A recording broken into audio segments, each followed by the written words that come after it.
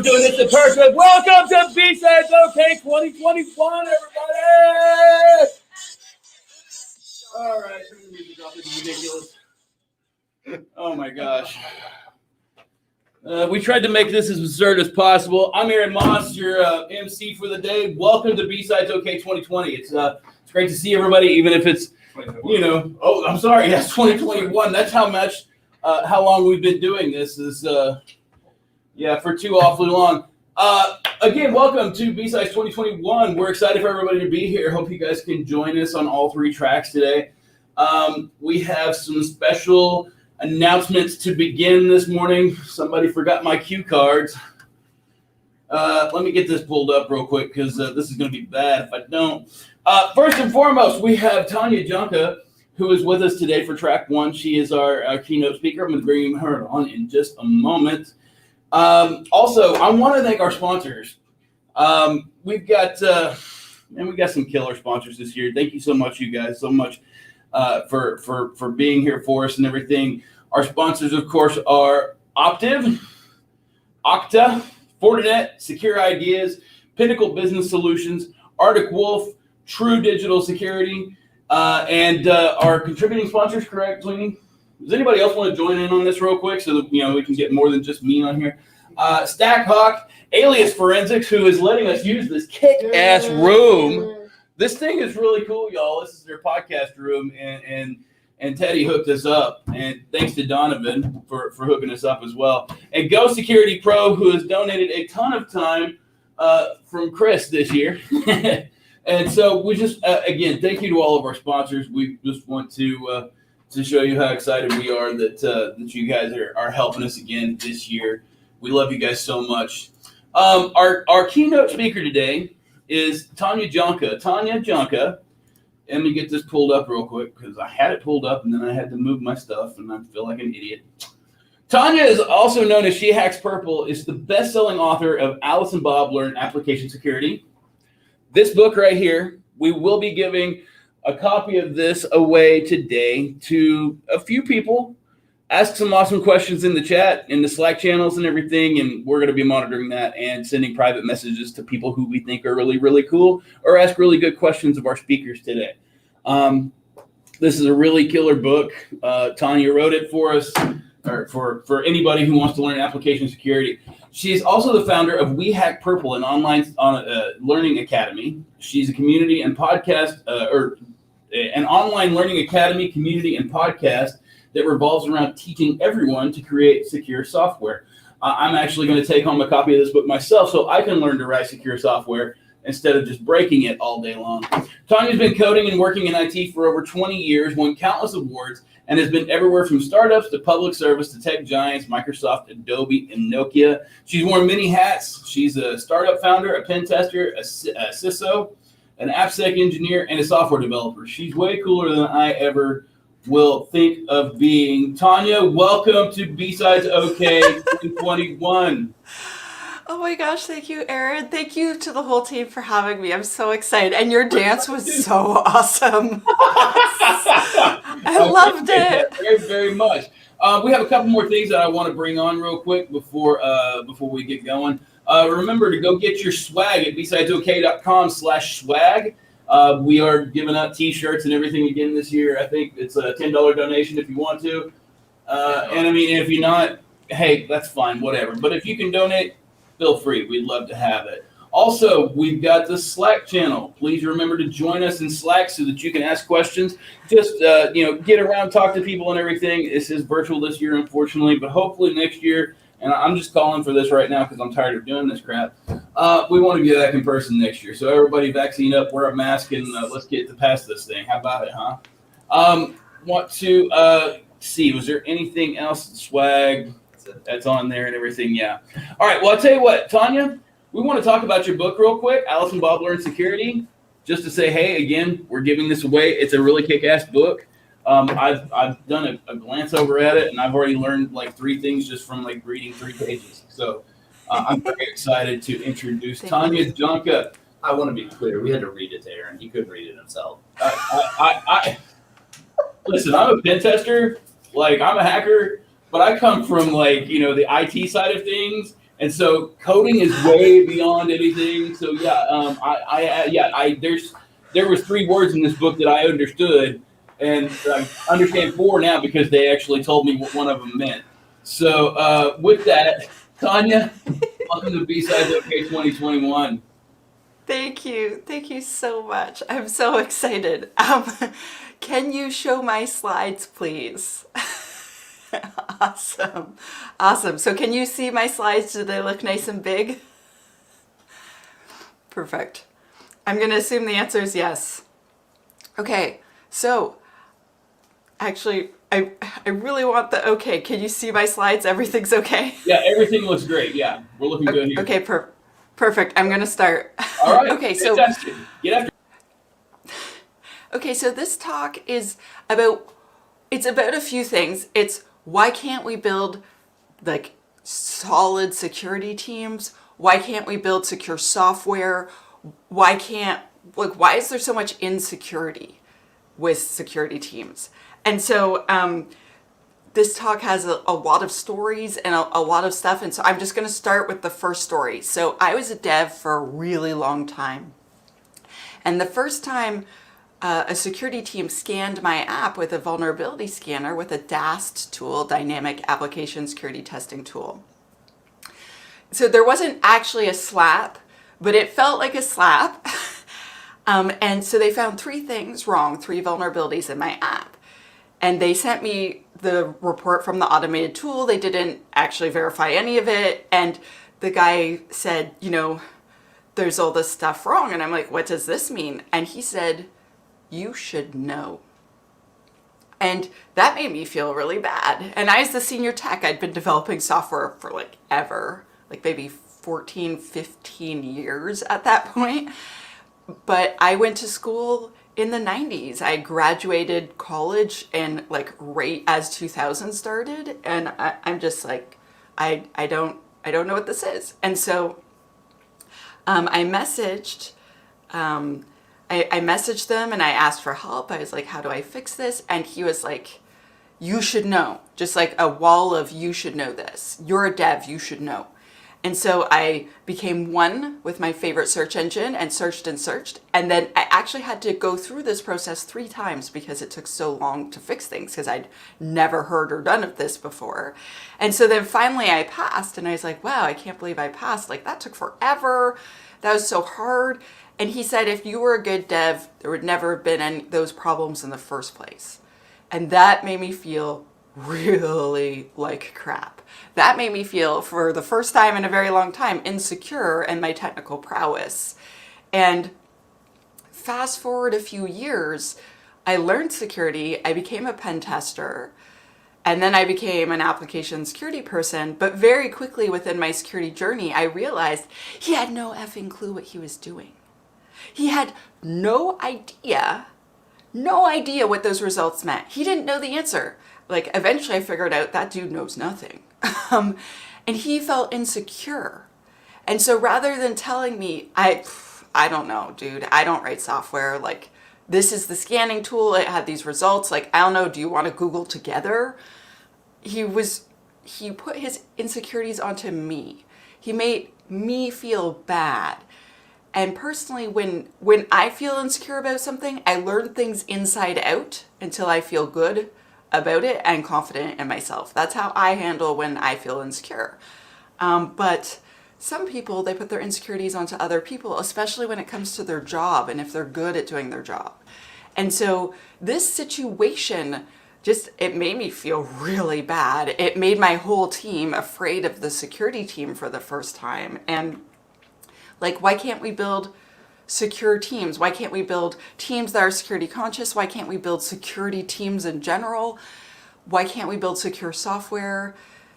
That's what this whole talk is about. And so Aaron already did the best job ever of explaining who I am, but we do these slides as speakers specifically so that you feel we are qualified to give the talk we're about to give. But I'm a giant nerd on the internet who's obsessed with securing software. That's the main thing. And also I look great in white.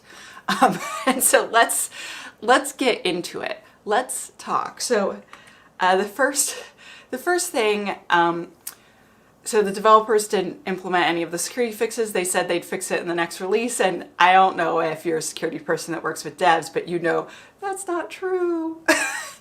And so Johnny Depp, you know, like comforts the young security person. I'm sorry, hon, it's never going to happen. So devs do a lot of things, and other teams do a lot of things that make security people feel insecure. So for instance, they don't ask the security team's advice and decide to make their own decisions about things. And they'll end up doing stuff like writing their own cryptography, which is bad, and you should never do that. You should trust the cryptography experts. You know, when developers or other teams receive a security report, sometimes they just don't fix anything, claiming they have more important things to do. And that can make the security team feel kind of like a giant pile of garbage. Sometimes they don't cooperate with the security team, so the security team can get their jobs done. So they'll claim like, oh, I don't have any time. You know, I have high priority tasks, as though security isn't one. But just basically, like, if you don't take the security team's advice, you don't ask the security team, you literally hide from the security team. Like, that makes us feel like crap. And then this is, this is very true. I have seen security reports, or heard of, just mostly like seen them in Zoom chats, like where it's like 10,000 pages. So what does the security team do that can make other teams feel insecure, especially software developers? Like, I was on the receiving end of this for years before I switched into security myself.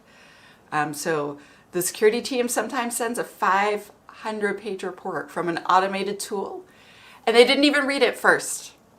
They didn't even read it first.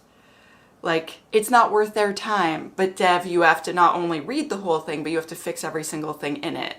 It's like, really? They don't give usable security advice. So I worked somewhere once and a dev asked a super specific question, and one of the more senior security people sent an email back with a link to NIST and said, read this and then you'll understand. And I was like, that's a lot like you just sending this, like the middle finger, just like a picture of the whole security team, just like F you. I'm like, what are you doing? That's not helpful. That's basically saying, go away, I'm not helping you.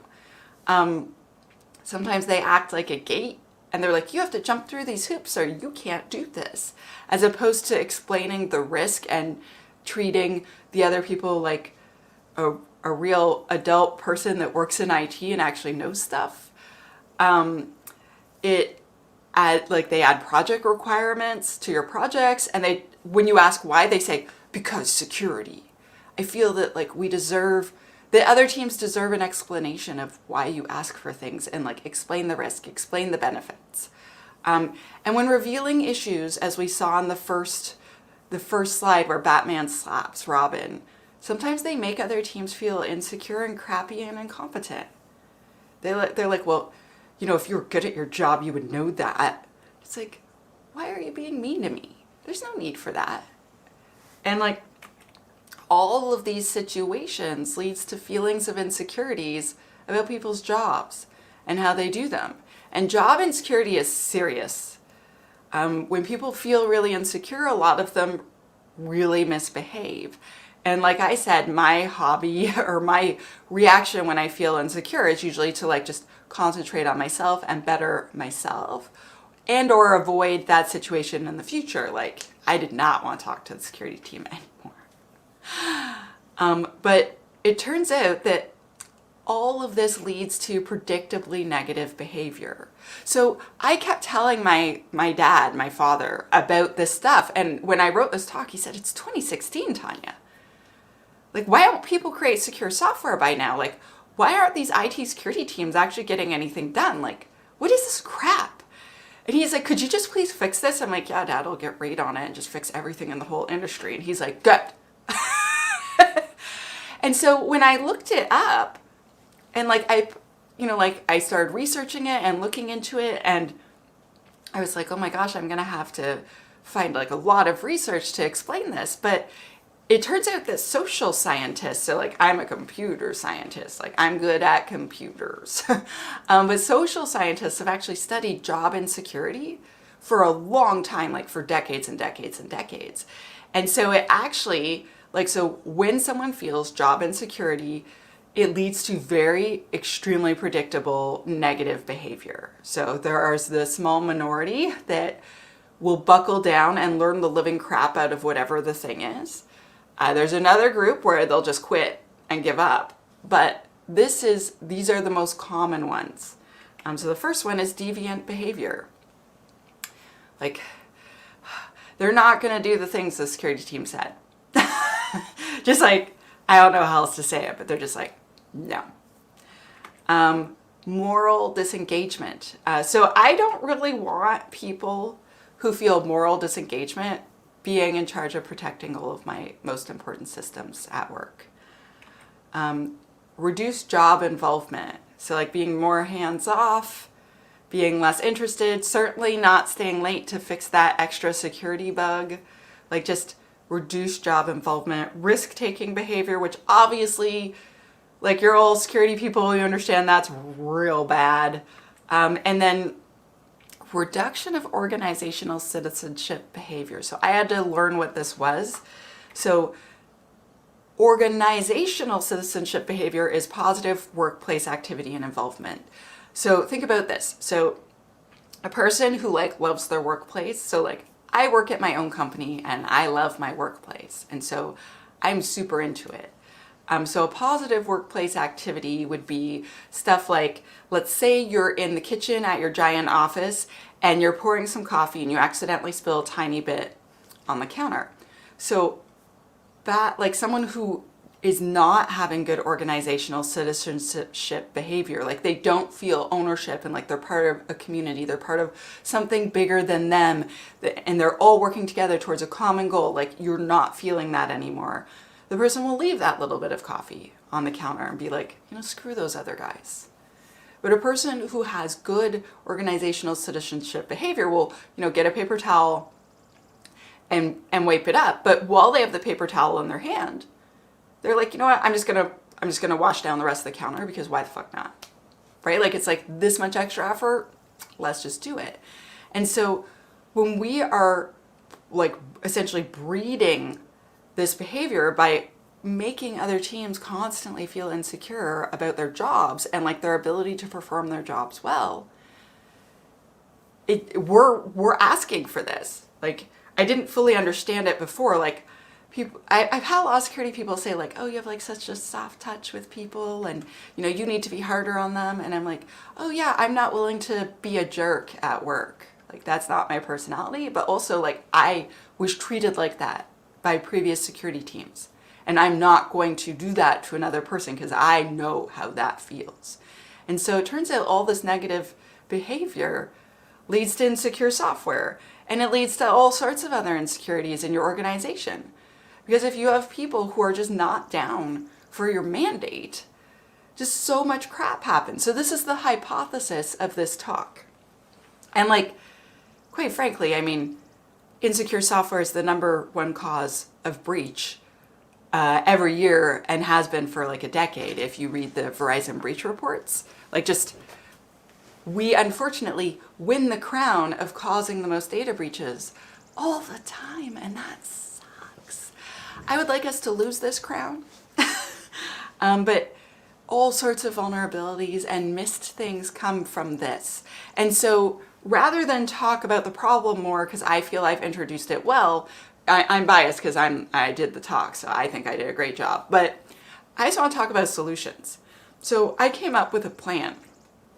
This is the plan. I'm going to read the plan to you. And then we're just going to dissect this plan piece by piece with a whole bunch of ideas for how to enact every single part of this. And there's going to be a lot more cute memes. Yeah, because that's important.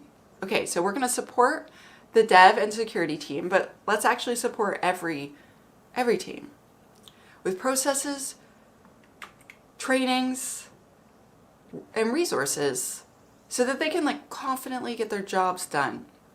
And then we're going to initiate and maintain culture change with security advocacy.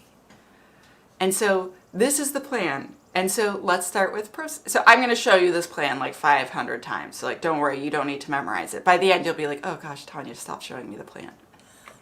So let's start with processes. I want processes that work. I worked somewhere once, and I kid you not, so they hire me as a pen tester, and I get there. They won't give me any tools. They're like, you have AppScan. And I'm like, that's nice. That is one tool. I need a bunch of tools. Come on. Like, no. And so they had a 21-step approval process to run one scan with AppScan. And you weren't allowed doing any manual testing. I'm like, are you kidding? No. It's AppScan. You should just let me press the button whenever I darn well want to. It's a very safe tool. Also, give me Burp Suite. And I want Zap. And I have this long list of things that I would desire. And they're just like, no, we're too afraid you'll cause problems. And it took a minimum 3 weeks to get approval, and like just a million pieces of paper I had to sign or fill out and just run around asking 21 people to get approval. And then it would take 3 weeks to get approved. And then I had to have someone that was 4 levels above me sign a piece of paper saying I could do this scan. I'm like, that person has crap to do. That person has a lot more important stuff to worry about me doing one scan. Why are we wasting that person's effing time? Also, that person has no idea as to if I'm going to destroy a database or destroy an app. That person doesn't even know what AppScan does, right? I'm like, just let me use my tool. Like, either you trust me to do my job well, and like, I don't know if anyone's used AppScan. I'm not like advertising for them or anything, but like, yo, I got this. Like, don't worry. Like, come on. And so we need to make processes that actually work. Not only for our team, but for all the other teams that have to follow those processes. And so I'm going to give you some ideas. So first of all, you got to have an application security team if you're trying to make secure software. So like, that is the person on the security team that knows devs, that knows software development, that understands how software is built. And they are the person in between the security team and the dev team that makes sure that, you know, security's goals and needs are met and helps the dev team get there, right? And if you just have a security team with no app knowledge, and then you're yelling at the devs like, blah, blah, blah, why are you writing crappy software? Like, you're a part of the problem, you're not a part of the solution. So this baby does not think it's okay if you work at a big company and there's no AppSec team. I couldn't help but put a matrix meme in, but the partnership model, or matrixing someone into a project, but basically like having a security person introduce themselves at the kickoff of a new project and say like, hey, I'm your security rep. I'm your person. So if you need anything to do with security throughout this project, just ask me. I'll find you a pen tester. I'll find you someone to review that code. I'll find someone to help you choose your technology. I'm going to give you some security requirements. I'm going to help you make sure you meet our policy. So I'm going to check in from time and again. You just let me know if you need someone. And it's like they're like a Sherpa or a shepherd helping to make sure that people are on the right track. And I have seen this work really well. You can start security earlier in the system development lifecycle. Oh, I'm sorry, I need to change the color of those words so that they don't just blend into the background. It's really important that if someone is doing a project, so this is how software developers build software. This is the process they always follow. Even if they're doing DevOps or Agile, they still need to have requirements, design, etc. Like, why not meet them at the beginning and follow the whole way through? Right now, a lot of places, either they meet the security team for the first time in the testing phase when a pen tester shows up, or they meet the security team in the release phase when there has been a giant security incident, and it is so way too late. So I call this pushing left or shifting security left. We can break our security activities into smaller pieces, right? So if you have a dev team doing Agile and they're doing sprints that are 3 weeks long, you need to make your security stuff fit into 2 week or 3 week sprints. And like, that might mean doing, code review on part of the project and then doing the rest in the next sprint.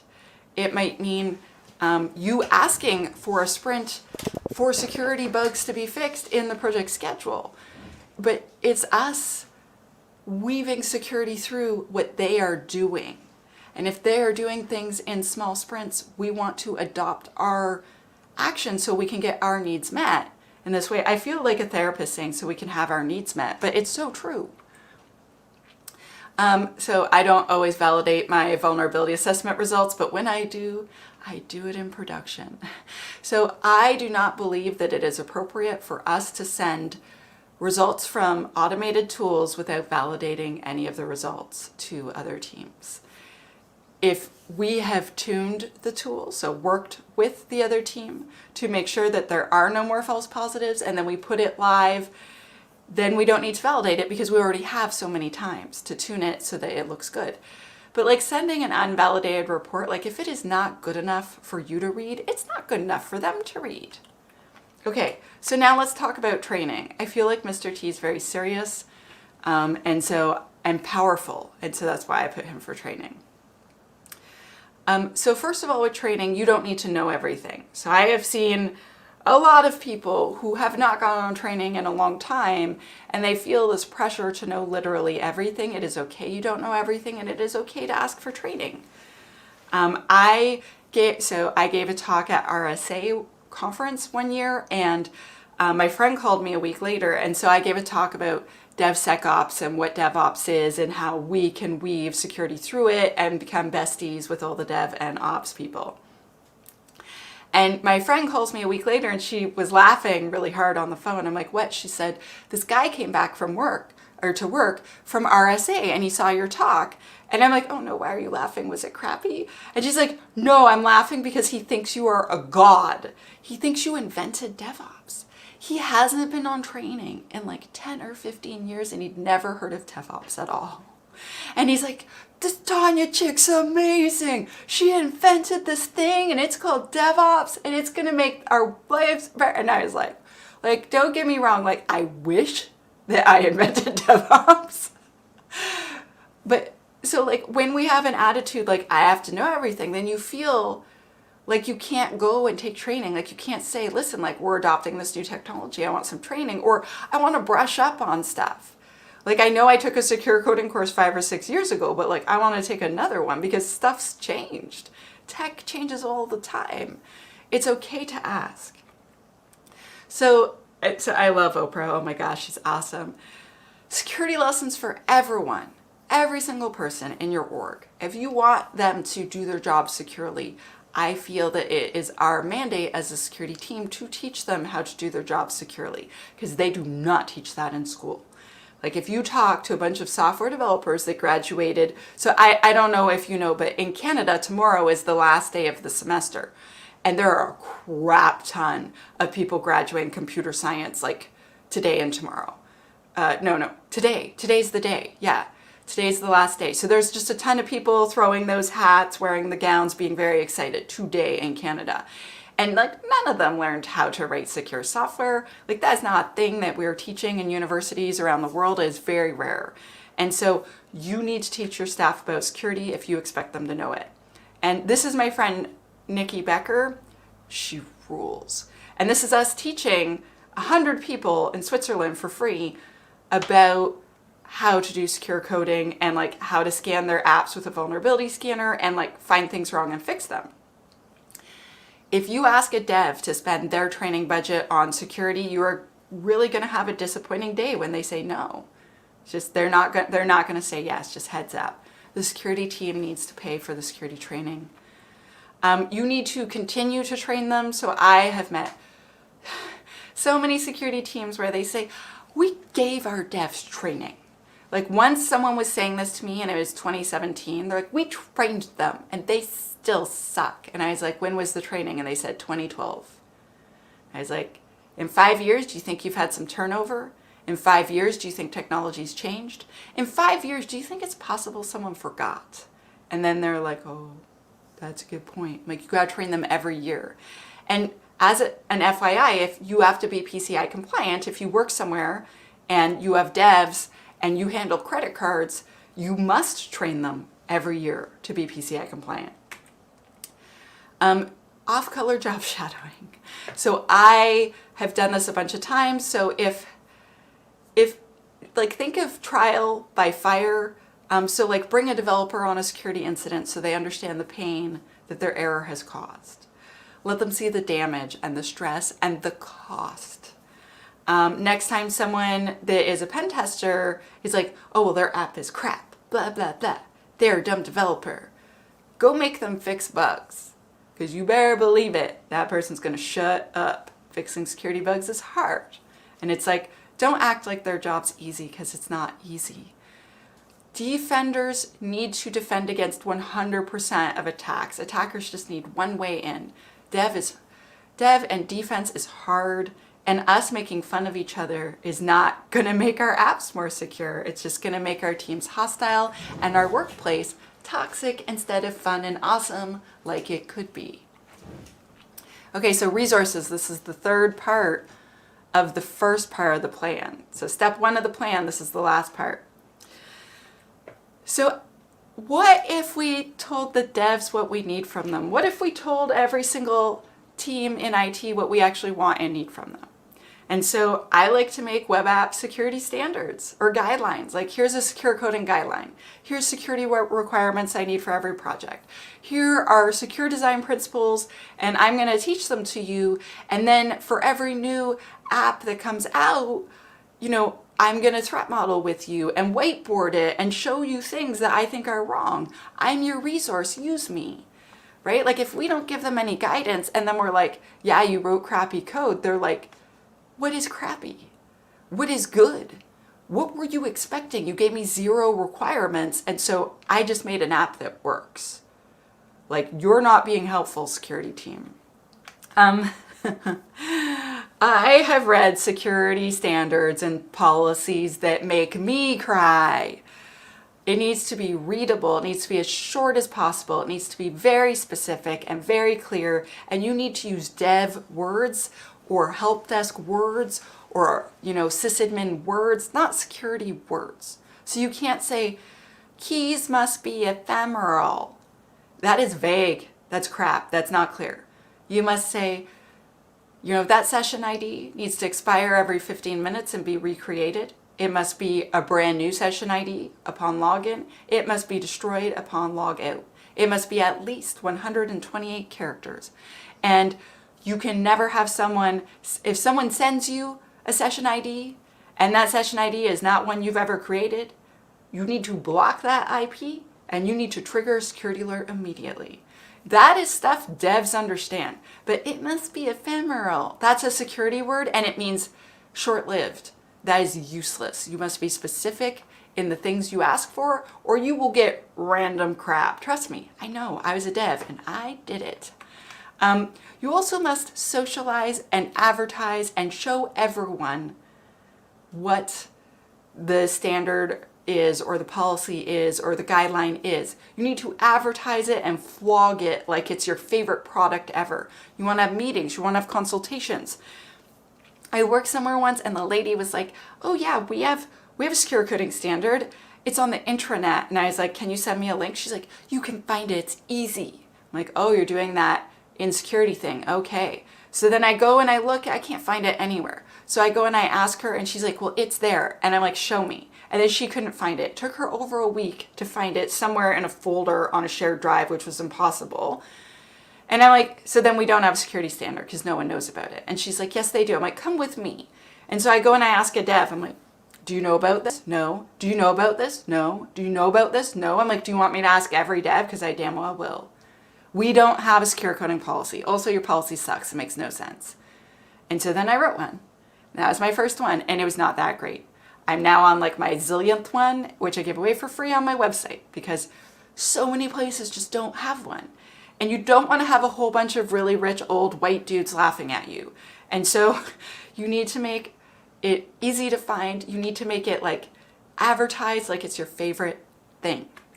Another resource is tools. If you give security tools and teach them how to use it, life can be so good. I am not endorsing these tools. These were just like pretty logos that I found at the time. There are so many other tools that are also awesome. But basically, like, you can teach a dev a security tool and they'll do a lot of your job for you. It's really awesome. And find stuff that's wrong and fix it. It's really cool. Devs love tools. And they want their app to be awesome. So who's paying? I believe the security team should pay for security training. That's what I believe. Whenever you're trying to tell yourself, you're trying to justify to your boss, just think of these 4 things. 1, the security training is worth it if they need it, because you want them to write more secure code. 2, it is a long-term investment in those employees. 3, you are getting your mandate done because you are releasing more secure apps, or you have sysadmins that are locking things down and hardening them better. 4, no matter how much the security training costs, it all costs less than a data breach. And that is what you are trying to prevent.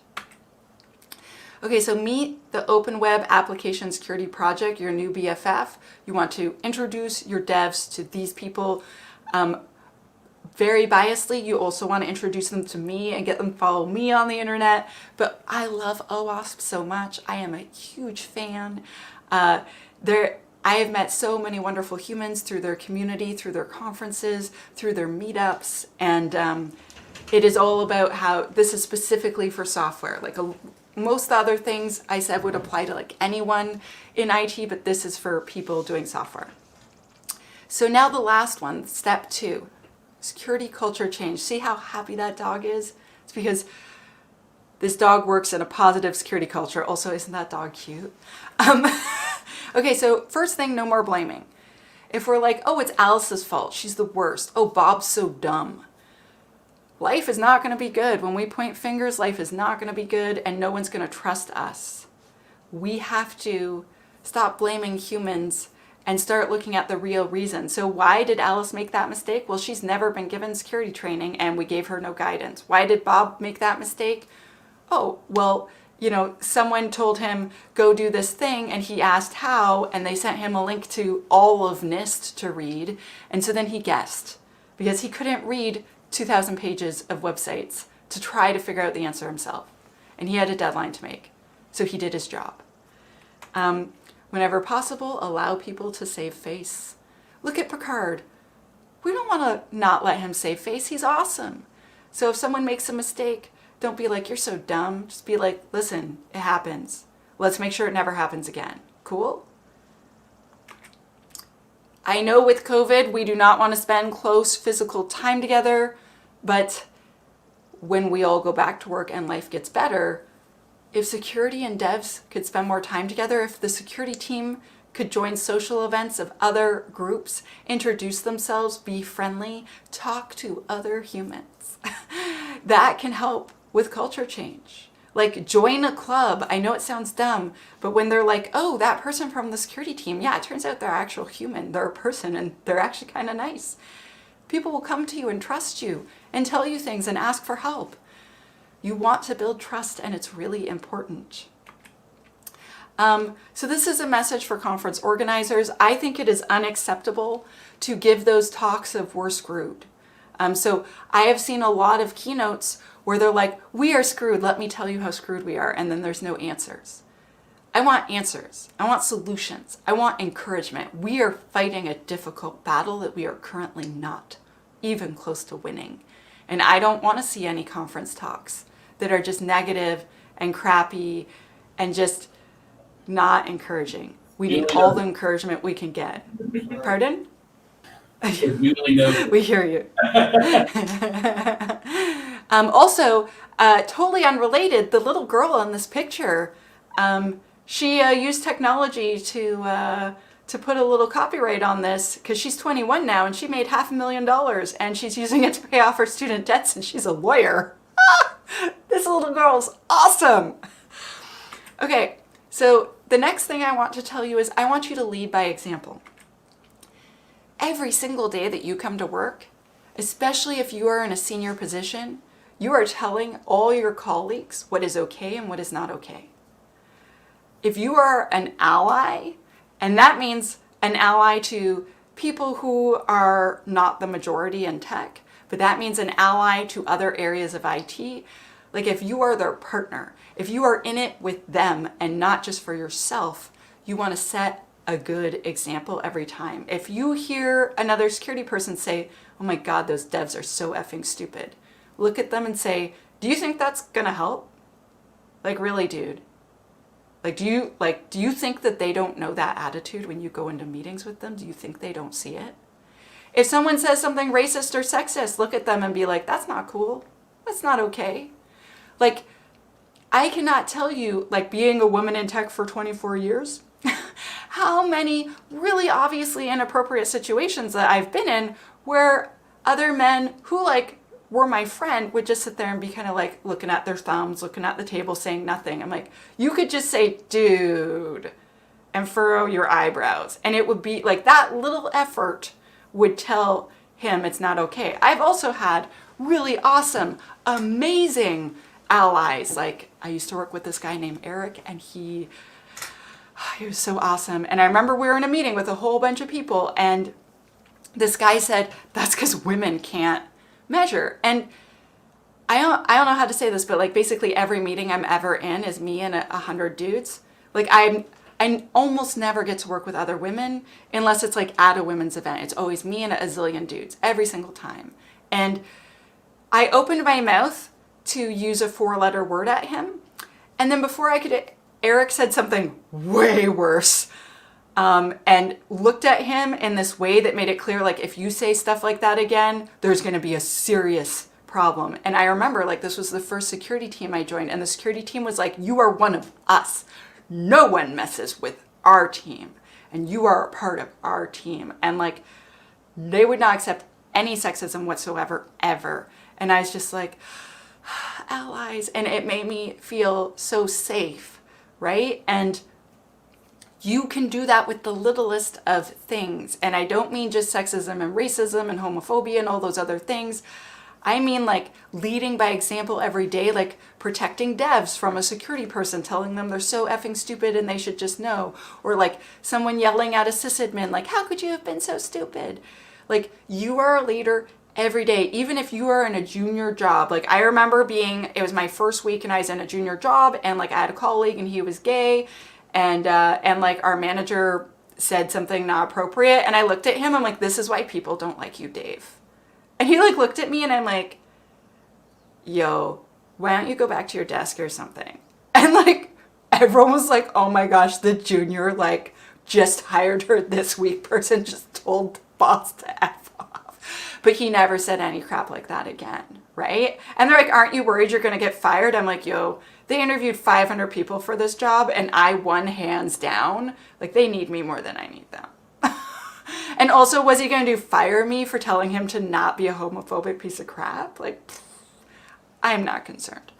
But I know it sounds weird, but like every single person, you matter and you set an example. And especially if you are in a leadership position, people watch your behavior. And when you have good behavior and you reinforce good behavior, like, oh my gosh, thank you for, rewriting this so it makes a lot more sense for the devs. Like, thank you for going and meeting for them. Like, A+, awesome sauce. Like, all of those things, they matter more than you know. Okay, so conclusion, the plan. So we are supporting our dev team, our sec team, every single team with processes, training, and resources so that they can get their jobs done. And then we are initiating and maintaining a culture change. And so now's for the awkward part of this talk. So like I'm awkward, like just as a human, like that's the deal, and people just put up with it because I'm me. But it has to start somewhere, and I want it to start with you. So I would like everyone to raise their right hand with me. And I know that I can't see all of you. Like in person, I just awkwardly wait until everyone puts their hand up. I'll be like, yo, you in the blue, put your hand up. So I want you to put your right hand up with me and promise. It is my job to enable developers and everyone in IT to do their jobs securely together. It is your job to enable every single person in all of IT to do their job securely. It is your job. We need to work with them, not against them. And I can't tell you how much I mean this. So please think about being the best example that you can for everyone in your org, everyone in your community, every person you meet, because we can change the world together. And I'm so not kidding. And I know I sound like this pie in the sky optimist, blah, blah, blah, but like I have done this at offices and changed things for the better, and you can too. Okay, so conclusion, end of the plan. I'm gonna stop being so much. So I'm gonna give you a bunch of resources now. So these resources are not free. These resources are not free. So they're books, and they're awesome books. And one of the books is this book. So I want you to ask awesome questions in the Slack and the chat so you can try to get one of them, because they're gonna give a bunch away. The DevOps Handbook, the Phoenix Project, Accelerate the Unicorn Project. Even though you work in security, you understanding how these processes work will make you an awesome AppSec person, trust me. I cannot recommend these books enough. If you are a woman, and we include the widest possible definition of woman, and you want to meet other women who work in tech, because every single meeting you're ever in is like hundreds of dudes, and like, quite frankly, I love men. I love them. But I don't only love men. I want to have lots of women friends and women colleagues too. And so if you want to meet other women like you, you can join our community, and it's free. Everything's free with WSEC. Every single Monday on Twitter, I run this thing called Cyber Mentoring Monday. I started it, but there are so many awesome humans that are a part of it. It is way bigger than me now. I'm just a part of it now. And every Monday I tweet this hashtag, and I try to pair people with professional mentors.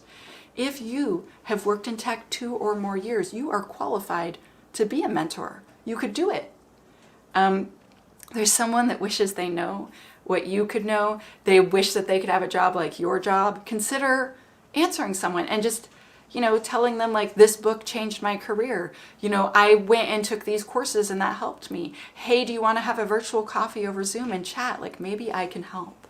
And if you're new, put out a call and say like, listen, I just graduated computer science and I'm super interested in AppSec and I literally have no idea where to start. Cyber Mentoring Monday, could someone help me? I have a podcast, and it's called the We Hack Purple podcast. And this season is about all the different types of jobs that exist in cyber.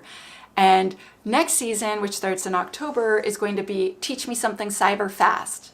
And we're going to learn like different little things about like just basics in every single episode with a different cool guest that is a member of our industry and community. And I'm biased, but I really like my podcast. I think it's very fun.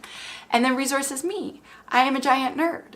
I actually am moving my blog like in the next few days to blog.wehackpurple.com because I want to stop blogging on so many other platforms and instead like actually like own my own blog, if that makes sense.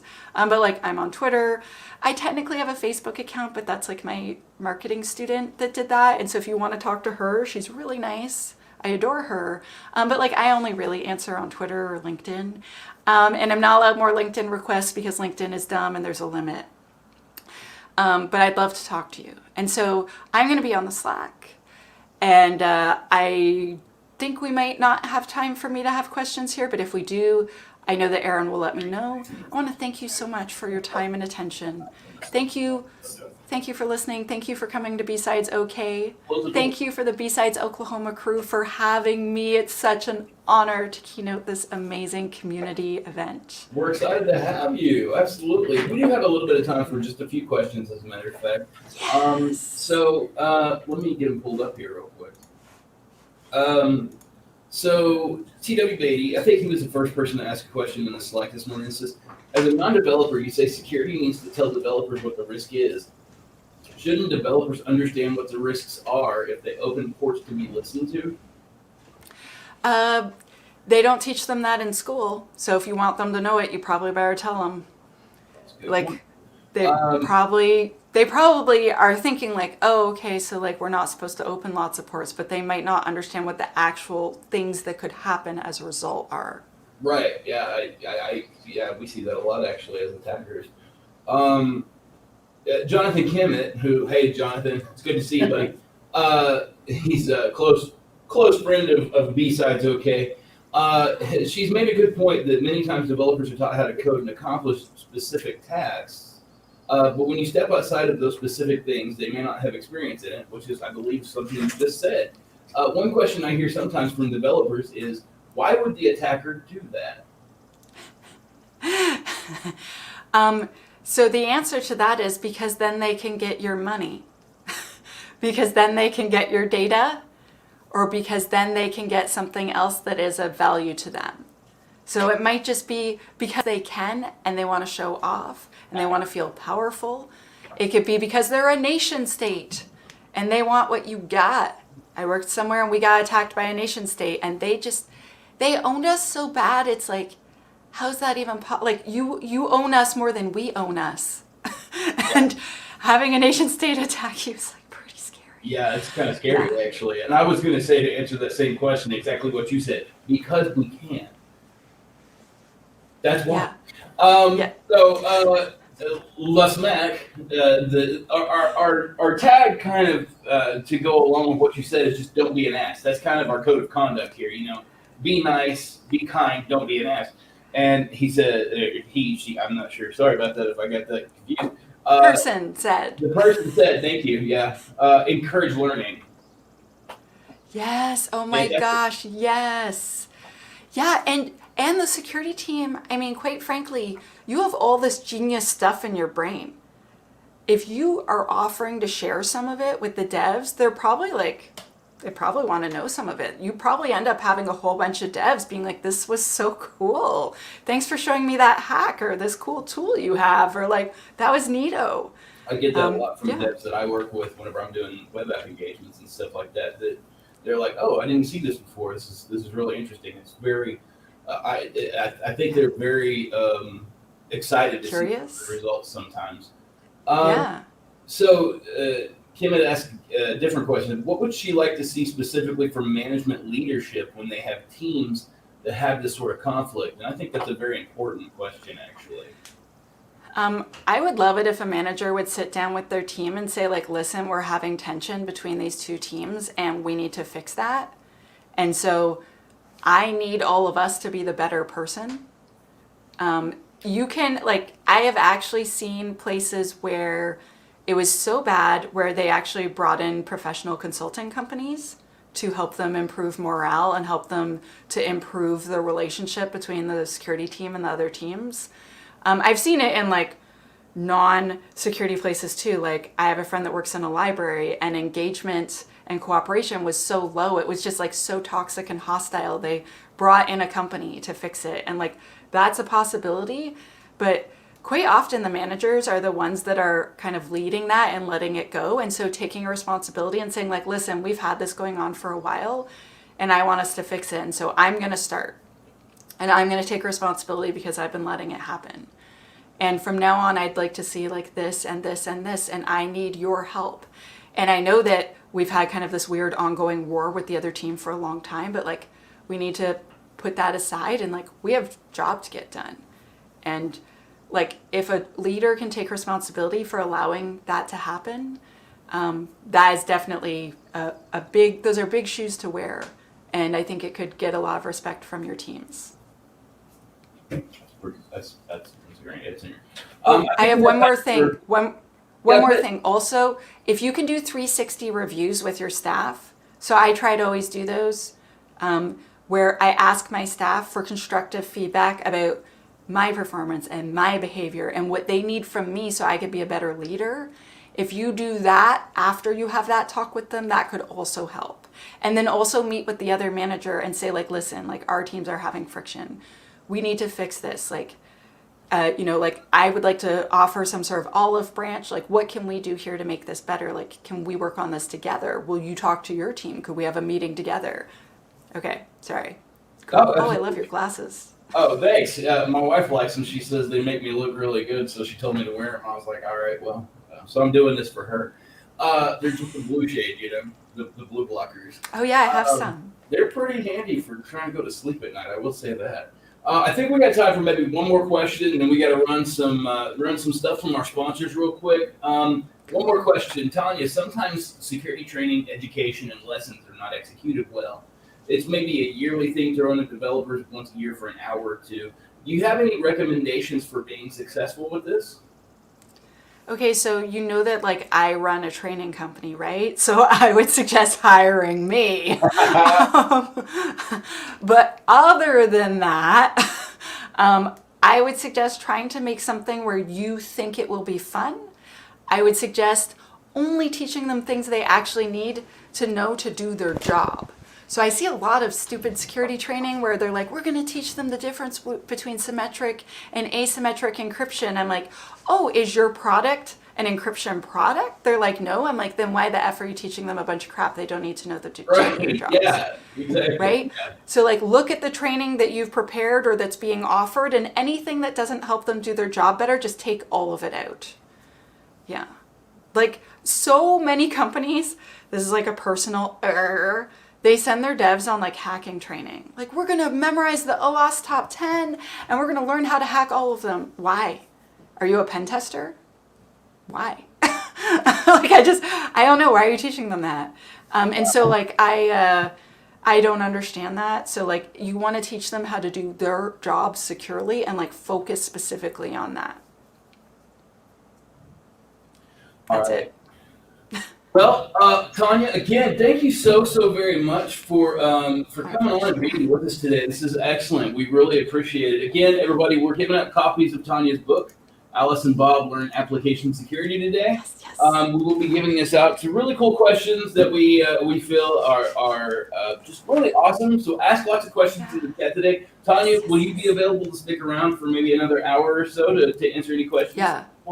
Yeah, I'm going to keep the Slack open for a while and check it out. Fantastic. Yeah, she's in the Slack, everybody. So you guys can ask her questions, just anything that you have. And then, like I said, we're going to be monitoring this throughout the day. And I do think that Alice and Bob is a reference to the Diffie-Hellman key exchange, right? It is. Okay. It is, yeah. yes. Somebody asked that question too. And I was like, yeah, that sounds right. So, Tanya, thank you so much for being our keynote. We really appreciate it. And we'll be back with you guys soon. I'm going to run an ad from our sponsors. A big thanks to our sponsors, Optiv and bye, Tanya. Big thanks to our sponsors, Optiv, Okta, Fortinet, Secure Ideas. They're professional evil people. Watch out for Sweeney. He's floating around here somewhere. Pinnacle Business Solutions, Arctic Wolf, and True Digital Security. I'm kind of partial to True Digital Security. I can't really say why, except for, I'm a senior security consultant there. They write my paycheck and tell me that I can come and do this every year. So I'm very partial to them.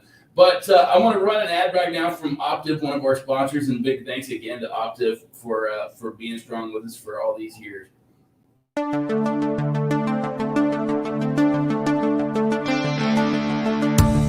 So within identity and data management at Optiv, we are able to assist organizations through mergers, acquisitions, digital transformations, really with the mission to secure their organization while also enabling a superb user experience. Digital transformation, or as I say, digital disruption, has brought great opportunity to many organizations, also has created a large amount of risk. And with that, one of the largest ones, if you look at the Internet of Things, you look at the consumerization of IT, that's drove a huge growth in data that many organizations have no idea how to manage. At Optiv, we work alongside our clients to really help identify, one, what are their crown jewels? What are their most critical data assets within that organization? What are the requirements to protect that data? We then take it a step further and from a policy perspective, put the right policies in place. And then we work with the customers and our customers and clients to put the proper protections, all with a mission to help organizations be able to secure and utilize and really maximize their data to grow their own business.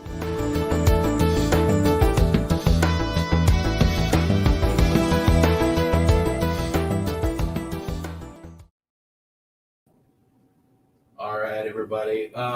So our next presenter is, I hope I'm saying this right, Felipe Perez? Yes. Hello. Good morning for my side here in Brazil. Actually, it's at noon here. But yes, Felipe. Wow. Okay. Well, Felipe, we're going to get started on your talk here in just a moment. I'm going to bring you back on. I've got a couple other things that I need to talk about real quick before, just a couple of announcements to make. And we'll bring you back on and get you started on your talk. So let's talk again. We're doing Tanya's book throughout the rest of the day today. Ask some really cool questions in Slack, and we're going to hit up certain people that we think are asking some really killer questions and being awesome. That's what we're really looking for. Remember to sign up for the swag. You can go to BSidesOK.com/swag. Get the link, fill out the form and everything, and we're going to be sending those boxes out here in the next, I don't know, within the next year or so. It happens when it happens, guys. We don't know exactly when. Again, you can go to BSidesOK.com/Slack, and you can join us on the Slack chat here. We have all three chats are available right now. BSidesOK Track 1, BSidesOK Track 2, and Track 3. Also, please stop by and talk to the sponsors in the sponsors rooms. They would really appreciate it. They're the reason why we're able to do this talk or this con every year. We're in our 7th year of doing this. This is crazy. We've been doing this for 7 years now, and the reason why is because of our sponsors. Again, I want to say a big thanks to Optiv, to Okta, to my bronchitis that I'm getting over, to Fortinet, Secure Ideas, Pinnacle Business Solutions, Arctic Wolf, True, and also to our contributing sponsors, Alias Forensics, Go Security Pro, and Stackhawk. So again, up next, what we have is Philip. I hope I'm saying that right. I'm probably butchering your name, bud, and I'm sorry. Pronounce your name for me. Or Felipe. Philip. Okay, I had it right the first time. Philippe Perez is let me get your talk pulled back up here because I have so much stuff. I'm so unorganized. Chris is over here looking at me right now like, dude, seriously?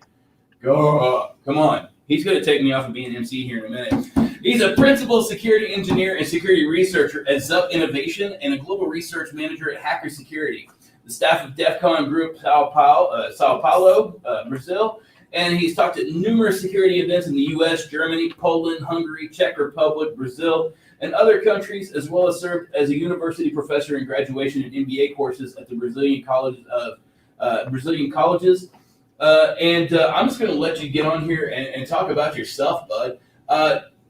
Feel free to chat with everybody. I'm going to take the Slack thing off here. And again, everybody sign up for the swag.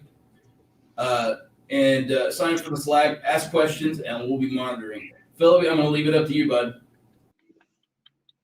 Yeah, it sounds important. Yeah, it's good to my mind to hear that. Yeah, and yes, today, my name is Felipe Pires. I will present myself after, but today we're gonna talk about the threat hunting. I think I share my screen. Let me share here because I share my screen, but I think now here, okay, yeah. Oh, I think you can see. Okay, so perfect. So, okay, so we're gonna talk today about the threat hunting. Actually, it's some test that I did. It's a practical proving, and my idea here is to bring you for the people some creative way, like a detection and fiction test in security sensors, right? So that's my idea during our conversation now. So about me. So it doesn't matter actually, but this is my contact on the social medias, or if you'd like to, send my questions, I use Twitter and GitHub, and this is my web page. It's a simple, small page. Actually has a template that I used. And yes, okay, one more time. So I'm security research and security advocate at Zup Innovation. Zup Innovation, it's a Brazilian company responsible to create many different services like a support, but actually 80 and 90% from Zup Innovation, it's provided by developers. And I'm security developer advocate, responsible to talk about the security from these guys. And I'm in Brazil here, and I'm Brazilian, by the way. I'm living here in São Paulo. I'm sitting in my small offices in my balcony. As you can see behind me here, some apartments, and but in Zook Innovation we have 4 open source projects, very interesting. And by the way, we have one with focus and security. It's a SaaS product, and you can see some information in my webpage. And if you would like to see more, and you should like to talk after this talk, I am an advocate from a Hack is Not a Crime project. It's awesome project, and the idea is to talk about this kind of concept, right? Hacking, because hacking is a mindset. It's to be a creative, as you will see in my presentation. This is a hacking. So I am one of these advocates here in Brazil. I am a part of the staff team from the DEFCON groups here in São Paulo, and I'm security research instructor in hacker security, and writer and reviewer from these magazines in Europe. And I have, probably I will have a course of the malware hunting. It's a spoiler here, and in a few days I will probably publish something about that, right? So this is our agenda during this day. So first of all, I will talk about the who is threat, because I think it's very important to put everyone in the same page. So I will bring some brainstorm or some ideas. I will explain for everyone about the APTs, but a simple concept. And I will show some, I'll invite you to think together about some ideas about the threat hunting. And I will present 2 demos about my research, right? So again, not who, but what is a threat exactly, right? The correct is what is, not who is. It's not my definition, right? So according to this ISO, threat is defined as a potential. It's very important to understand a potential cause of incident, right? Because remember, we're gonna talk today about the threat hunting. We need to understand who is or what is and something like that, right? So in this case, so it's a potential cause of incident. In this case, maybe software attacks, or maybe a theft of intellectual property, or we can talk about the identity theft, right? So, or maybe sabotage. It means almost every related to some organization, right? Maybe is a threat, right? And it means information extortion are example of the security information threat, right? So what the organization has work is now in this moment. As a result of this, many organizations choose active threat hunting practice to defend the organization from the network, mainly to unknown threats, right? So let's think, because I am a instructor of the malware analysis courses fundamentals. My idea is I will talk about malware in this event, but my idea is to explain about the basis, to understand about how many is important to understand those bases. Because I would like to see, of course, when you talk about the hacking, it's very important to explore the application, explore vulnerabilities, to find RCEs in many apps. But, for example, let's think about it. You need explore, or maybe you will use a SQL injection. It's a WASP top 10. You will be using a SQL injection to explore some application, but you don't know how SQL databases works. So how it's possible using this kind of technique if you don't know how this database works? That's my point here. It's very, very important to understand that.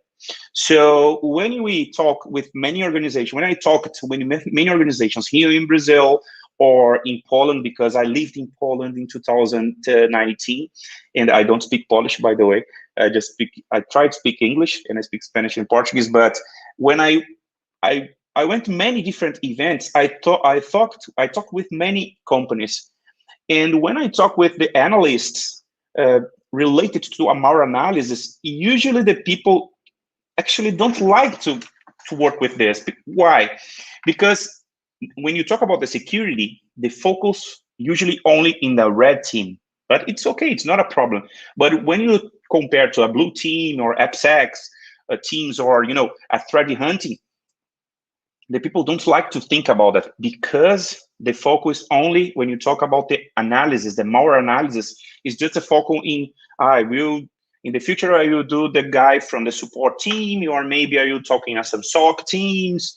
You know, don't give the real importance of this position. So that's my idea here, to bring this brainstorm with you. So when you have this kind of acknowledgement, you know, about the threads, you can work with a research of threads, understand about the malware, understand about the, you know, the pen testing, the blue team, the many different areas inside of the security, right? So you can discover a new kind of attacks. You can provide the teams inside your company, for example, or when you work in your job, providing the team with a proactive line. This is a very important proactive line to defense against advanced persistent threats, right? So what is exactly APTs, right? So I will explain just a concept after. Another point is using offensive techniques. Here is very interesting point when you talk about the threat hunting. You have you will use the proactive line, but your mindset needs to be offensive mind, right? You can work with the vulnerability research. You can work with the development of exploits, or you create this. Work with the reverse engineering. It's a part of the more analysis, right? You can use with working with intrusion detections and forensic analysis. And as you can see here, this is again, it's a brainstorm, it's ideas, and if you use it here in threat hunting, you can use it in different ways. Here, for example, forensic analysis just using after the incident.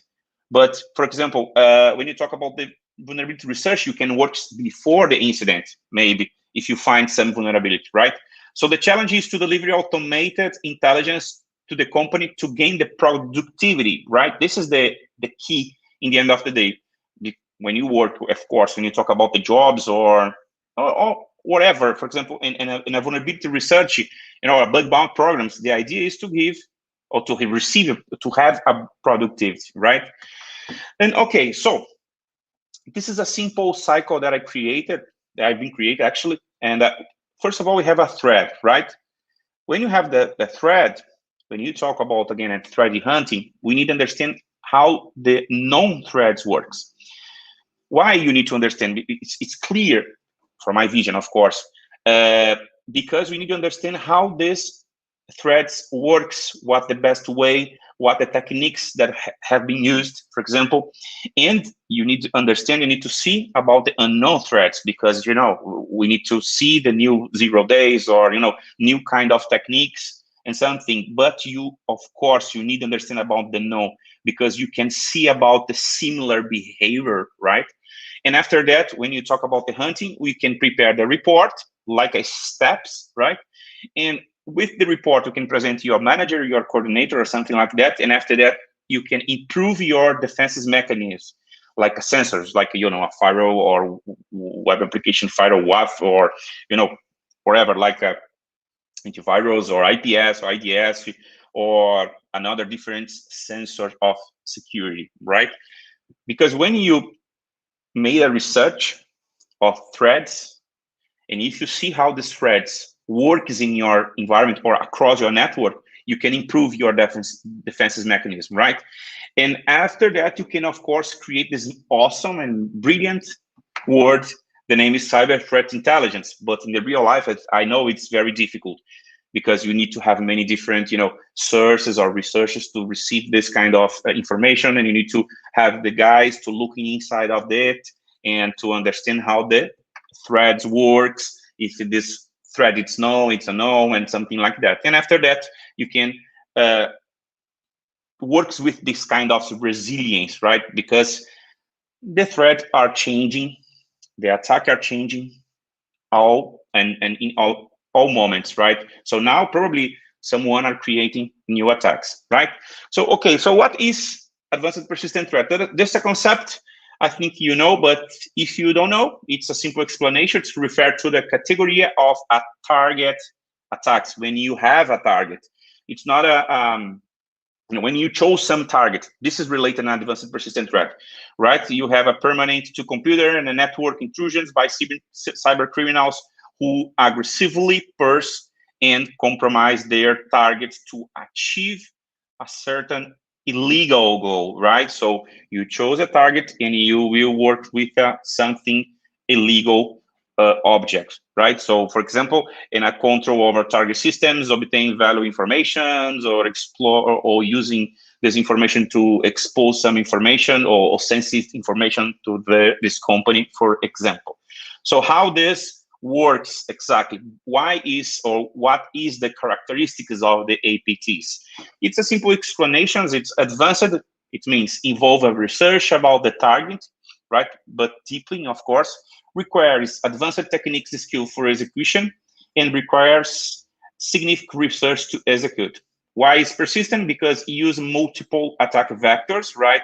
It's different when you use a phishing or you know when you receive some different attacks. It's used in repeated attacks, right? And usually is using an extended time period, right? And its threat, of course, in the last letter, the acronym, right? Because we have a target system weakness and security breach and causes considerable damage, right? So that's why some characteristics of the APTs.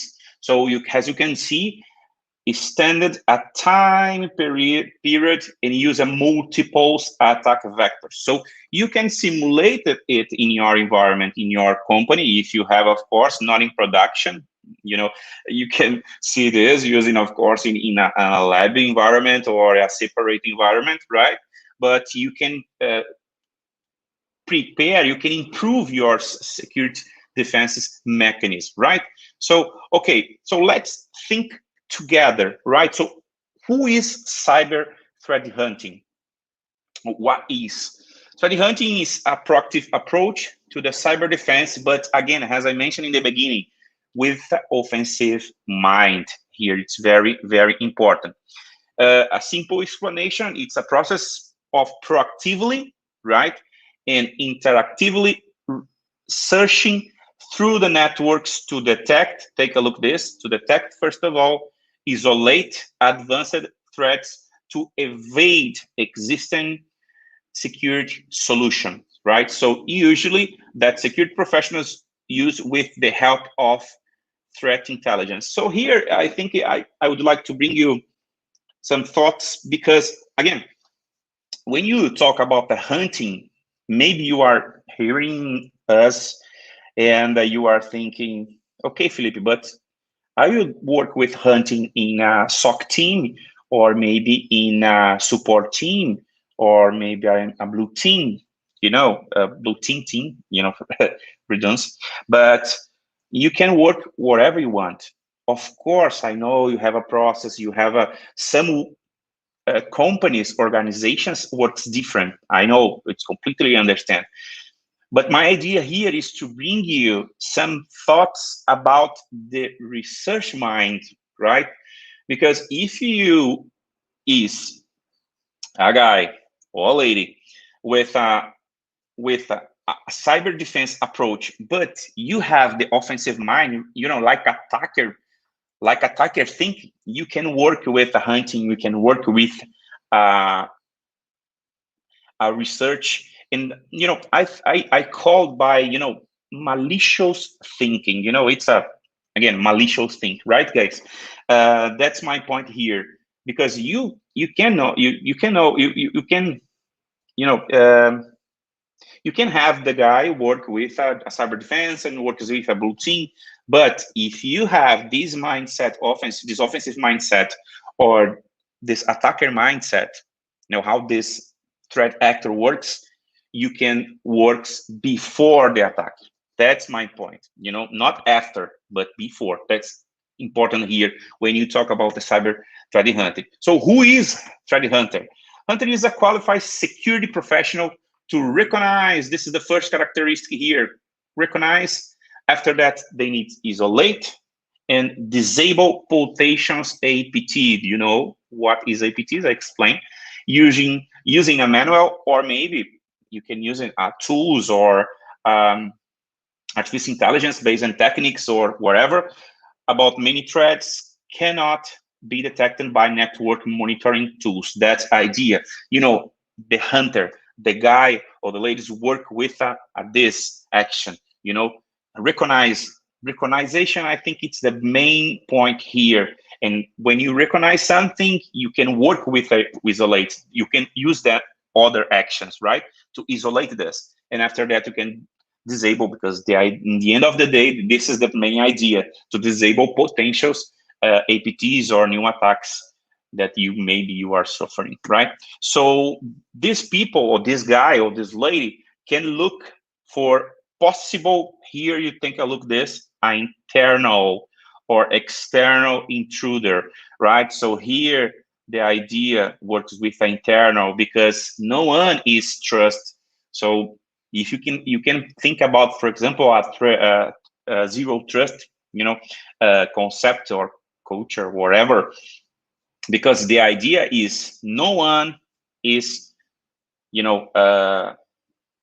like a trust. Everyone is untrust.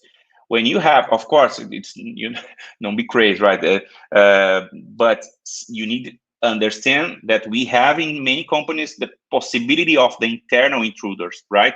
And by the way, if you see the WASP top 10, for example, one of these top 10 in WASP is what? It's a misconfiguration. So, and when and this guy can, discover these intruders, right? To see the risk possible or the possible malicious attackers, either if they be employees or outsider, because many company has a third parties working inside of the company, inside of the organization, right? Or a criminal organization that you try to attack in some companies, right? So here I would like to bring some techniques based on threat hunting. And the most common techniques used by threat hunting is IOC, right? Indicator of compromise. So the IOC terms is well known in the world of current threats and include things like domain, IP linked to a phishing or a phishing website, right? Or some attacks, some cryptography checksums or some value, right? Or related to some malware delivered by mail, by some exposed informations or some defacement, or maybe a ransomware. Some indicators included in the IOC, but here we have an interesting point. We just have this information after this attack, right? So you are already suffering the attack. So you need to work with a remediation steps. You can using, again, using the forensic analysis, you can use analysis, malware analysis steps, but you receive an attack. Then you need to use a water to in the fire, right? So that's my point here.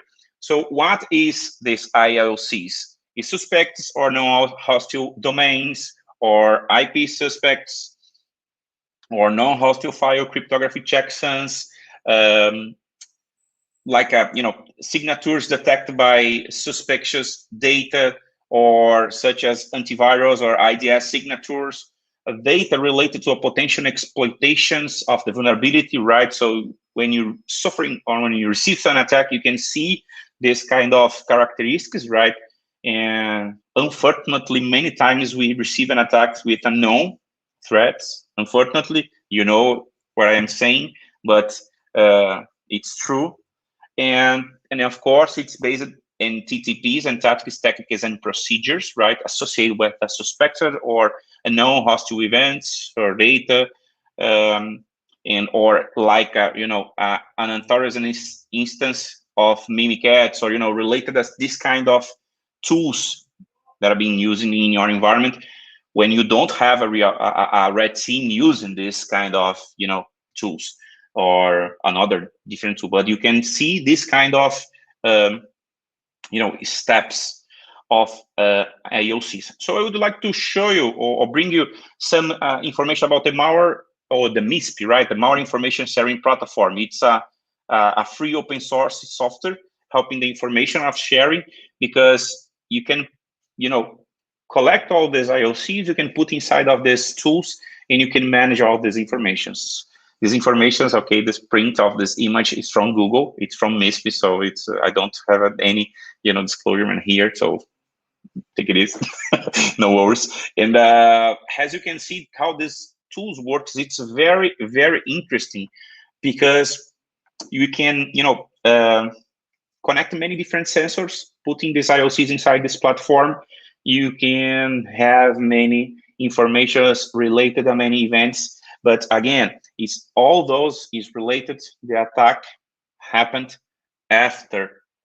Okay, so for example, maybe some companies receive an attack here in Brazil, and I have other IOCs, and I can put in the MISP, and I can share this information with the guys in US and guys in Europe, or in Japan and wherever country that you live.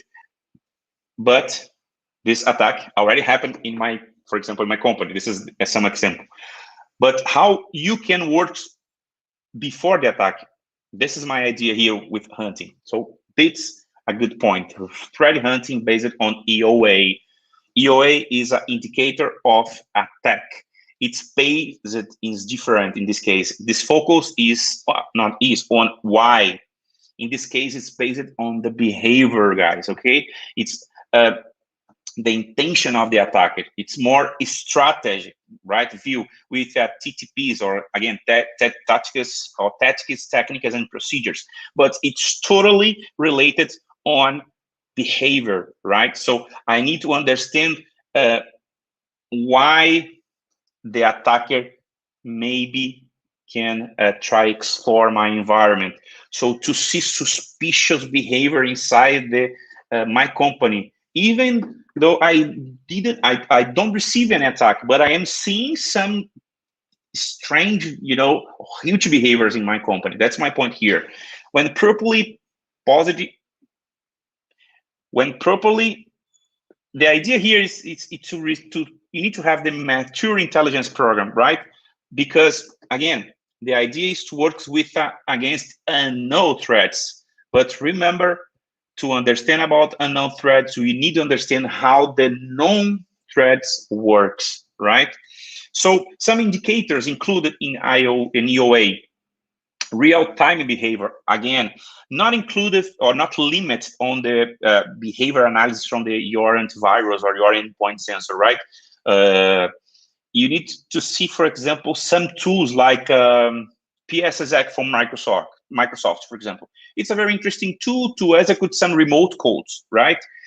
But let's suppose that you are a SOC guy, or you're working in a threat hunting, and it's at noon, and you are seeing some, BSidesOK running in your company at noon, but you don't have this kind of job in your company.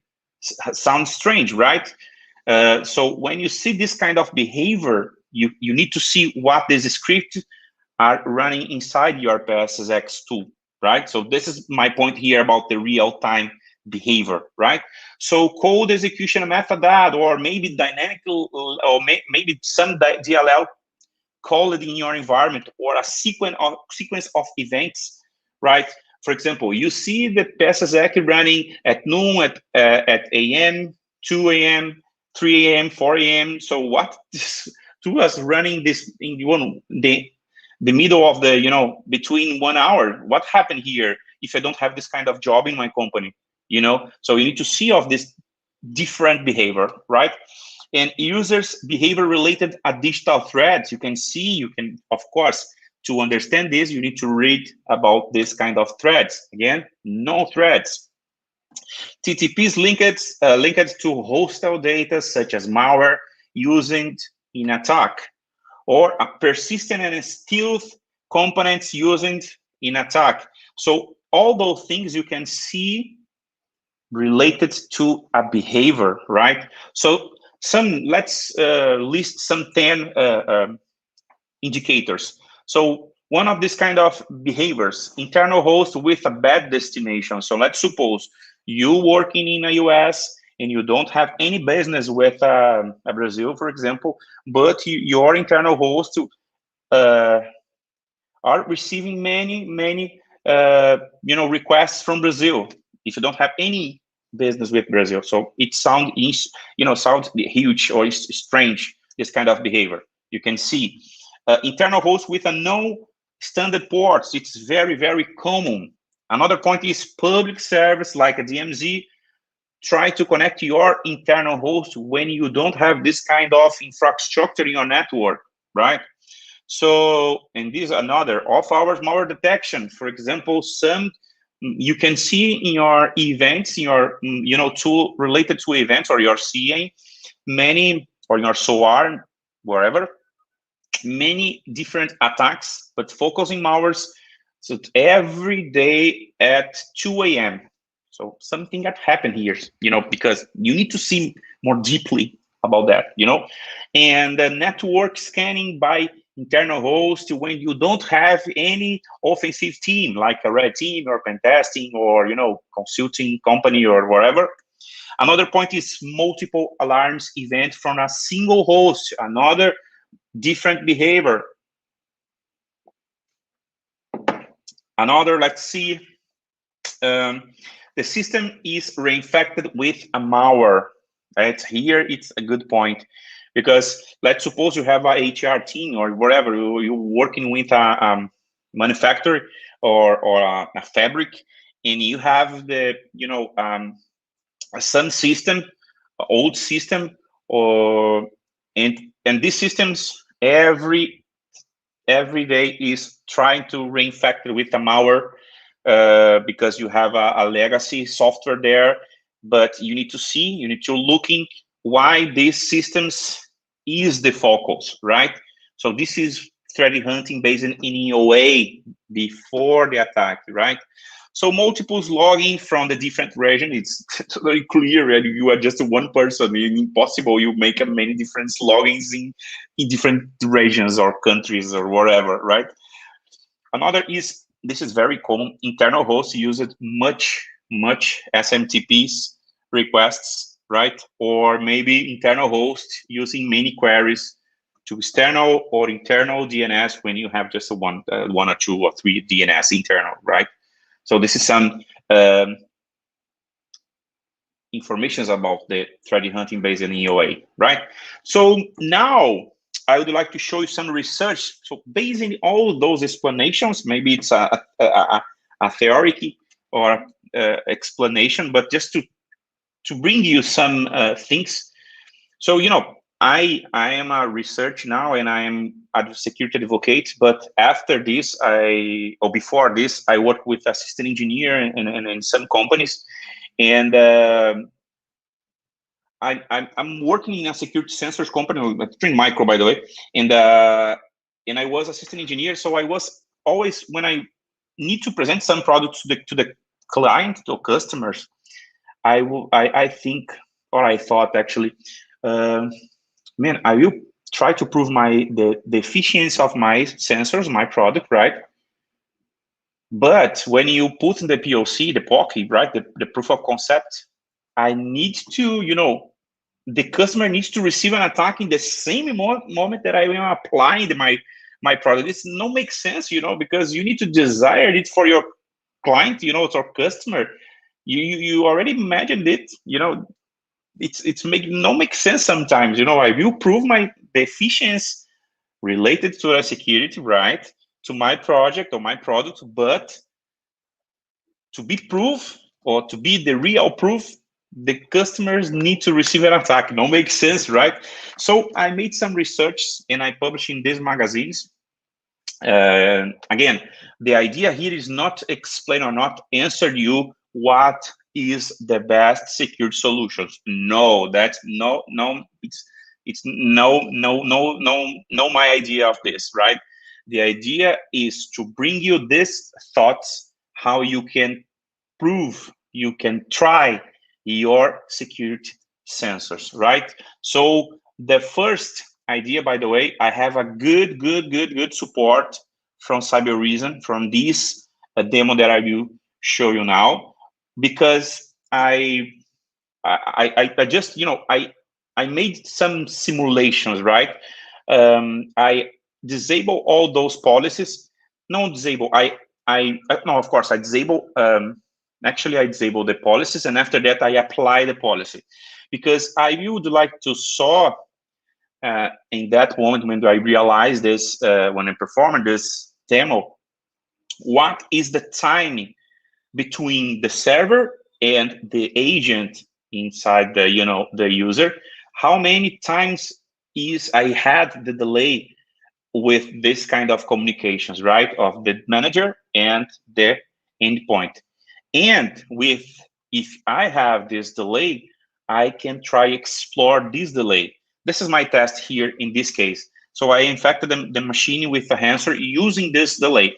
But of course, before to publish this information, I talk with Cybereason, I talk with the research team, I talk with the CSO, and we have awesome support from this guy, right? So, okay, so let me explain about this retest, because I made the retest, right? So here we have a Windows 10 environment, right? So as I will explain here, you can see the process running, right? So the first idea is to explain about the security sensors, right? So here we have the loader of the Cybereason, right? So we have the antivirus here, right? But first of all, I will disable. If I remembered my test, I will disable first of all, because I I did, I don't know, 20 different testings and reports and something like that. So let's see. First of all, I will, yes, no policy, as you can see here, no policy threats, right? So we have two machines signed, right, with a policy. So in this case, it's disable policy, right? I just proved my IP address, right? It's the same IP address, as you can see here. Okay, let's see. Okay. So, okay, it's a Windows 10, because I will execute this demo in two different environments, right? So first of all, I explain it in Windows 10, and here, and I will explain in Windows 7, right? Because in that time, Cybereason supported both of them systems operation, right? Windows 10 and Windows 7, right? So here, as you can see, we have all those loaders or all the systems inside the machine, but it's disabled, right? As I show you in the presentations, in the policy, as I showed. So I create some scripts to execute them by using PowerShell, because the first idea here, it's very, very simple. When I will explain about this shell script, I will execute this shell script, right? And in Windows 10 and Windows 7, this script called by API a malware inside of Malwarebytes Bazaar repository, right?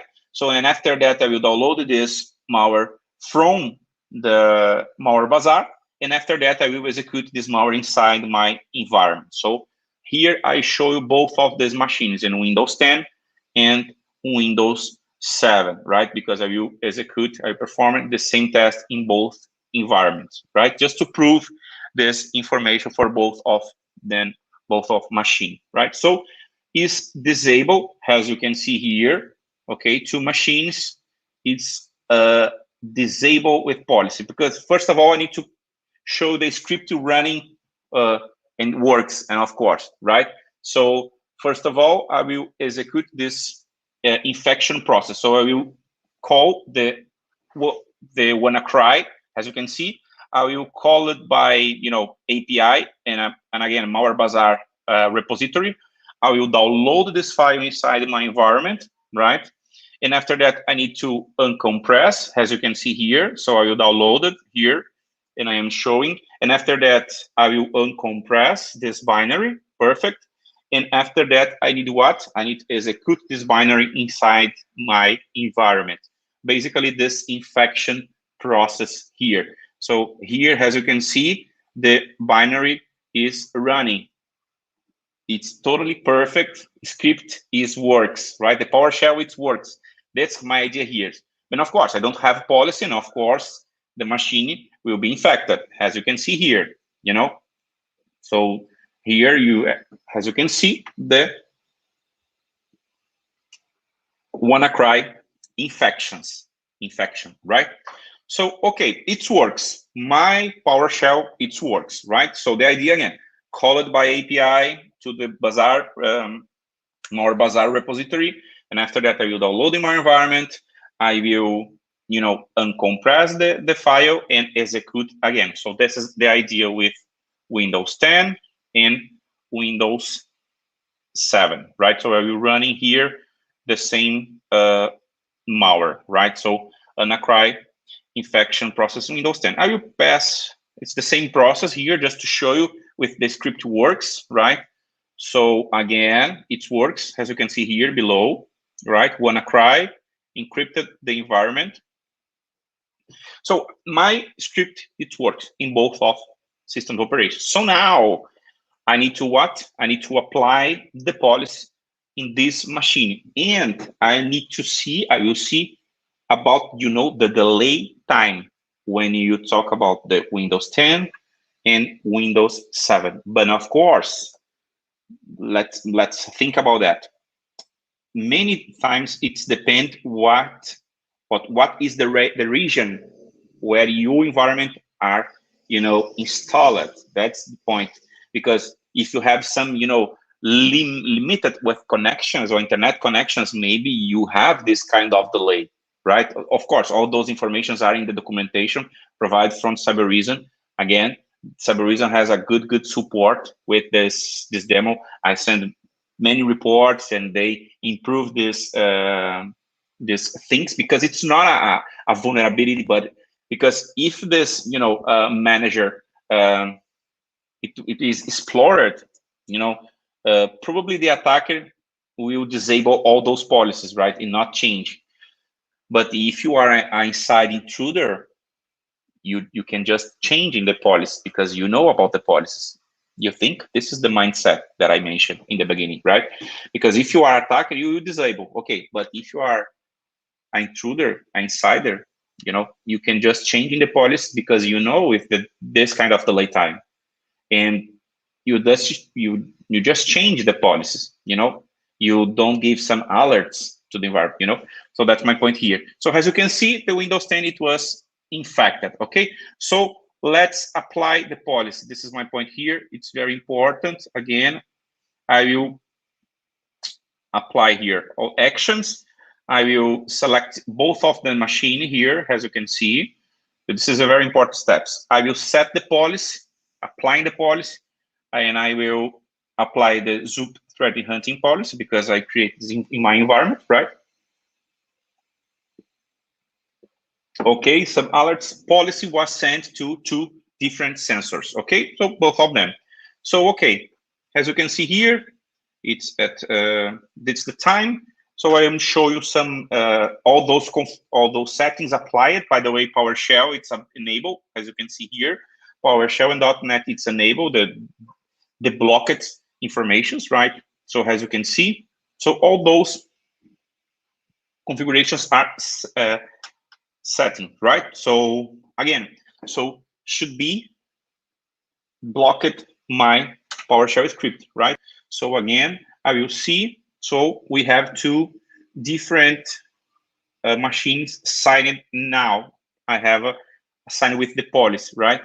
So this is the machine is signed. Okay. So again, it's signed. The time it's 4 minutes, as you can see here. It's just 4 minutes. So I will execute again the same script, right? So I'm infection with the policy. I will execute this in Windows 10, and I will execute here again in the Windows 7. As you can see, the time again, 12:20:28, and I will execute this in Windows 7 here process. So as you can see here below, the folders, right? So first of all, download connections for 4 minutes. the delay here. I download the file here, as you can see, and let's see what happened now. Executing. Okay, uncompress the file. So the first step is needs to execute, but I apply the policy, right? So let's see here, and boom. In 5 minutes, as you can see here, 12:29, the policy didn't apply it. You know, it means we have a 5 minutes of the delay in the infection in Windows 7. It's done. It's again. Remember, if I am insider, I can disable and I'm disable and change the policy because I don't give some alerts to the red team or the red team on the blue team or SOC team. So if I'm insider, I can execute this kind of tests. But in Windows 10, how this works in Windows 10? Let's see. I need to see how this works in Windows 10. Let me put here in Windows 10. I will return the snapshot. And here, take a look at this. Windows 10 blocked, right? So, oops, it was blocked. When I execute this, and I try execute the same attack in Windows 7, as you see here, take a look at this. I will return the snapshot, and I will execute again, as you can see here, the cyber reason, and again, 12:13:5. And again, let's see what happened here. So here will infect again. Why? Because after I return the snapshot, the machine needs to communicate with the manager. And we have this kind of delay. So that's my point here. It's depend of your system operation. It's depend, of course, your internet connections. So that's the point that I am talking, or I talked with the cyber reason, and this is it's solved, right? So this is my first POC or POC or demos. Okay. So here I made another. I have all those informations are published in my GitHub. You can check after these presentations, right? So in here I will present the last demo, and I will finish my presentation here. So here we execute my test in CrowdStrike, right? So that's my another POC, just to use it in Windows 10 machine. So first of all, I will put in all those policies are enabled again. By the way, I apply these policies using the best practice from the vendor, right? So that's my point here. So I using the best practice, I using the default, and I all those settings are enable all, right? So as you can see here, so in sometimes, for example, here is detection in aggressive mode, in prevention, it's a moderate, right? So basically is the default policies using or recommended by the CrowdStrike, right? So all those tests, let me, okay. Here, okay. So I, in this case, the CrowdStrike works different as cyber reason because they don't have here the agent, the information of this in the Windows, as you can see here.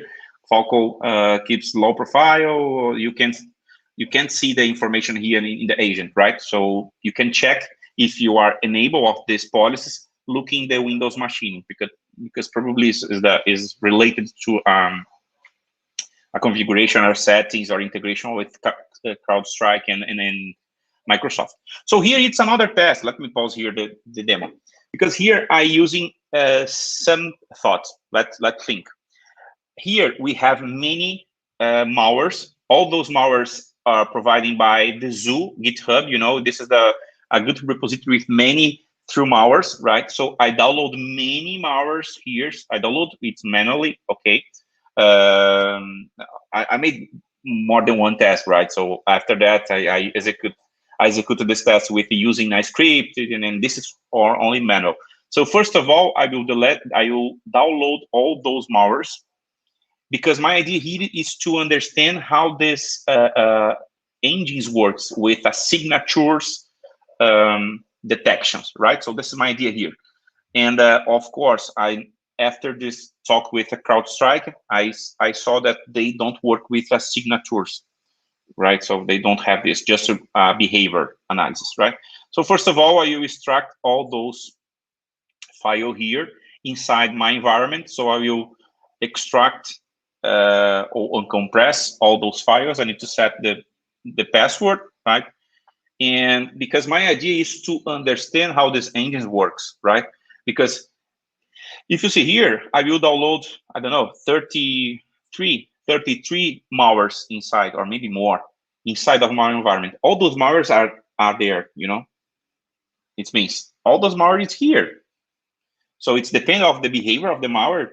The malware can execute itself, right? Not depend of the customer clicking in the binary to execute this process. So I will show here, as you can see, some known malwares like Stuxnet, ransomware Petya, Mamba, or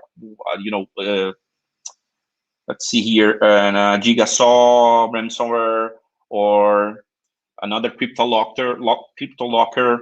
So all those configurations or all those policies are settings. We have here the binary executing, but as you can see here, in CrowdStrike, we don't have a signature detections.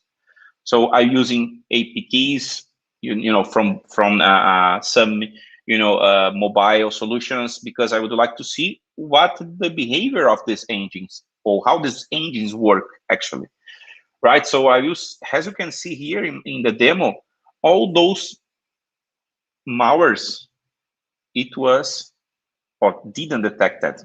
Okay, so all those malwares, it was undetected. So after that, I made another step.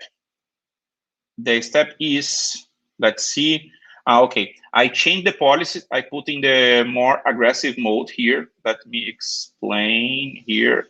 Okay, I changed the policy. I apply the more aggressive policy here. Let me show you here. No, I just showed this. We didn't have detect any different malwares. Yeah, and because I didn't execute this malware. So last day, no found any threads, any malwares, right? So that's the point. This is it's the full, just not in my test, right?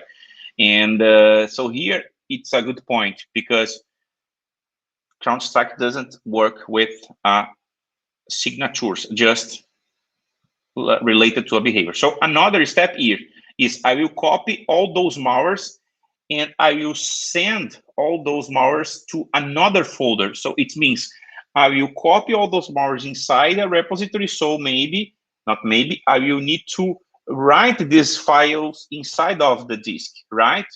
So if I am using these actions, I needed to be some engines detected this malware, right? It makes sense for you or not?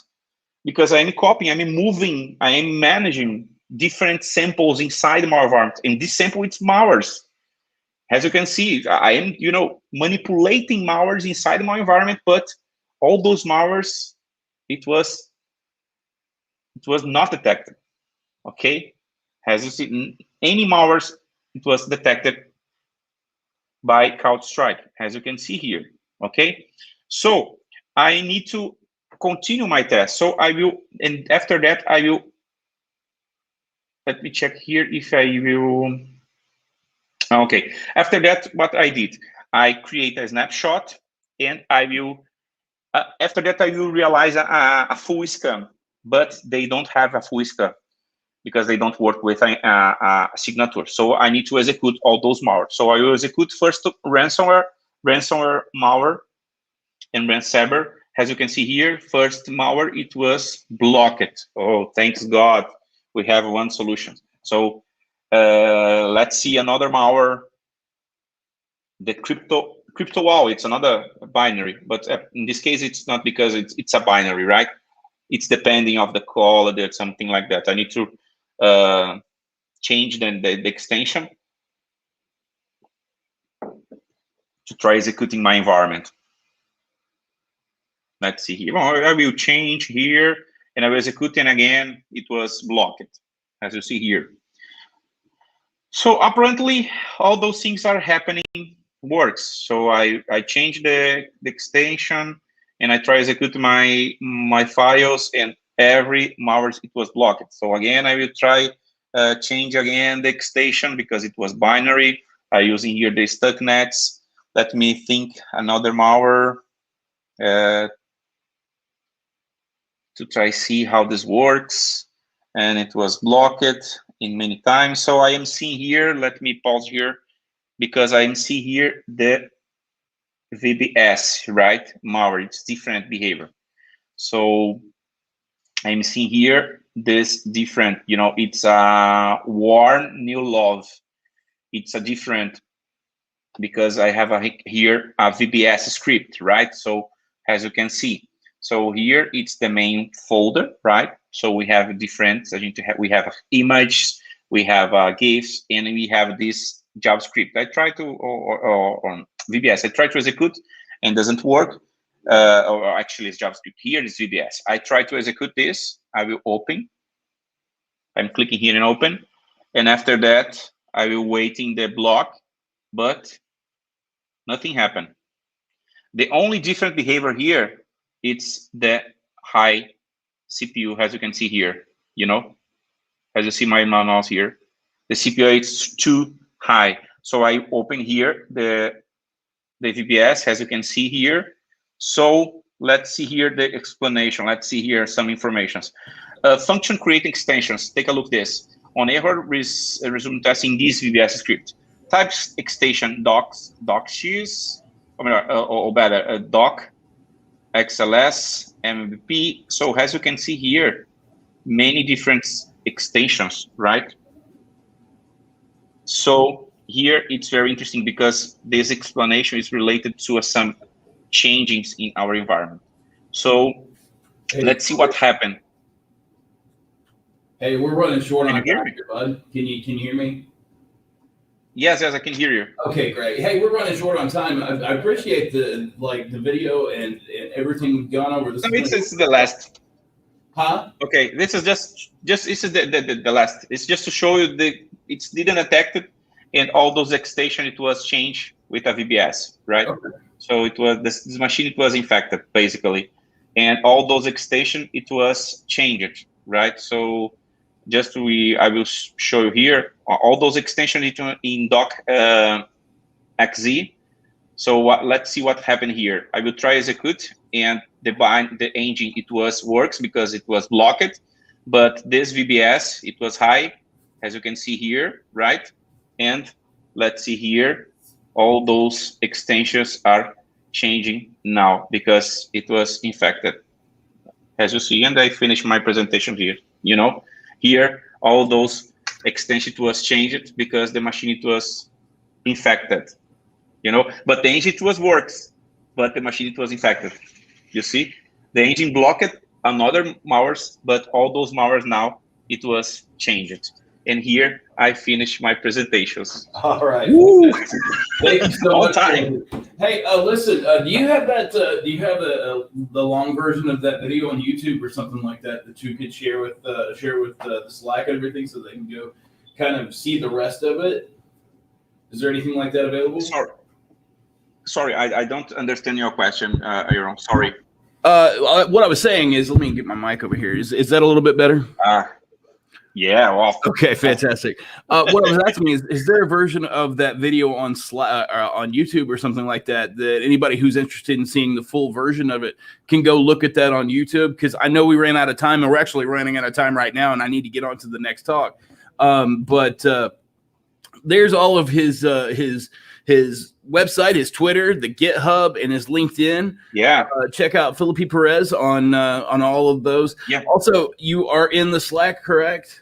Yeah. Yes, I'm in Slack. Fantastic. So if you, all right, the guys can talk to with me. Philippi, thank you so much for joining us today. We really appreciate it. We have to get to our next speaker, Rob Richardson.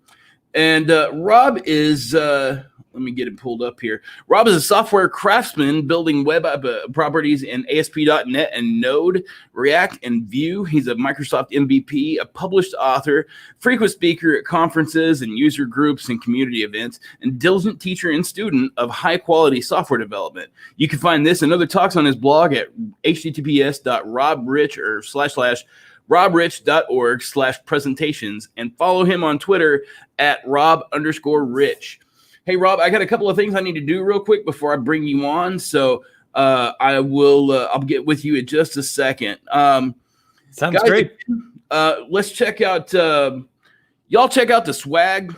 All right, BSidesOK.com/swag. If you guys want to join in on the conversation, please join us at BSidesOK.com/Slack.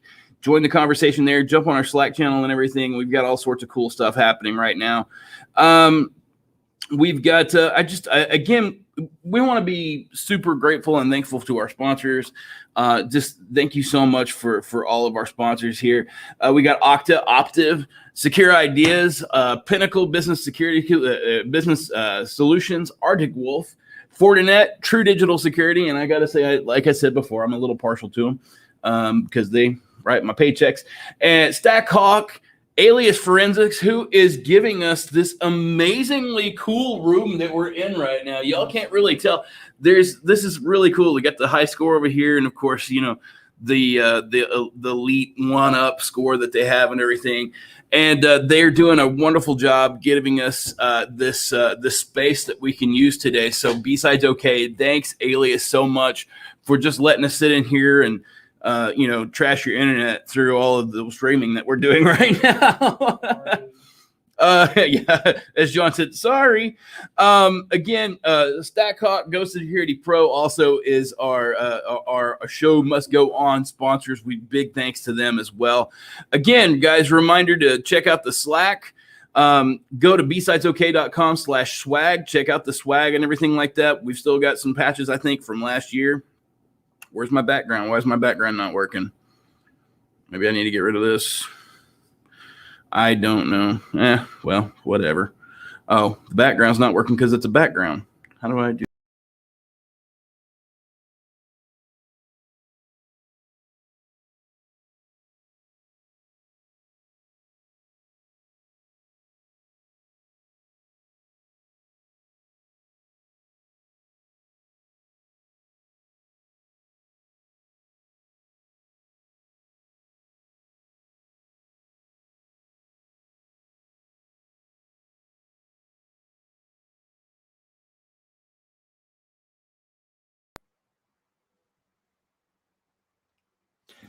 I am live. Woo! This is so much fun.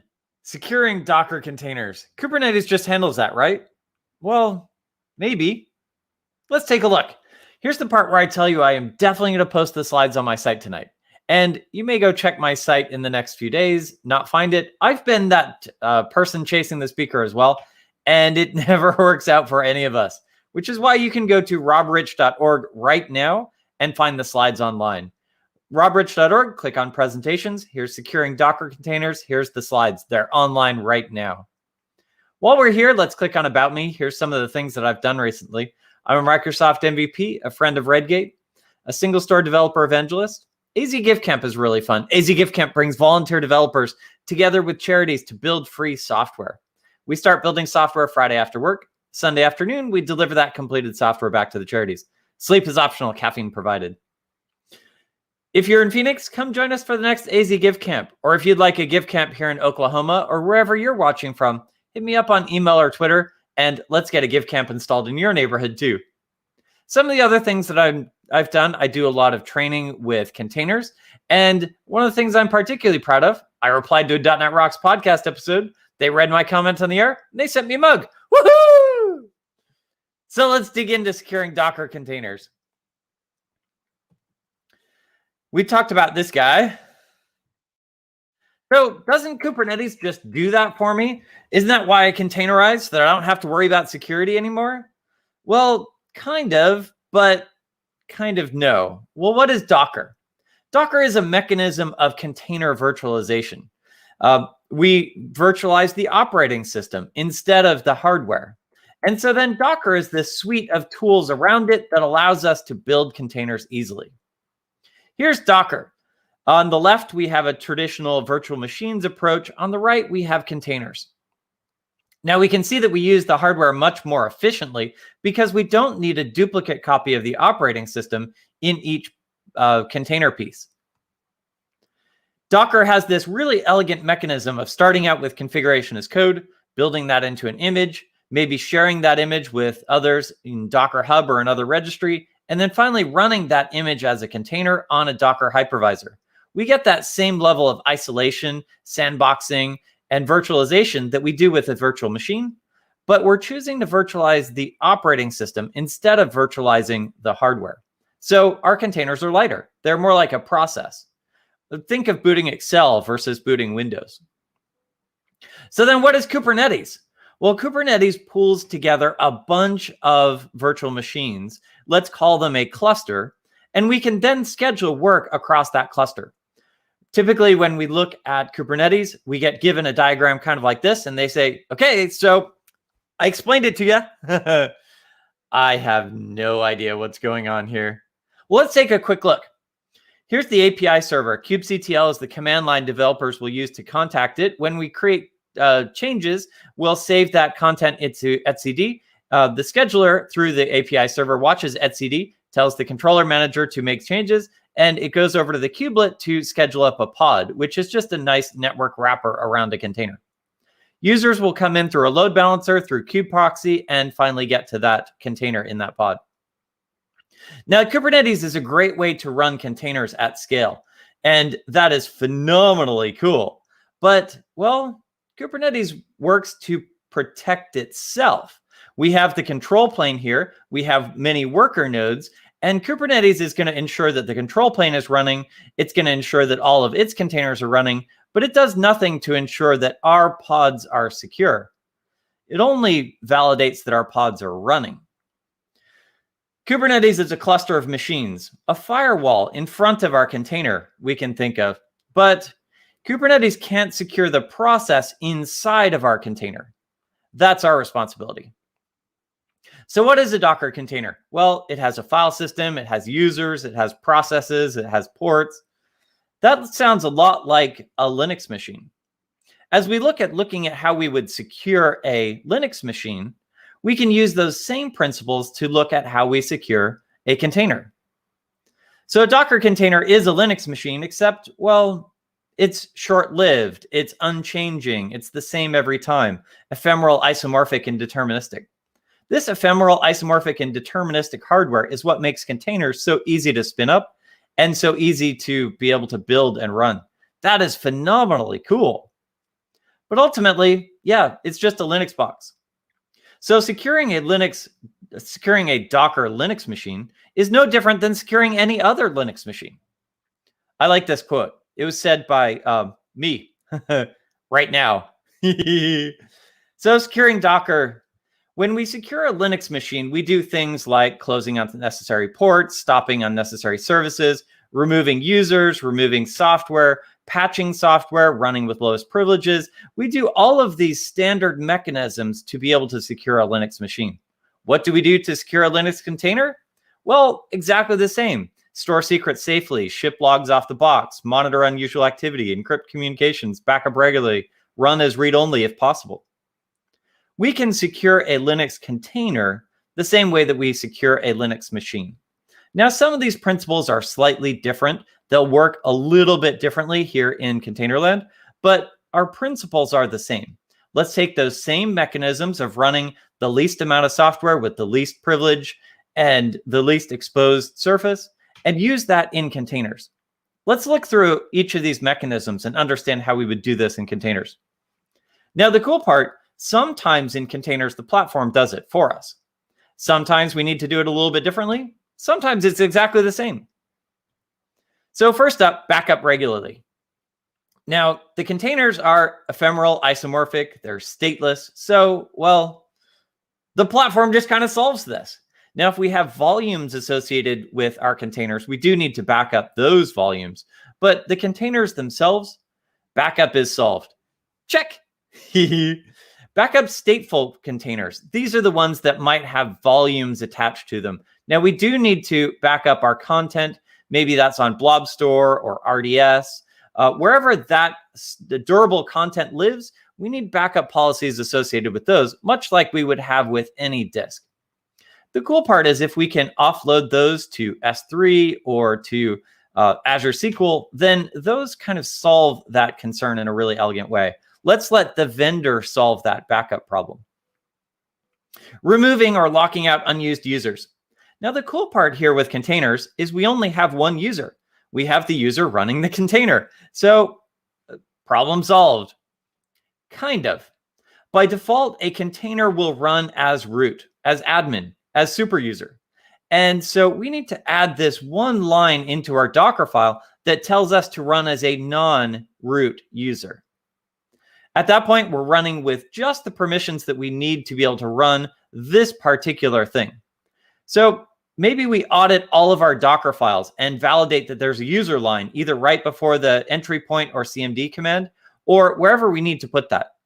We could put this in a base image, but now we need to do all of these tasks as that user as well, because this user command works from here down. So unfortunately, yeah, you need to put the user in every container. Once we've got this, we can validate this with a Kubernetes validating hook to validate that we are not running as root in all of the places. That's cool. Now, there is some discussion about running the Docker daemon as a non-root user. So even the virtual machine that's launching the Docker hypervisor is not running as root. That's interesting. Those conversations are ongoing. Thus far, there's some downsides to that. But as you grab these slides from roberts.org, click through here to the blue links, and you can be able to view more about that concept. Next up, closing unnecessary ports. Now, this is really interesting because as we do our Docker run command, maybe we're doing a Docker run or inside a Docker compose or a Kubernetes YAML file, we're listing all of the ports. Now, in this case, I forwarded port 80 from outside to the containers, port 80. Port 443 is forwarded in as well, and port 22. I don't think we need to SSH into a web server. So, as we launch Docker, let's just not forward in port 22. This is where Kubernetes being our application firewall is really nice because we just list the ports that want to come in, and those are the only ports that will accept traffic. Now, this doesn't talk about outbound ports, but this does talk to inbound ports really elegantly. Just don't list them.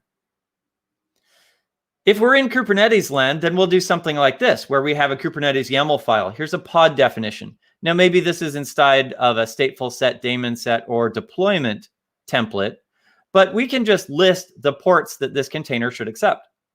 Now, in this case, it will only listen to port 80. That is all. That's perfect. We don't want to accept any other traffic on any other ports. No port 22, no port 53. We just want to accept web traffic. We've isolated our attack surface. Perfect. Next, stop unnecessary services. Here's another place where the Docker environment, containerized environment, really helps us. Now, Docker will only start a single service. It's possible that we could spawn other services, but really, we want that one process running in our container. If we have a second process, we should build a second container for this. Now, this one process is monitored by the container infrastructure, and if ever this process becomes unhealthy, then Docker can automatically restart our container. Kubernetes can take it a step further and watch that process, and if that process is unhealthy, it can kill it off, start up a new new container rather, or scale up to multiple containers. That's really cool. Now, this mechanism of validating that one process really only works if we're only starting a single process. If we spawn multiple processes inside of our container and one of them dies but the other doesn't, the container infrastructure can't help. A single process per container is a really good rule of thumb. How do we install unnecessary software? Well, here's a run command that will add curl, OpenSSH, Vim. Now, we don't need those in a production container. We never should SSH into our production containers. If we need to Docker exec to go look at something, we can Docker exec in or kubectl exec. And then once we're done, evict that container and let it recreate it without those runtime modifications. So let's go audit our Docker files and go find the software that we're installing. In this case, I'm just going to comment it out. We don't need to install any of those things. Perfect. Uninstalling unnecessary software. Now, we don't need to include dev tools in our things. We don't need to include debugging tools. All of this happens in our development experience. We might have a dev container with these details in it, but not from a production container. The other great thing to do is to start with the smallest base image. Now, in this case, as we go look at Docker Hub, we can look at the dependencies associated with this image. And I'm going to skip that for time, but we can see the Docker file that they used to build it. If we have a very big base image with a deep inheritance chain and lots of software installed, then all of those things are installed in our container too. If we can start with a really slim base image and then just add the specific things that we need, then that can be perfect. Now, if we're handed a base image from our corporate base image, it may have more installed in it than we need. Instead, let's pick out those specific things that we need and put them into our container. Well, should we have the standard monitoring agent? No, we want a single process. That monitoring agent should be another container run as a stateful set within our Kubernetes infrastructure, our daemon set. A daemon set runs one container per virtual machine in our cluster, and so that can harvest all of the metrics that we need. We don't need that monitor inside our container. Next up, fully patch all software. Now, the interesting thing is that when we have these ephemeral, unchanging containers, there is no Windows update. We don't run updates inside of containers. There is no Patch Tuesday for containers. So how do we do it? Well, what we do is we rerun our builds. As we rerun our builds, it pulls in the latest versions of the content. Now, we can hard code to a particular version. I would invite you to avoid that because the moment that you rebuild is the moment that you get all of the content. Here's what I would propose. When Patch Tuesday happens, the ops team should be able to push build on the container infrastructure. Go rebuild those containers and push that content out into place. Now let's take it a step further and talk about a more robust plan where we can inventory all of our software. Now let's start off in the build process, inventorying all of our software in a container. Let's grab both the running and not running things. We'll need to grab operating system things. We'll need to grab libraries that we pull in, other dependencies. For example, if we have a .NET or Java app, we'll need not only the NuGet or Maven dependencies, but also the NPM dependencies for client-side content. Let's enumerate all of the software and their versions. At that point, we know what's in the container. Then we can save that to a database with a key to the image that we built, the image and label. Now we know what software exists in our container. And if ever some of those software become vulnerable, then we go click the rebuild button and it will get the latest version. Now that's really cool. We can take that inventory and we can compare it to a vulnerability database. At that point, we know exactly what is vulnerable in our containers. Because our containers don't change, we don't have to continuously rescan the content in our environment. Instead, we just, well, take a look through our inventory database. We know exactly what software is installed in each container, and when it's vulnerable, we can make some decisions. Now, there are some concerns here. As we rebuild it, maybe the software isn't patched yet. Now, we've hit a similar concern in the world. What happens when we have an infection with no cure? Do we stop serving our customers and wait for a cure? Or do we try to serve customers as safely as we can?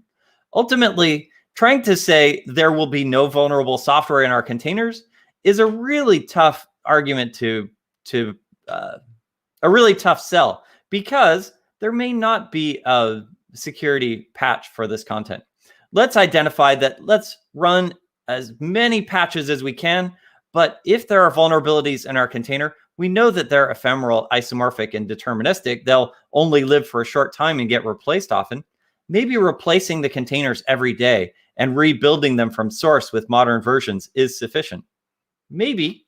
It depends on the risk level of your organization.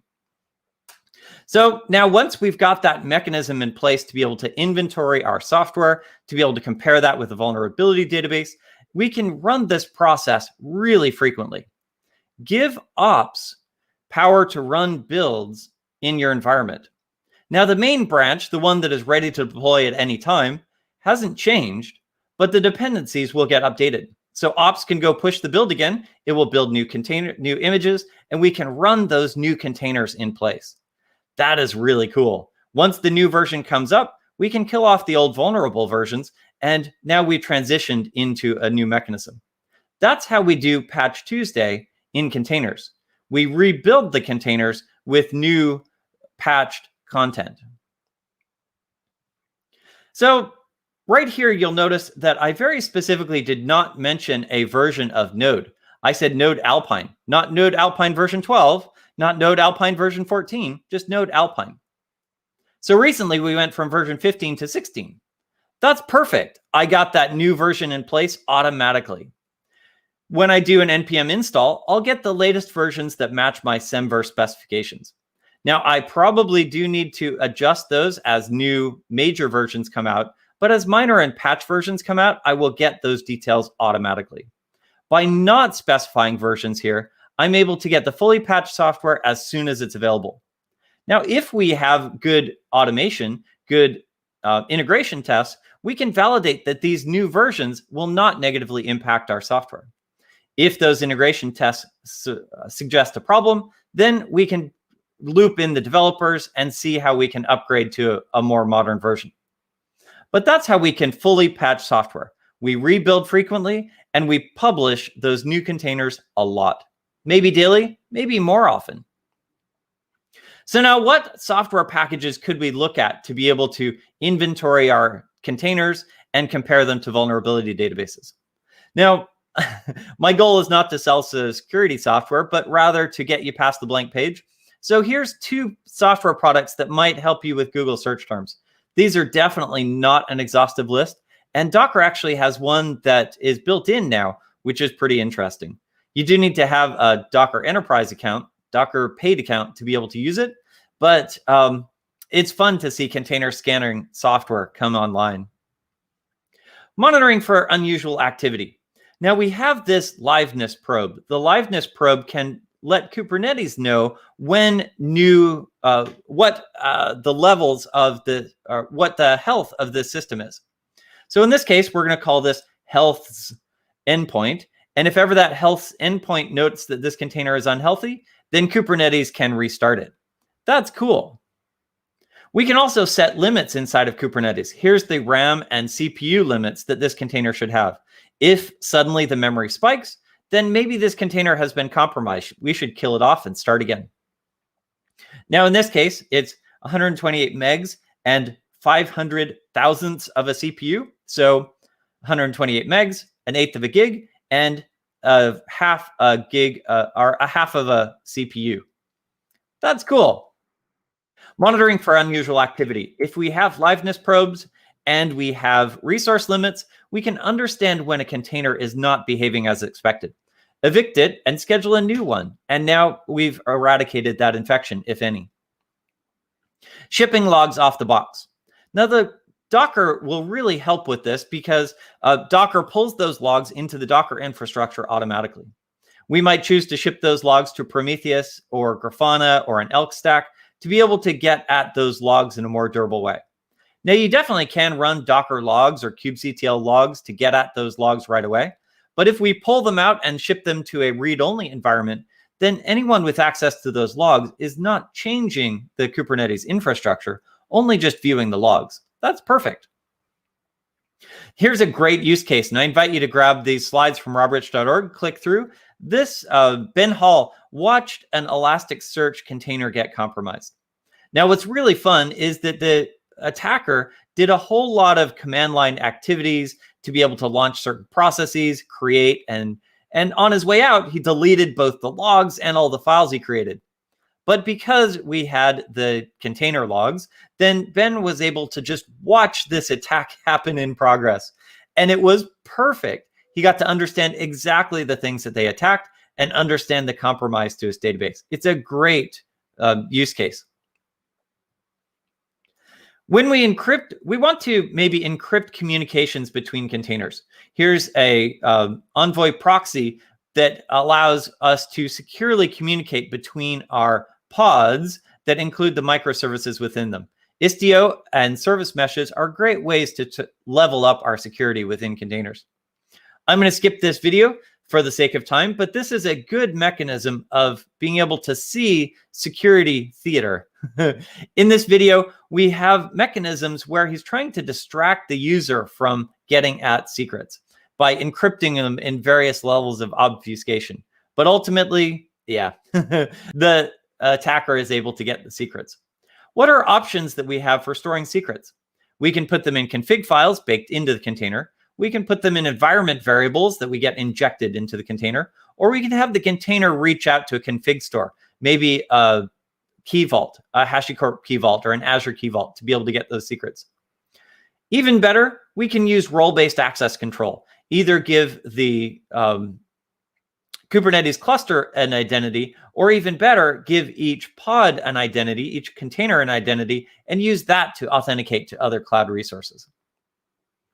Running a container with a read-only drive. Now, a read-only drive is really interesting because, well, you can't write to a read-only drive. Some things get a little bit grumpy about this, though, and so when we run as read-only, we may need to give it some writable paths so that it can write its log files and not error. But running a container with a read-only drive is a really, really interesting technique, and I invite you to experiment with it. So we've talked about how to secure the container in lots of ways, looking and comparing this to securing Docker or securing Linux virtual machines. We've completely skipped the whole other realm of securing the cluster itself. I invite you to click through here to look at mechanisms for securing the cluster. Ultimately, securing a Docker Linux machine is no different than securing a Linux machine. We need to remove excess software. We need to not have excess users. We need to run with least privilege. We need to back up and secure. All of these standard techniques that we've done with Linux containers are exactly what we need to do with all these things that we've done with Linux virtual machines are exactly what we need to do with Linux containers. So I invite you to do it. Get started. Secure your containers. Don't just believe that Kubernetes solves it for us. This has been a lot of fun getting to share with you securing Docker containers. For those who are here live, I invite your questions. If you're watching this later, hit me up on Twitter at @Rob_Rich and grab these slides right now online at robrich.org. Thanks everyone for joining us.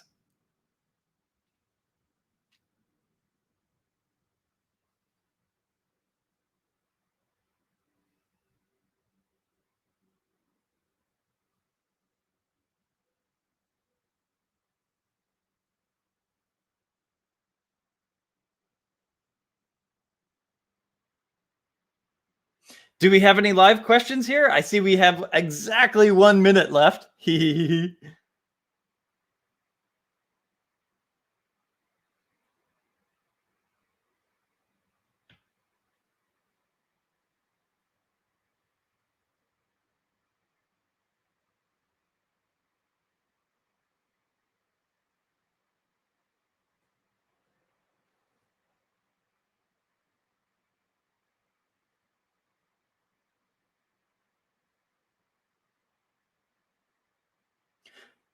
Well, we have a minute. One of the questions I often get is, well, how do I then secure my cluster?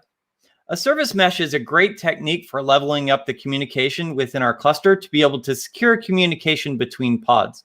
A service mesh can take that mutual TLS decision and move it outside of the applications domain into the clusters domain. So adding a service mesh can be great. Now, a service mesh does have some runtime and compute overhead involved, and so understand the trade-offs there. But service mesh can be a great way to level up the security of the cluster itself. That doesn't solve all of these concerns. You still need to add a user to the Docker file, remove installing unnecessary software in the Docker file, and remove starting unnecessary ports inside of the Kubernetes YAML file or Docker Compose file.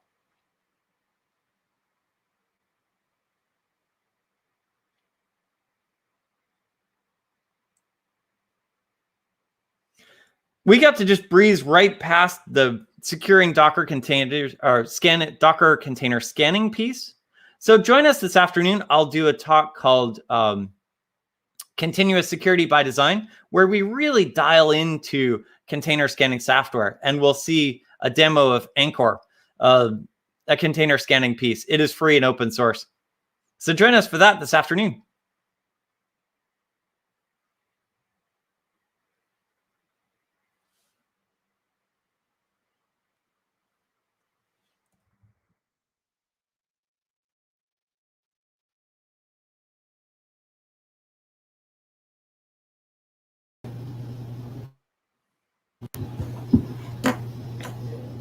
Hey, Richard, you doing all right? Rob, you doing all right? I am. My talk was only a half an hour, right? All right, that's correct. We are experiencing a little bit of an internet outage, so we're going to go ahead and swap you, and I will let the others know. So thank you, Rob. Marvelous. I had so much fun presenting today. Thanks, everyone. All right, thanks, Rob. All right, bye. Yep. Antonio, hey, we're having a little bit of technical difficulties over here. Hey, I'm going to let you go ahead and just jump right to it. We've got some other tracks to go ahead and jump to, so I'm going to let you just jump right on in. I'll come back in towards the end of it and go ahead. But if you would, please do introduce yourself, and we'll jump back in here with you a little bit. Perfect, then. I'm going to start sharing my screen as well before I forget. So, okay. So share screen. Cool. So hopefully you can see that. So I'm Antonio Cobo. I live in UK. So it's about 5:30 in the afternoon, evening here. And I'm not going to talk about security. I know we are in a conference about security, and I'm going to talk about imposter syndrome. It's something that it's really important for me to share my story with all of you. So let's start telling you a story, right? So I'm from Spain. Probably you've already noticed some accent, right? So I started being a Java developer in 2000, long time ago. And for reasons in my personal life, I managed to get one offer to actually go to France, move to another country, and started there as a computer engineer. I've never had learn a lesson of French in my life before that. My English was really, really crappy, even worse than now. But I decided to go. And I said, well, why not? Worst case scenario, after a couple of months of me being there, they would say, no, you are not really good, go back. And I will go back to Spain, right? The first months, they were complicated. It was a language barrier. They weren't happy communicating in English. My English was really bad, and I had to learn French. But I overcompensated working extra hours. I was amazed how good the other people were. And I was always thinking that I wasn't probably good enough. I was working late, feeling really out of place. You know, when you have the feeling that you're on the lunch break, go to your sandwich, and everybody's speaking about a lot of stuff and you don't understand anything? In my reason, because I didn't speak French. And when I started to understand French, I didn't get the jokes. I didn't get exactly when they started to talk about some tech stuff that it was probably a little bit complicated. So I keep working later and later, every day, overcompensating, because I thought that I wasn't good. So I was always avoiding to ask questions and always trying to check whether I was okay or not, whether I was good enough, and always doubting about myself. I had the feeling several times that the rest, they were really good, and I was just the lucky guy who just was on the right moment at the right time that they got that job offer, and I managed to trick them into believing that I was a good developer. And by surprise, even make me team lead. I was having some developers that I was their team lead, and I was some sort of role of head of backend development, and I was still doubting about myself. I was feeling even anxious because I was saying, one day or another, they are gonna realize We are back. that I'm a fraud. Oh, Antonio, were you going? Yeah. Oh, fantastic. Go ahead. Sorry about that. I didn't know. I'll explain what happened here in a little bit. Okay. Yeah. Okay. Chris already let me go, so I'll continue, and at the end we can have a chat. Cool. So I was having that feeling, a lot of anxiety all the time, and I was always trying to do my work fully perfect all the time, because if I make it 100% perfect all the time, maybe they don't realize that I'm a fraud.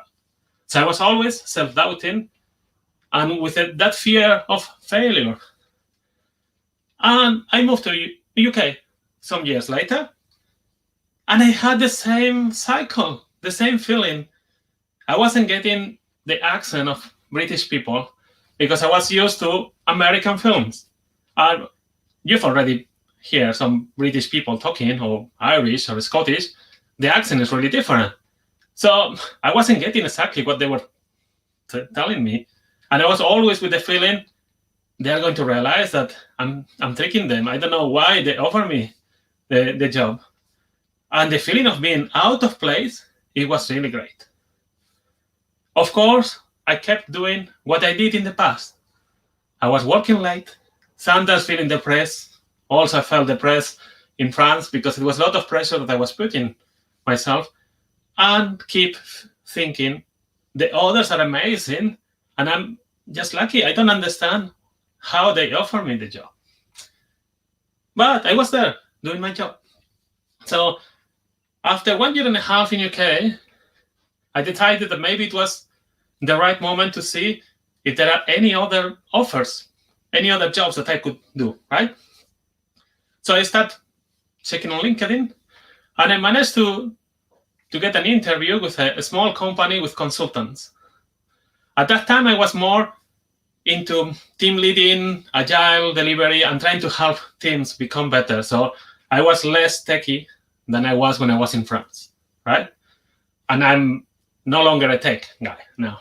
So I go to the interview. It was a small company, 50 people. Everybody else, they were really, really senior developers or really principal consultants. They were giving talks at conferences most of the time. They were amazing tech people. And they wanted someone like some kind of a team management, project management, agile delivery guy, right? So I arrived to the interview, and they tell me, oh, we've been looking to fill that role for 4 months, but we are not finding the right person. So when they told me that, I was feeling, well, it's not going to be me. They're waiting 4 months to find someone. So I just go into the interview and go back home, and I'll look for another job, right? Anyway, there will be other offers. We had the interview. After the interview, I went back home, and even before getting home, I got a call from the HR folk of that company and say, oh, Antonio, I haven't had the chance to discuss with the 2 interviewers because I was in a meeting. How did it go, the interview? And I said, well, I think it went okay. Of course, I wasn't going to tell him that I thought I wasn't the person that they were looking for. And he started asking some questions that, we never talk about money. In case they like you, because I will have to catch up with them, do you have any salary in mind? That took me a little bit out of my comfort zone. And I gave him a number. a really big number, thinking they're going to counter offer less, and I would be happy, right? So I gave him, okay, a lot more than my salary, number X. He said, okay, no worries. He called me 2 minutes after, and he said, so actually, I just discussed with them, and they like you a lot. So you told us that you are expecting X amount of money per year. So our offer to you is actually X plus £3,000 more. So I was shocked, because I've already asked something that I thought it was impossible, and they are even me offering more. Of course, I accepted, because I say, well, worst case scenario, in 1 month or 2, they realize I'm not that good. They realize that I'm an imposter here, and I get a little bit of money in 2 months, right? So I went to that company. And I was at the beginning on the bench. In the consultancy, when you're on the bench, it's because they haven't found yet a client yet for you, right? So the president of that company wanted to promote everybody to be confident presenting things. They had some people giving talks at conferences, a lot of them, but they wanted others to actually be confident. So everybody else was doing a lot of techie stuff and tech talks. And I feel a little bit obliged to submit something to that internal conference day, right? Because I was on the bench, and I was the only one with some project management, team management, agile delivery folk there, And I said, okay, I submitted a talk, and I was feeling really, really anxious that day. I was surprised when actually the head of delivery said, but you should try to modify a little bit and just submit to conferences. Let's see if one of them accepts it. I said, yeah, right. Who's going to accept my talk? I'm really bad with public speaking. My accent was really, really bad. My current accent is really good comparing to how my accent was at that time. And it got accepted. That's Vilnius in Lithuania, and they accepted my first talk. And I said, wow. I went there. I was really, really nervous the whole 2 days, the day before and the day of the conference. My talk was just before the closing keynote. The closing keynote, it was an amazing, famous speaker. All the previous speakers that they came from US, from other countries, that they gave conferences every month or every 2 weeks. I gave the talk, I watched the recording, and I hated myself. I hated myself on that recording, because I know exactly what I wanted to say, and I didn't manage to explain what I wanted.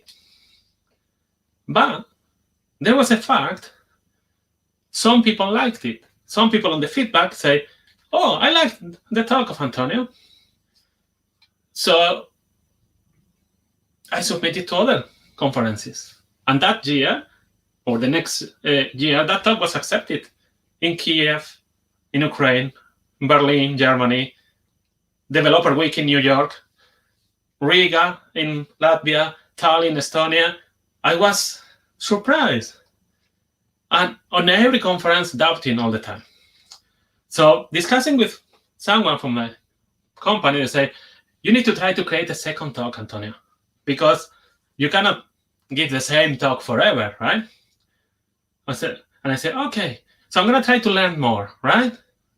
So that's what you do with the tech. When you want to learn a new tech, you try to find online some courses about that tech, right? I found one in Pluralsight, and it was Scott Hanselman's about how to give talks. I assume that some of you know Scott. If you don't, for me, it's the best speaker that I've seen live. The course was amazing, and I submitted ideas of talks to conferences because a guy in my office was doing that. He submitted ideas, and if the idea is accepted, he then created the talk. So I did that the first time that I submit an idea without the talk. And I got an email like that. Hey, Antonio, congratulations, your talk was rated among the best by our track committee. I was really, really scared. It was a conference with more than 400 developers, a lot of good people always going there every year. And I said, okay, I need to calm down. Let's see who is the opening keynote, right? Yes, Scott Hanselman. The guy I followed the course for public speaking to preparing talks, he was there being the opening keynote. I was feeling really, wow, it's impossible. They are going to realize that my talk is not good because I haven't created yet. And I was really nervous. The conference, it was 2 days conference, and my talk was again before the closing keynote of the second day. So I could watch all the other amazing speakers being that good. And I remember talking about my frustrations with other speaker, and he said something to me. It was a fact. So you submitted your talk like I did. Program committee think it will be great. Don't worry, it will be great. And that was a fact. So he insisted on the fact that this is the fact. You did like I did. The program committee think it will be great. So don't worry, it will be great. And it went well. By my surprise, it was even the first time that I got a clap in the middle of the talk because I made a joke about Darth Vader. Who doesn't love Darth Vader's joke, right? But all this time, I was feeling like a fraud. So now I want you to think, have you ever compared yourself with other team members? I felt like you are a fraud, that you are pulling down the rest of the team because the others are better. Have you ever felt unworthy of your job promotion, your new job, your new salary after negotiation because you don't know how they do it? Have you ever doubted of your success? Have you ever seen, I don't know why they say that I made a great job because I know I could do better? Do you know someone who could have answered yes to any of those questions? If you have answered yes to any of those questions, or do you know someone who could? That's imposter syndrome. And it's a psychological pattern in which one doubts your accomplishments and you have a persistent fear that you are going to be exposed as a fraud. It happened to 70% of individuals at least once in their lives. There are some situations that trigger that even more. When you change the environment, you move to a new city, you move to a new university, you move to a new company, to a new country, or to a new state there in US. You feel out of place, right? You might be underrepresented gender on that context or ethnicity. So you might feel that you are there just to have the quota of people from that gender or ethnicity instead of being there because you are good. I have one good news for you. You are there because you are good and you deserve it. So you are not there for the quota, it's because you are good. But you are going to think that that's not enough. Some traits of imposter syndrome. When you are afraid or you feel shame to ask for help to someone else. Because if you do, they are going to see that you're the fraud. From a conference speaker, when you don't ask others about help about your talk or how to make the talk. Having an unfinished project, because it's not perfect. So you don't want to finish it because you know it's not perfect, so you don't want others to see. It's like if you create an amazing talk and you don't submit it to any conference because it's not perfect. You can't start a project because you don't know how to start and you start procrastinating, right? And later, I don't know. It's not the right time to start now. You think that other people are talented and you are just lucky. But you know, the others are really good. Look how they speak French. Antonio, you are in France. Of course, everybody else speaks French. Come on. And it's the same for you. But look how good is that one with his or her code. But your code is good. You keep looking for external validation for other developers to help and to say, oh yeah, that's good. For other speakers to say, oh, the talk was good. You trying to disregard any positive feedback and only looking for negative feedback. That happened with every line manager that I had in the past. In some moments, I'm only asking, is there any negative feedback so I can improve? And if they don't have any, I feel awful because I think that they're not realizing that I'm not good. Some expressions that you could hear that it might be imposter syndrome. I've been coding for more than 20 years. My code is good. We don't need to review it. Yeah, right. You don't want people to realize that you're a fraud. You want us to open source this? What if they find bugs? Well, what if we don't open source this and we don't find the bugs? Oh, I'll go home later. Just let me finish this. And you keep saying that every day. All of that is going to generate what I call the 4 horsemen of imposter syndrome. There is a lot of different views about imposter syndrome, a lot of professional people taking about the psychology and everything. That's my personal view of imposter syndrome, what I feel and how I fight against. The 4 horsemen for me: self-doubt, perfectionism, anxiety, and fear of failure.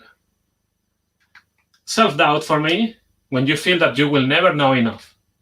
So when you are a conference speaker, you say, but I don't know enough to give a talk about that. When you're a developer, the others, they know a lot, so I will never know enough to be actually good and to stop feeling like imposter syndrome. You are constantly seeking training, certifications to improve or succeed, or to have some excuse to say, well, maybe I'm not that good because you see I have all of that certifications. Or after some years on the role, like a team lead, and you feel, I don't know enough to be a team lead. I don't know enough to give to give talks at conferences, and I can still feel that, and it's more than 5 years. I feel pressed to work harder and longer to prove that I work. I'm not a fraud.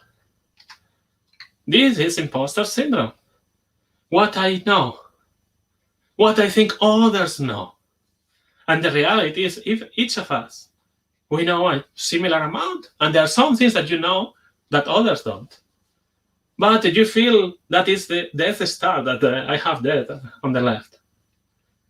Perfectionism, that you feel your work must be 100% perfect 100% of the time. And sometimes it's not. It's just, instead of 100 perfect, it's great.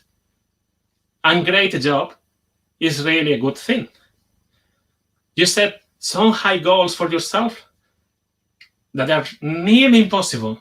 And when you don't reach that goal, because it was impossible anyway, you say, oh, I'm not going to be that good. I didn't manage to do that. And it's the same when you're trying to do conferences as well. I want to be on that conference with all the other amazing people, and you don't need to be there. You can be another conference. So you want to do something amazing at your work with the other developers, but great is okay. When you become a tech lead, and you don't want to delegate anything because maybe it will not be perfect if it's not me doing it. That's also perfectionism. And when you have a success and everybody's saying, massive shout out to the team and to the team lead because they managed to do it. I could have done better. You don't feel good. Perfectionism gets to the binary thinking of imposter syndrome. It's perfect or bad. You don't see in the middle. And you know what's perfection. Perfection is the enemy of great. Fear of failure. Asking for help reveals they're playing everyone.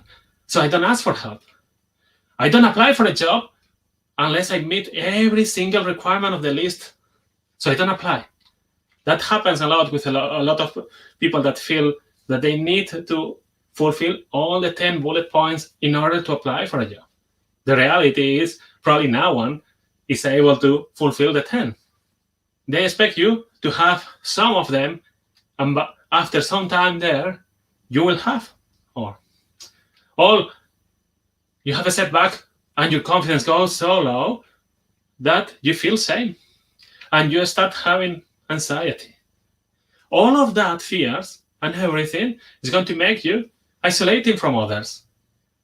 You know, that person that is always working late and not going to a pub with the rest of the team. You might experience trouble sleeping. I did. You start working more and more hours, and you reduce your social life. And all of them are interconnected, and you feel worse. That was anxiety for me. I cannot tell you exactly professional help against anxiety. You might seek for professional help. How do I fight the imposter syndrome myself? I put a list of the facts versus feelings. Instead of focusing how I feel when I do something or about my last 3 months, I start listing the facts. And you might have some colleague or some friend that you talk to in order to put the facts. So some fact with the conference speaking, like that guy helped me, you submitted your talk and it was accepted like mine. That's a fact. So stop feeling that your talk is not good enough. It's the same when you're working as a developer or as a security engineer. One tip, if you are like me, always checking the negative feedback. Save the positive feedback and check it from time to time. If someone from a conference speaker, when someone made a comment on Twitter, and it's a nice thing, I try always to take the screenshot and keep it for myself later. And I can see that someone said that nice thing, right? So it helped me to fight the imposter syndrome. Stop comparing yourself with others. Everyone is different. So you don't have to be like everybody else. You have to be a good version of yourself. Have someone to talk to. Find someone. It might be someone in your family, a friend, a colleague in the office, or someone who worked with you in the past that you have a good relationship and from time to time you talk. Or sometimes it might be someone that you don't know a lot, but you have conversations from time to time. Usually, external point of view is going to help you to find the facts better. So you can actually be kind to yourself. Most of the time, we're really good towards the rest of the people, but we're really harsh with us, right? It helped me a lot when I'm feeling really, really bad and anxious on the conferences to walk. And maybe with some music, so I don't need to talk to anybody at that moment, but I can get in the feeling of okay, and it's reduced. So that's the reason usually when we were able to be in the offices, I never brought my food with me. I was always buying food at lunchtime because that forced me to go out and get fresher. Break the cycle. You're going to feel this maybe more than once, like I did when I was in France, like I did here in UK. Remember, you are your worst critic. You deserve your success. When you're evaluating your job as a developer, you're going to be really, really hard on yourself. As a conference speaker, if I watch a video of myself, I'm going to be really hard on myself because I know exactly what I wanted to say every minute. And if it's not exactly as I wanted, I feel bad. But now I'm fighting it.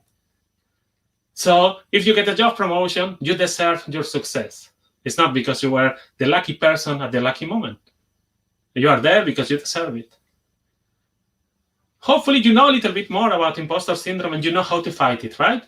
So when you know it, it may be a little bit like poison, but a little bit can help you develop immunity because it can help you to be focused and be better. But if you let the feeling of imposter syndrome to overcome you, you will have, again, the anxiety, self-doubt, fear, and everything. I would want to finish this talk with one quote that it's always helped me, and also it's from Star Wars, that I love Star Wars. In my experience, there is no such thing as luck. And that was Obi-Wan Kenobi on the Star Wars, right? So always feel that it's not luck, it's your hard job. You can ask me questions later on Twitter. I will be on Slack so for some time. Hopefully, you have enjoyed the talk. Thank you. I think it was an excellent talk, Antonio. It's kind of like Yoda said, do or do not, there is no try, correct? Yeah. We are always really hard on ourselves all the time. So if we would be as kind as we can be with others, with ourselves, everything would be better. And for me, that perfection is the enemy of great. It's one thing that I need to remember all the time. When we do great things, it's great, man. It's great. Man, thank you so much, Antonio. That was a fantastic talk. As somebody who suffers with imposter syndrome myself, and even after doing this for now four and some years, I still have it from time to time. And you're right, a little bit of it, it's kind of like a poison, but it does kind of, you grow somewhat immune to it over time. So thank you so much, Antonio. Again, this has been a fantastic presentation. I'm going to go ahead and bring on one of our sponsors, True Digital Security. Josh Bozarth is with us to talk about True Digital Security. And Josh, as you can see back there, is a major Star Wars enthusiast himself, actually. So I expect him to throw out a bunch of Star Wars quotes where he's talking about True. And full disclosure, he is my boss. So anything that he says can and will be used against me in a court of Josh. So take it away, dude. Thanks, Aaron. Yeah, you've already given me plenty of fodder for future Slack roasts on the team. Oh, I'm sure, but I've got pictures. Yes, I'm sure you do. Okay, well, like Aaron said, I'm Josh Bozarth. I'm the Director of Security Testing Services at True Digital Security, and True Digital Security has been a longtime sponsor of BSides, probably since the beginning, if I recall. And we're always glad to participate in local security conferences like this. It's very useful for everyone to learn. And I love the talks that we're having so far this year about, talking about some of the mental things of cybersecurity and the struggles that folks have just interacting and as a person or as a group. True Digital Security, we kind of operate that way. From a team perspective, we definitely care individually about each person and want the best for them. Folks that have, like we just saw, imposter syndrome. We all have various hangups in that area, and I'm being one of them as well. But and Aaron as well, as he said. So, but True is a little bit different in every way. Yeah, you're great. Yeah, you're awesome, and he needs to hear that about every other day. Because I have severe codependency problems. Go on, Josh. Yes. So, but you may remember True Digital Security. We're pen testers, right? So my team does the penetration tests, the application security assessments. The stuff that we're trying to break the things for your companies to help you learn from that and fix them so that the actual attackers aren't causing issues for you later down the road. But True Digital Security is a little more than that now. We've, last few years, we've expanded and grown our service line. We're true kind of MSSP. So we have, service lines not only with security testing services for, my team and divisions of that, but we also have, risk advisory services. We have a software platform called TrueSpeed that can help certain sizes of companies manage their governance, risk, and compliance issues, audits and whatnot. We have a whole group that handles a lot of that factors. We do vendor management reviews. I mean, it's almost like you could throw it out there, we'll do it. And my team is kind of known for, we'll take on any weird project that you give us. We'll give it a shot. And we usually knock it out of the park because it's just random and odd. Who wants to, test a random particle monitor for a lab? It's interesting. It's just wireless. Yeah, he did. So who wants to test radios? They do an SDR pen test. We don't do that too often, but when we do, we jump at it. So physical security, physical social engineering, we knock it out. But yeah, like I said, Jesus, I'm going to. I'm really enjoying this. I have a mute button. True, but get through this quick. I've got to get to Sweeney's talk. Sweeney's next. We can keep going. We're good. Yeah, well, we had a glitch with Donovan had a pre-recorded talk, and unfortunately, we can't upload it because it's too big, and the small version didn't want to work because you couldn't see the text. So we're just going to post it somewhere online on YouTube and say, "Here's Donovan's talk," and then ask him questions in chat later. Okay. So go on. Well, I'm going to stop interrupting. All right, I'm almost done here. So, but security testing services, risk advisory services, information security services, PCI compliance. We have a whole security operations center locally in Okmulgee that monitors 24/7. We have managed detection and response services, IR response, SIM, and then we have IT services. You need help managing your cloud, migrating to cloud, dealing with cloud, or just your network in general. We have lots of groups. So True Digital is more than just Oklahoma. We're in Florida and in New York as well. We have offices in both those locations.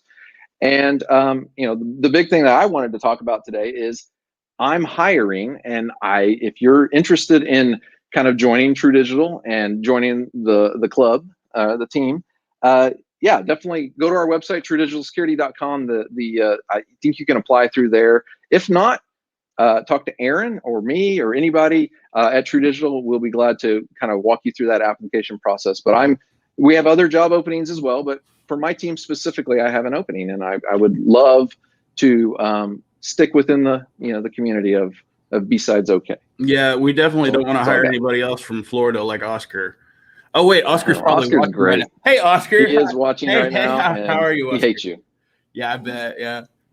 No, he's right. We do have an opening right now, and I'll be honest with you. As much as I love Oaks, Josh is an amazing boss. He's paying me to say that, by the way. I mean, Oaks is paying me to say that, not Josh is paying me to say that. No, it's True is an amazing company to work for. It's a fantastic place. I've loved the last 4 years that I've been there, and I hope to get there to stay there for the next. Like I said, they're going to have to drag me out kicking and screaming. That's how much I love this place. So we do a lot of tests, a lot of weird tests, like he says. I'm doing an RF assessment right now. We've done some odd devices over the years, infusion pumps and other medical devices, weird stuff, embedded systems, all sorts of cool stuff. So if you're really interested in doing some cool hacking on some stuff like that, or just learning about the stuff in general, feel free to hit us up and join the team. Josh, I think Sweeney's ready to go. Do you got anything else? I'm good, man. You guys are doing a great job. O'Doyle rules? No. Yep, O'Doyle rules. All right, Josh, thanks so much for joining us. We're going to I'm going to go ahead and thank some of our other sponsors real quick. See you on Monday. Hugs. No. Let's thank our other sponsors real quick, guys. We've got Optiv, one of our competitors, I'll be honest, but hey, I love those guys. They're fantastic. I've made a lot of friends at Optiv over the years. They're really great people over there. Secure Ideas. I don't know. Do we know anything about Secure Ideas, Sweeney? I don't know. It sounds sketchy. Yeah, it sounds real. That place sounds. Kevin Johnson especially sounds. He's really sketchy. I mean, anybody who says they're professionally evil, yeah, I don't know, man. Pinnacle Business Systems with Arctic Wolf, one of our sponsors. Thank you so much to those guys. Fortinet makes some fantastic firewalls and some other security solutions that are great. And of course, True Digital Security. Again, another company that sounds pretty sketchy. I don't know. The show must go on. Sponsors Stackhawk. They're giving away a Nintendo Switch right now in the Slack channels. So y'all go check them out, and they've got a link where you can go register and get a Nintendo Switch. Register to win a Nintendo Switch. Go Security Pro. That's actually Chris works for them with Jeff. Jeff, it's good to see you if you're out there, buddy. I hope you're watching, and we miss you. And of course, Alias Forensics, who is a sponsor and hosting this incredible office here right now. I mean, just look at this thing. This thing is so cool back here. Sweeney's actually in another office over here right now, and he's on mute, apparently talking to somebody because he thinks somebody else is more important than I am right now. Also, I just want to, excuse me, my bronchitis is killing me. remember to jump in the Slack channels and everything at bsidesok.com/Slack. We've got swag going on right now, guys. Please check out our swag. Fill out the form. Tell us your address and everything. We'll send you a box with a shirt and all sorts of other cool stuff in it, stuff from our sponsors and everything, whatever we get. Also, remember, we're handing out copies of Tanya's book, Alice and Bob Learn Application Security. This book is phenomenal. I've learned 4 things from it today that are words that I didn't know what they were before, as if you guys were watching earlier. I'm not an application guy, so I'm an IT guy, so I've learned a lot with doing that. And with that being said, let me see. Do I have anything else? No, I think we're good. Nathan Sweeney is a senior security consultant for Security Ideas, that really super shady company. As I said before, if you guys weren't watching and you were wanting to check out Donovan's talk, we apologize. We have some technical difficulties with Donovan's talk. He is actually, I think he's en route somewhere else right now, so he was unable to. He recorded the talk previously, but we were unable to get it uploaded to due to some limitations with size. It's pretty good size talk. So Sweeney's going to do his real quick, and I'm going to let you have it. Sweeney, go ahead. Awesome. Thanks, Aaron. So go easy on me because I did not prepare to give this talk. I kind of threw it together real quick. So we're going to see what happens. Slide deck roulette. Slide deck roulette. Yeah. We were really tempted to pull up a bunch of pictures of cats and see if I could give an entire talk based on cats. And I'm still kind of tempted to do that. I don't know if anybody else cancels later today, we might make that happen, but we'll see. But this talk is, if you've heard me speak at other cons or other places, you've heard me rant about supply chain stuff for years. Like I've been saying, like this whole supply chain, like people don't realize how bad this is. It's going to go south. And when it does, it's going to be bad. And then all of a sudden people are reaching out in December saying, hey, this, SolarWinds thing, like what's this all about? Like is this really bad? Like, oh my gosh, look at all this stuff that's happened. What do you think? I'm like, what do you think I think? Like go watch one of my talks for the last several years. So this talk is a little bit more management focused, not as technical. The goal is to basically talk about some of the risks that are associated with third parties and what we can do about it. Hopefully by the end, you'll have some practical guidelines of things that you can do to minimize the risk associated with third parties in your organization. So let me see how I switch over to this deal here. That's not going to work. All right. I can't find my mouse. There it is. All right. Now we're good. All right. So Secure Ideas, that's us. You know about us. We've been around a while. We do things. I'm not going to give the commercial now. Myself, I'm a security consultant with Secure Ideas, as Aaron mentioned, based here in Tulsa, Oklahoma. One of the founders of BSides. That's me. You can follow up with me and find me if you want. But let's talk about the important stuff. So this is an actual picture of third-party vendors at a conference I went to recently. No, sorry, that's the wrong one. This is COVID-19 monkeys. So if anybody's ever been to Thailand, in Thailand, the monkeys go crazy. They come up to you, you feed them, and it's normal. But normally it's a small amount.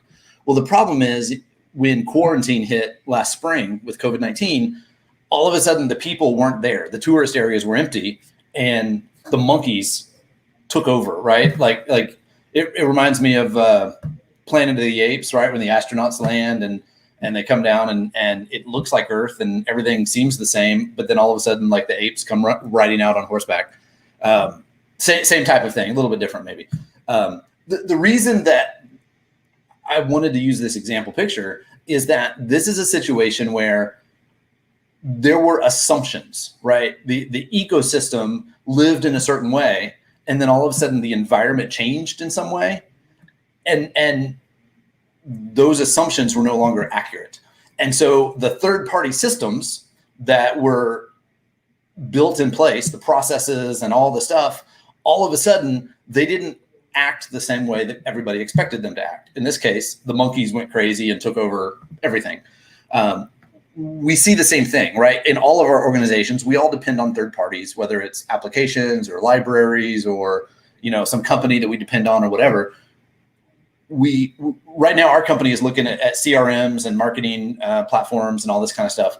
And one of the challenges is, okay, we got to think about not just how is it supposed to work, but what happens if it doesn't work the way it's supposed to? What then, right? Not just how do we get done what we need to get done, but what are the potential dangers, right? Are there things, what are the risks? Are there things that could go wrong that we need to take into consideration? So that's kind of what we're going to talk about today. I realized I can't see Slack. I wonder if I can see if I can. I don't know if anybody can have questions. All right. Yeah, Teddy's got me covered, but I'll try to watch Slack too and see what's going on. So there's two different types of third parties that I'm going to briefly talk about. So the first is vendors, right? People that you trust or depend on to do something, to provide some service or whatever. But then there's also all of the dependencies that our systems depend on. So whether they're libraries, it might be an open source or closed source library, whether it's a service or a microservice. Oftentimes, like when we're doing web app testing, we find issues where an organization built a service and then later another group built a different service and they depended on the first one, but they didn't realize it, right? There was no communication. And so the first group comes back and they modify their service, not knowing that the second group was depending on a part of that working. And then all of a sudden it introduces either, it breaks the functionality or maybe it introduces vulnerabilities that they didn't consider. I'll talk about some more examples later on. One that just came to mind is incognito with Amazon. If you use AWS, is it incognito? It's just cognito, whatever it is, the authentication service built in Amazon. If you use that straight out of the box directly with your app and you send the messages directly to the user, it's vulnerable to username harvesting because they don't expect you to use it that way. They expect you to wrap it in a library that then you handle the error message appropriately and return to the user what you want them to see. But we've seen situations where the group, the person that's writing the application, they just depend on the company's authentication service. They don't necessarily deal with the details of how it works. And then the company modifies something and all of a sudden, hey, we're just going to use Cognito directly. And now the app is vulnerable to username harvesting when it wasn't before. And the developer's like, I didn't change anything. Why is this that way? I don't know what's going on. It's a dependency thing. So we'll talk about some examples of that. Let's talk about some specific problems. Ultimately, everything is built on other stuff. We no longer have situations where one company comes in and builds everything. My wife and I watched Apollo 13 the other day, and you've got the I think it was Lockheed Martin maybe that built the lander and all this stuff. Like one company comes in and they build the whole thing and they know how it all works. That doesn't happen anymore. Now everything's built on third-party libraries and all this kind of stuff. Which one of the considerations is, have you reviewed the threat models and the vulnerability management processes and all that for all of those third parties you use?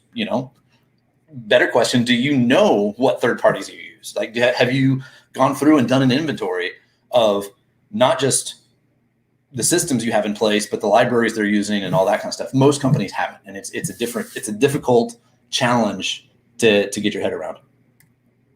There's also the issue of everything as a service, right? Whether it's software as a service, platform as a service, infrastructure as a service.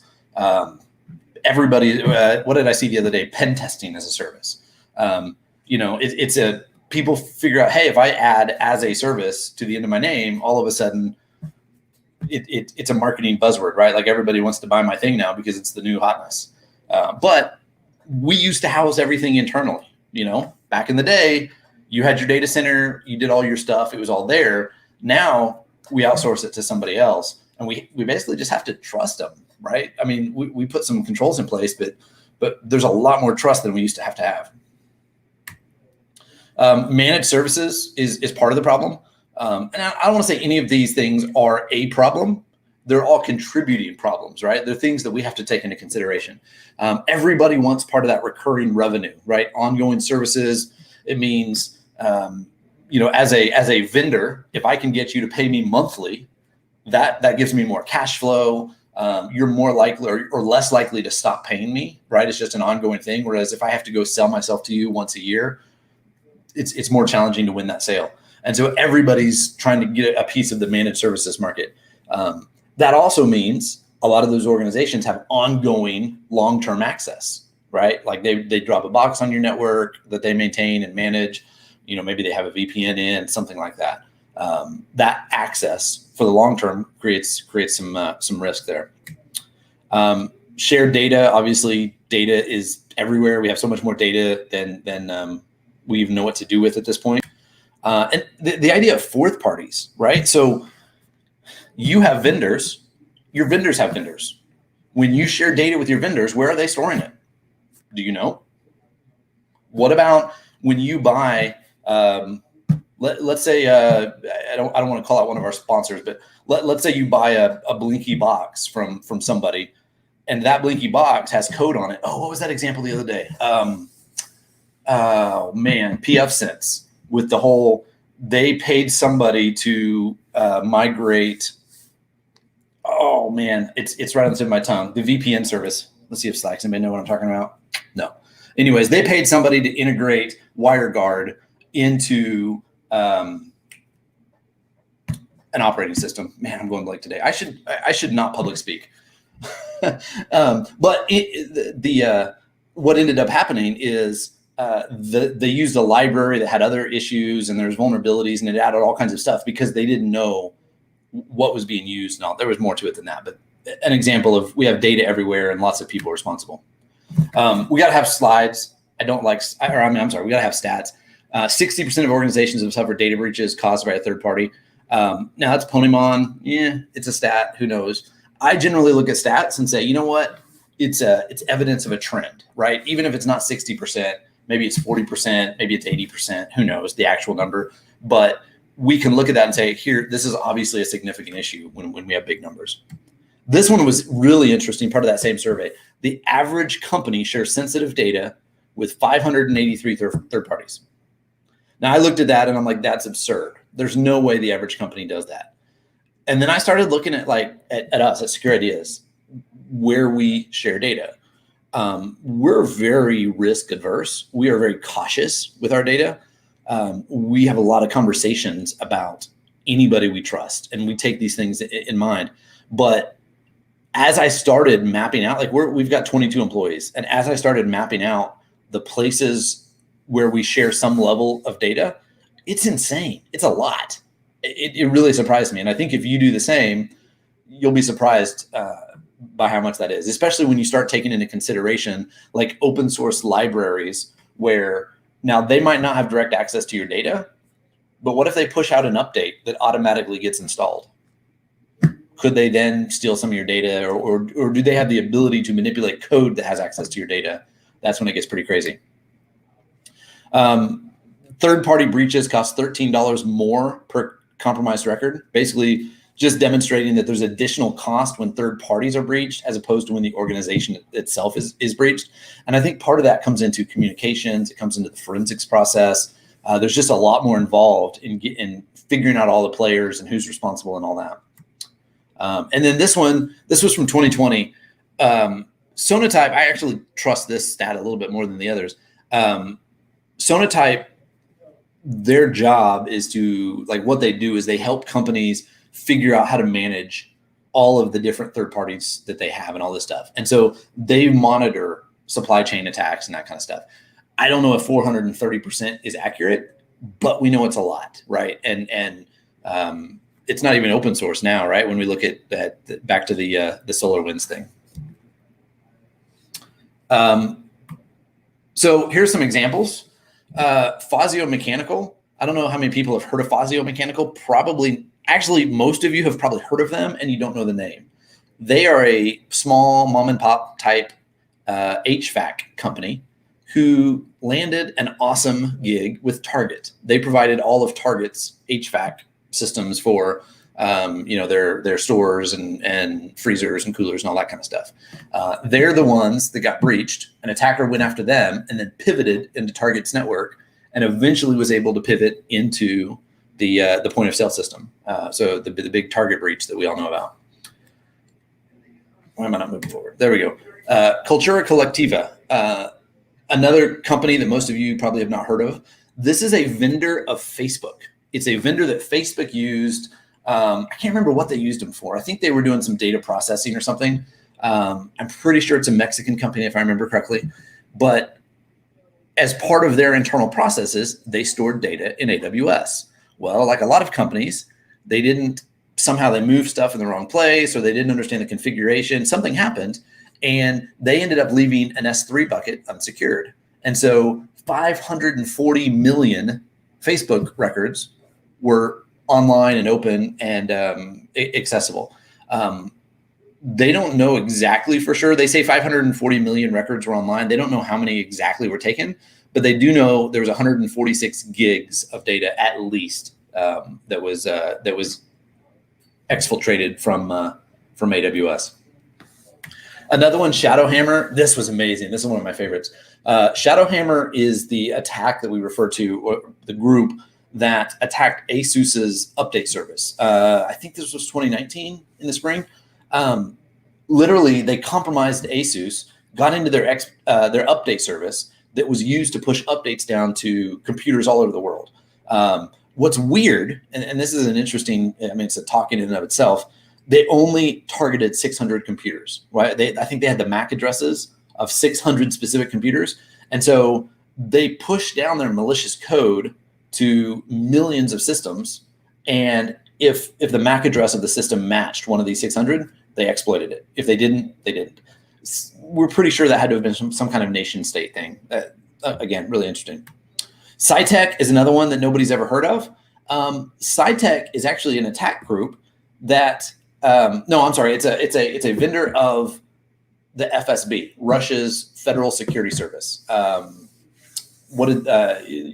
Think KGB, right? The FSB is the descendant of the KGB. How courageous do you have to be to break into the FSB or one of their vendors in this case? They, according to the public records, they sold 7.5 terabytes of data. This is effectively the Russian version of the NSA, and these attackers stole 7.5 terabytes of data. We don't know what that is, but it's kind of interesting. Perceptix is another one. Fortunately, it's not just the Russians. Perceptix is a vendor of CBP, who is the Customs and Border Patrol. They make license plate scanners and that sort of stuff. They had a lot of data from Customs and Border Patrol here in the U.S., and they left it all exposed on the internet. Again, they don't know how much data was stolen. It was exposed. It was being exfiltrated when they caught it. Again, not a good thing. And then LeftPad, I'm not gonna spend a lot of time on this. LeftPad is kind of amazing. So it was an NPM module that was used in everything. It was used in React, and basically some guy wrote this tiny little, a couple of lines in JavaScript that said, you know what, add some padding to the left of a string. That got used in some other library, which got used in a bigger library, which got used in a bigger library, until ultimately it was used by Facebook, Spotify, Netflix, I think Fox News, tons and tons of company. Well, there was some beef. The dude that wrote it got pissed off about something or other. And it was not a patent. It was like a copyright, or it was a trademark thing. He got upset. And so he unpublished LeftPad, which completely broke the dependency chain for all of those organizations. And all of a sudden their website publishing just crashed. Like, this one dude, by unpublishing this one library, broke a significant portion of the internet. And all of a sudden everybody's like, oh, maybe this isn't the best way to do this. Anyway, lots of examples there. So let's talk a little bit about solutions. Let me see if we've got any. I don't even know what track I'm in, to be honest. Am I in track 2 or 1? We're going to go with 1. All right. You're track 1, dude. Thanks. I should know that, probably, right? You should know that. Yeah. Hey, you asked me to talk like 10 minutes before we started, so give me a break. You should know, dude. Awesome. All right, so let's talk about specific solutions to this. I'm depressed because there's no questions. I've got a copy of Tanya's book, To the First Person to Ask a Question. How about that? Hey, sweetie. Yeah. Where did you get all of these monkey pictures at? Boom! I got a book right here. This is my copy now. Nice. Ignore Teddy in the or Chris or whoever. Oh, that's Aaron. What the heck? Aaron's over here stealing my viewers. Ignore him in Slack. Pay attention to my talk. It's important. I'm not feeling. I told I told Austin to stop stealing stuff from our track. This is our track, man. Right. All right. Let's move on. We have to move on. I have other people that I have to get interviewed today. Let's go. Okay. I've got more monkey pictures too. All right. Well, like most security controls, it has to start at the top, right? Folks, we as security people, we have to convey the risk. We have to convey the danger so that executives can say, yep, I understand this is a problem. We need to deal with it. Because if you don't have that executive buy-in at the top, you're going to have problems later on. And that means more than just a sign off, right? That means executives have to recognize a significant portion of our architecture, of our design, of our infrastructure, whatever it is dependent on somebody else or lots of somebody else's. Non-technical people tend to get this with non-technical things, right? They understand if our shipping company is no longer trustworthy, we can't get our widgets to our customers. And so they recognize the risk associated with that. With technical stuff, the level of obfuscation changes that a little bit, and they tend to not understand as much. So we need to use good examples, practical examples, that kind of stuff. This is also critical when it comes time to cut off a vendor, right? When you say, you know what, this vendor is not doing their job, they're not maintaining a level of security that we're comfortable with, we got to cut them off. The problem is you go to do that and you find out, well, that vendor is owned by the CFO's brother-in-law. Well, shoot, right? Like you have to have processes in place, and we're going to talk about how to do that so that you can determine what is the risk of this organization and how comfortable am I allowing that risk to potentially affect us. Another part of it is, or another solution is inventory. I talked before about people don't know what they have, right? You don't know what you're using. You don't know where you're depending on. So there's a couple of things. Vendors, right? You need to know who you depend on. And not just, there's the services, there's the libraries, like all of that kind of stuff. You need to know what is our, if this vendor all of a sudden goes out of business? What if this vendor does something stupid and makes a name for themselves in the news, and then it comes out that we are part of, we use them, that kind of stuff. You need to have all that kind of stuff mapped out and have some type of inventory of those systems. Libraries and systems, I've talked a fair enough about that. An inventory of data access. So in other words, what third parties have access to what data and why? I put on there that's based on risk classification. If you don't have a risk classification, some kind of structure in your organization, that's the first spot, right? You need to look at the data you have and determine what level of risk is this? Is this open? Anybody can see it? Is it sensitive? Only our internal employees can see it? Is it, private? Only certain people can see it? Do we have compliance obligations or regulations to protect data, stuff like that? Once you have it classified, then you can determine, okay, who should have access to this, and then keep track of that. Because one of the things that happens often is, somebody has access and then they no longer need it. And so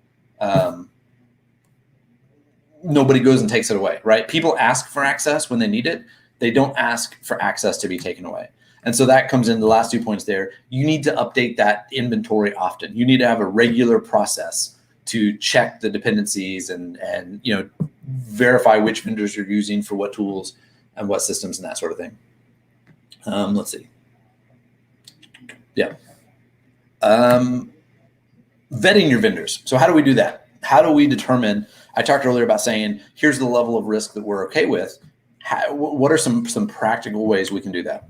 One is the security questionnaire. If you're not doing this already, you should start moving to have some sort of questionnaire in place when you onboard a vendor. We used to run into these every once in a while. It was fairly rare. Now we're getting them much, much more often. Even smaller companies, right? Like large companies, enterprises, they've done this for a long time. But more and more small and medium businesses are starting to ask us questions about how do you handle this? How do you handle that? If most of you work for vendors, you probably already have, or at least if you're on the sales side or deal with that, you probably have a list of like all the answers to these. So when you get the questionnaire, you can just go fill it out, or you've got somebody who can do that. But some specific things that you can ask for as part of that security questionnaire. right? What is their disaster response plan, business continuity, right? How do they handle those things? Incident response, what does that look like? You can ask for how often is that tested? How often is it reviewed? How often is it updated? Pen test reports. We do a lot of pen tests for companies that say, you know what, we've got this sale, we've got a company that come to us and they want to buy our product, but they require us to have a pen test. And that's becoming very common, right? For, again, enterprises have been requiring that kind of stuff for a long time, but more and more smaller companies are doing it. If you use a third party, any third party at all, insist they have a pen test. I'm not just saying that because I sell pen tests. I'm saying that because you need to know, right? If by using their product, there's a chance that bad guys are going to go after it and create risk for you.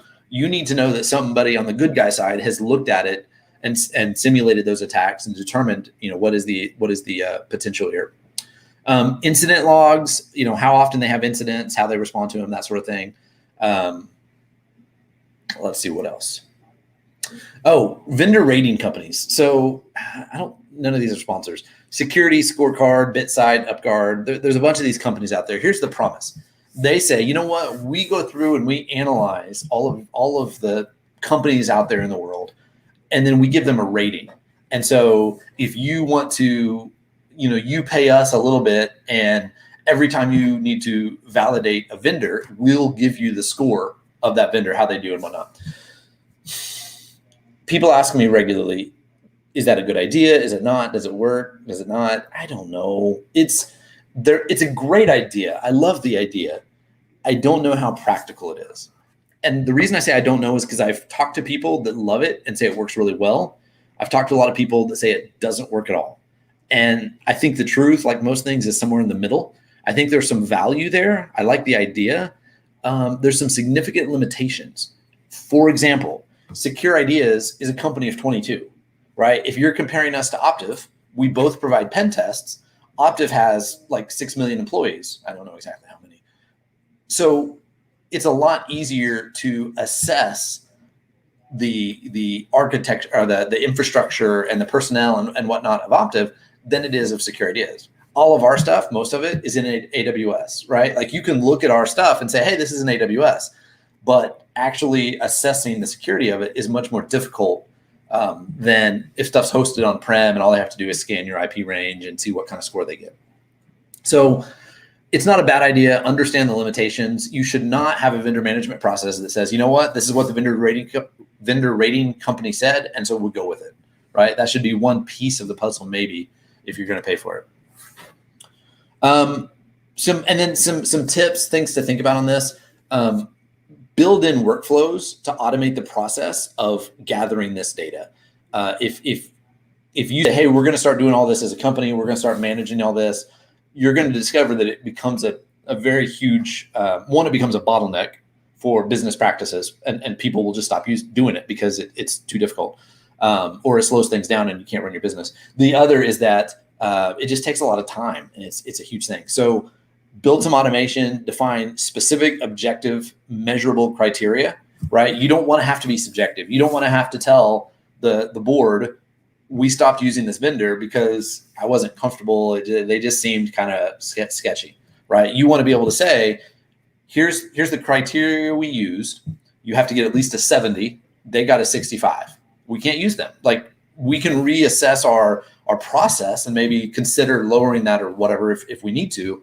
But you've got to have some way to do that objectively. And then again, reassess. Companies change all the time. Secure Ideas is not the same company we were a year ago or 5 years ago. So you regularly need to review and not just assess a vendor when you onboard them. All right. So some more solutions. Contractual requirements. This is fairly common. Obviously, there's the idea of industry best practices. I hate this one, but you have to follow industry best practices, blah, blah, blah, whatever. What does that mean? Nobody really knows. It basically means if you screw up and we take you to court, that the jury will determine that you were doing enough, right? Effectively. But that's common contractual language. A lot of contracts require security assessments. I mentioned that earlier. You can require that of your vendors. one of the things that we do for a lot of vendors is after we do the pen test, we'll also provide what we call an attestation letter. It basically is just a letter that says this company hired security ideas to do a pen test of this system or application or whatever, and we provided the results, blah, blah, blah. That's something that then could be handed off to companies that are assessing them to say, yep, they got that. Most companies should be able to provide you some type of evidence, even if it's not the full report, that they had a pen test or they've had some type of security assessment. Maybe it's an architecture review, code review, something like that. Requiring disaster recovery and business continuity plans, requiring that in your contract is good. It's a great idea. Part of that is, hey, if they're no longer available, who's going to service you, right? You need to figure that out. Employee requirements, drug policies, background checks, certifications. There's a lot of stuff there you can cover.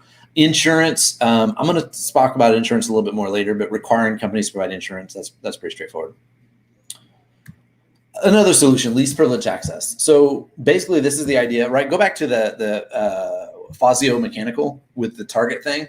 There is no reason whatsoever in any way that the HVAC vendor needed access to the network VLAN that ultimately allowed them to get on the point of sale network, right? Somebody, whoever, and I don't know if it was set up that way or if somebody modified something, if something changed and somehow they got access. I don't know the full exploit chain of how that worked. But those vendors should be limited in what they have access to, right? They have access to what they need and nothing else, and you go from there. Again, that's something that you have to reassess on a regular basis.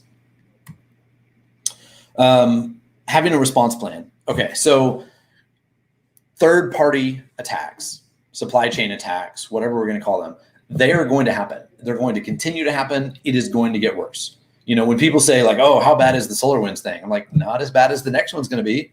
Like, it's going to get worse because we have this huge house of cards that our entire IT infrastructure is built on for backwards compatibility, right? Until we replace everything, it's going to keep happening. So we need to understand and have a plan for what do we do when it does. One thing that you need to have as part of that is contact lists for your third parties. When something happens, when you have systems that you depend on, whatever, when things stop working, you need to know, who do I contact? And not just like customer service, right? Who's on their security team? That should be part of your vendor management process, or part of the onboarding is, who do I contact in case of a security situation, right? Either we found a problem or, our data has been put at risk or whatever. I've worked with companies where MasterCard or the Secret Service or somebody finds their point of sale data on a server somewhere and calls them and say, hey, we found your data.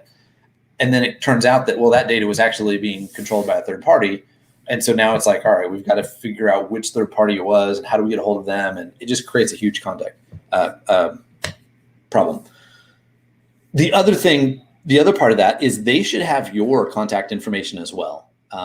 Obviously, you can't force companies like that to maintain that, but ideally, if they have a problem, they should have a way of contacting you as well. And then the last one, I said I was going to talk more about insurance a little bit. You've got to make sure that, one, that your third parties have insurance.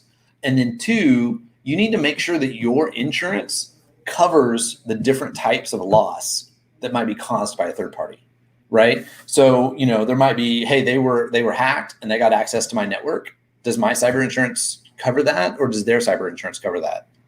How do you know, right? Where does that fall in place? You need to know those things. What if they were hacked and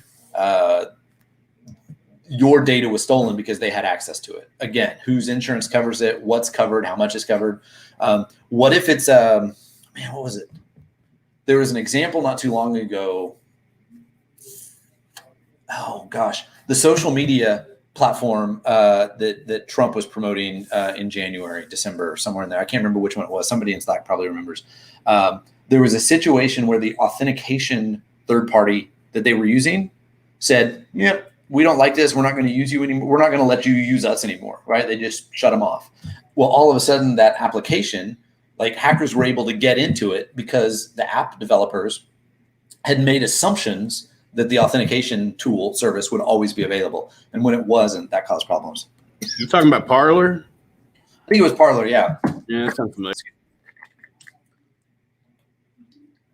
Again, I should have looked that up, but I wasn't prepared for that. Hey, you've got some questions in Slack too, by the way, and we're Yep, I'm running close on time, so go ahead and finish up and you know what? I'm actually wrapped up. That was my next slide. So let's see what we got. See, it's awesome. See, I told you earlier, I'm perfect in every way. You're monitoring my computer, aren't you? More than you know. Yeah. All right. So cool, man. Yeah, we got some questions here in Slack.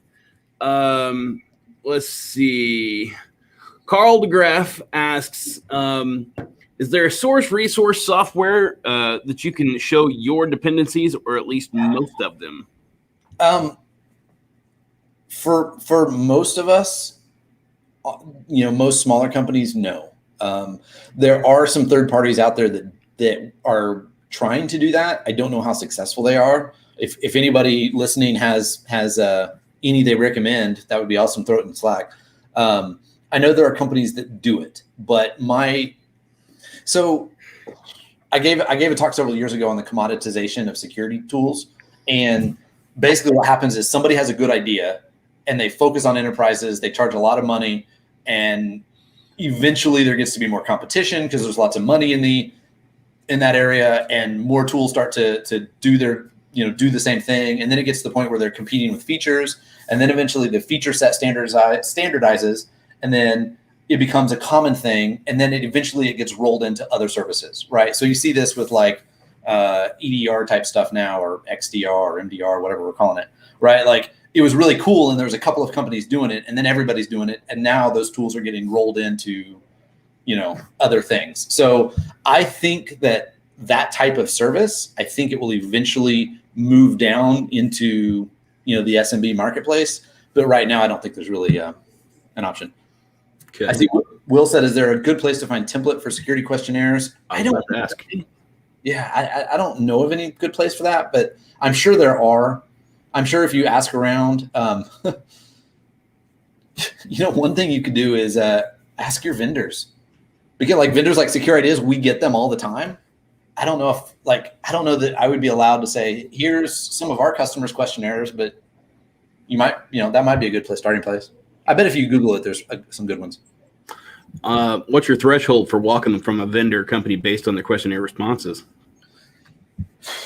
That's a good question. Yeah, that has to be that has to be something that you have to determine internally. Like you have to decide. One, it's going to depend a lot on what they do, right? Like the company that washes your uniforms, I'm not as concerned about that, as opposed to like the company that shreds your data, right? I don't know. They could implant some stuff, like some stuff, RFID stuff in your clothes. Yeah, well, I've got the vaccine, so I'm good there already. I'm 5G'd up. Yeah. So, but no, I think it has to be a custom thing you have to figure out. It depends on your own business risk, right? Yeah. Depends on your risk profile as far as what you think is most, the most risk for your company that you can accept. Yeah. Well, like here's a good example, because I mentioned earlier, we're looking at CRMs and marketing platforms and all this. If you have a service like that and you don't offer two-factor authentication, you're not even on the list, right? I don't care. Anything that you're going to have sensitive data on, it needs to have two-factor authentication, right? You have to have a pen test. Like those are some critical things. For a less critical app, I'm a little more flexible. Right. Let's see. Have you had success pushing back on the smaller vendors? So great. There are times when you have a need that can be fulfilled only by one vendor who has significant issues in their responses to the questionnaires. Have you had success in pushing back on those typically smaller vendors to get their own practices and policies improved? I think so. I think the world is improving there. I know that we have pushed back on some vendors. The two-factor auth thing came to mind. Like I know we have a couple apps where we used, and we went to them and said, hey, we're going to cancel our service if you don't update. We need this updated. You've got 6 months or whatever. Yeah. I know from us, we have improved our own practices in some cases, and we're a small vendor because, like we've always had retention policies for customer data, but we have improved the automation that we use and the ability to confirm, that data was correctly deleted and stuff like that. We've improved some of that specifically because customers have asked us. So yeah, I think it's going to depend on the vendor, really. Let's see. Jennifer Brooks asks, how do you know that when signing up for an account or downloading a file, there are not additives being downloaded? I wonder if she's talking about maybe the swag form or something. I don't know. Could be. You don't. Yeah, Packers. Yeah, that's a fairly technical question. That's going to depend on the particular system. I don't know that. I'm not sure what the intent was there. Yeah, that's Jennifer, if you can elaborate on that, we may be able to get Sweeney back to that here in a little bit. Or we can follow up. Or we can follow up in Slack. Yeah, that's what I'm saying. Yeah, follow up in Slack on that here in a little bit. One question that Tim Potter seldomly hears addressed with third-party risk management: as a small, medium enterprise IT security manager, he fills out many of the security questionnaires. In doing so, is he handing sensitive information to the assessing company? His guess, he says, I guess that my confidential information is protected by using contractual requirements, but does the assessing company classify the security questionnaire answers as confidential and protected appropriately? How do I verify? I know I could send them a security assessment and ... So Tim he's recognizing like the fifth layer of our house of cards here, right? Like, right. here's a problem. Everything is like, it could all fall apart. So let's just build another layer on top of it and add some more security. There's not a good answer. I mean, he's right on. Like at some point you have to make some assumptions and say, I hope this is okay. I think it's wise. Like we get questions. Here's one thing from a vendor perspective. When companies ask us for really sensitive data in those vendor management forms, often we will provide the minimum detail, or we'll say something like, we have a process for this, but not give them additional detail.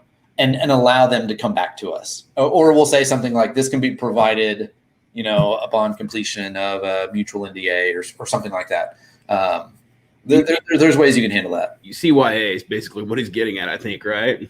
Yeah. Well, I mean, because what you're doing is you're giving them all the details about your internal security, right? And that's not a great idea necessarily either if you don't trust them. Right. Yeah. Again, it goes back to how risk adverse are you?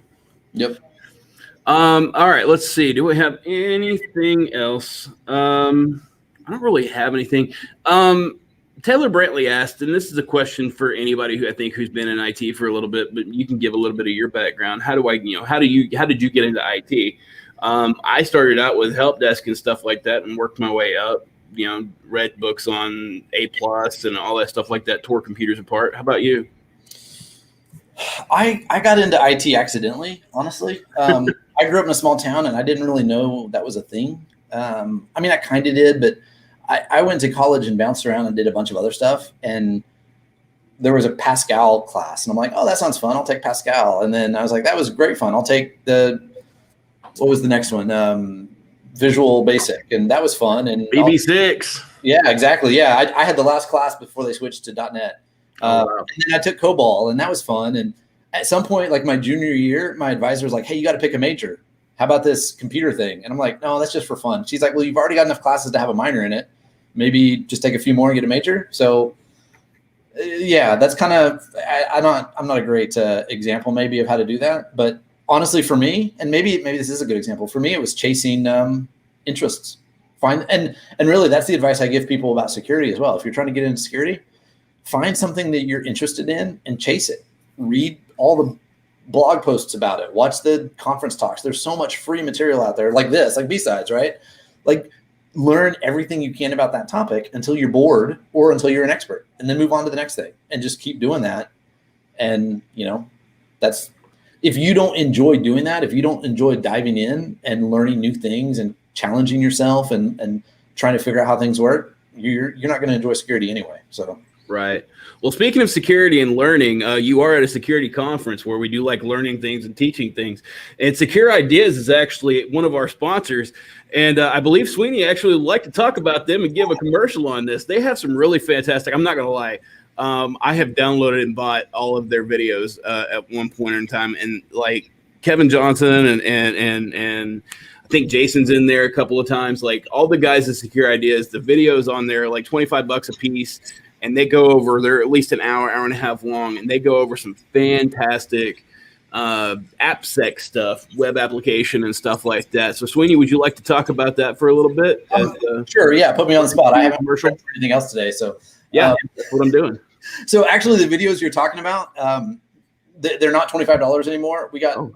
We decided it wasn't worth that. So we posted them to YouTube. So they're all free. Hey, there you go.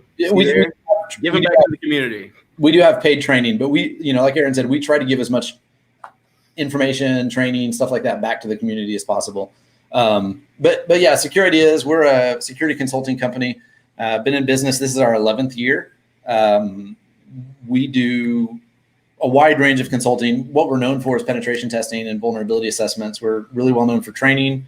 But we also do risk assessments, security architecture reviews. We take a little bit different practice to hiring people. We find people who are experts in a field that are, they've reached senior level as a developer, as a sysadmin, as a network ops guy. And then we bring them on, people that understand security, but maybe they're not a consultant yet. We bring them on and we teach them, okay, here's how, you understand the underlying structure of networking or code development or whatever, and you understand why things can be bad. Now let's show you how to exploit those and how to demonstrate the risk. And so we've had really good luck with that. We work all over the country. Fortunately, for the last year, I haven't flown that much, but normally I fly around quite a bit. We work with every industry. Lots of folks here in Oklahoma. We've got quite a few customers that we probably stole from True, I would guess. I think we've stolen a few from you guys. I think it's cool. But we also, I believe that we work together on certain things too. So, and obviously Sweeney and I, we go way back. We both started B-Sides together. Yep. 7 years ago now? And so, yeah, it's been that long. We've known each other longer than that, but we've been close friends for at least 7 or 8 years getting this thing up and going. And we're still trying. I don't know. It's going.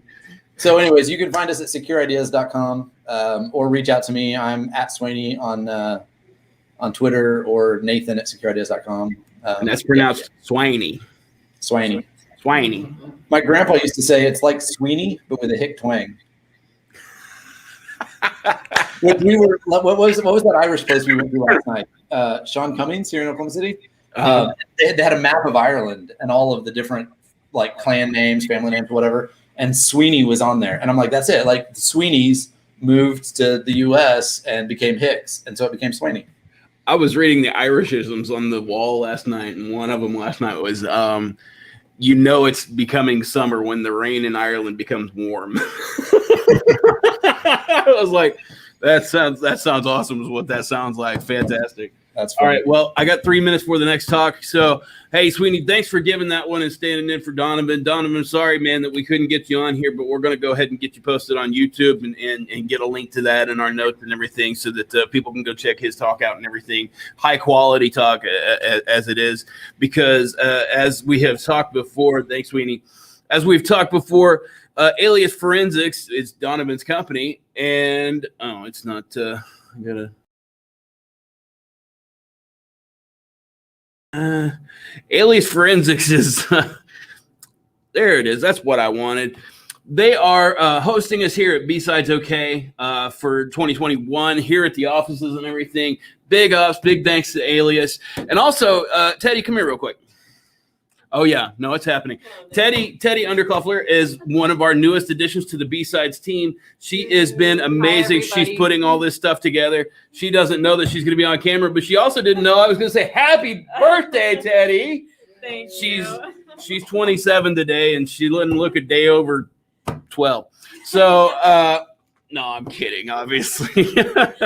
But big thanks to our sponsors, Okta, Optiv. Optiv has been with us for years and years. Secure Ideas has been here with us from the start, just like True Digital Security. Fortinet, Pinnacle, and Arctic Wolf. Thank you guys so much for everything you do. We literally could not do this without you guys. And also, like, just so you know, we couldn't do this without all of you that just come and attend the con, even being virtual again this year. We really appreciate you guys. Stackhawk, Alias, of course, and Go Security Pro, our Show Must Go On sponsors. They've helped us out by donating time, donating resources, donating money, donating all sorts of stuff, and we just can't thank them enough. All right, remember, guys, we've got Tanya's book that we're giving away at just random intervals. Ask a really cool question in Slack, and we'll see if we can't ship you a book. We've already given several away today. If we have sent you a link, make sure that you fill out that the link, the form that we've given you, and we'll be glad to ship you that book. Also, check out our swag. Remember, we're having swag and everything. It's at BSidesOK.com/swag. Let's see. We got the Slack channels going on. If you're not a part of the conversation, join in right now. BSidesOK.com/Slack. And we've got all the different tracks there. We've got a sponsors track. Please go check out the sponsors track in the Slack channels and everything. It's BSidesOK-sponsors. Go say hi. Tell them thank you for all the swag, for being able to put this on.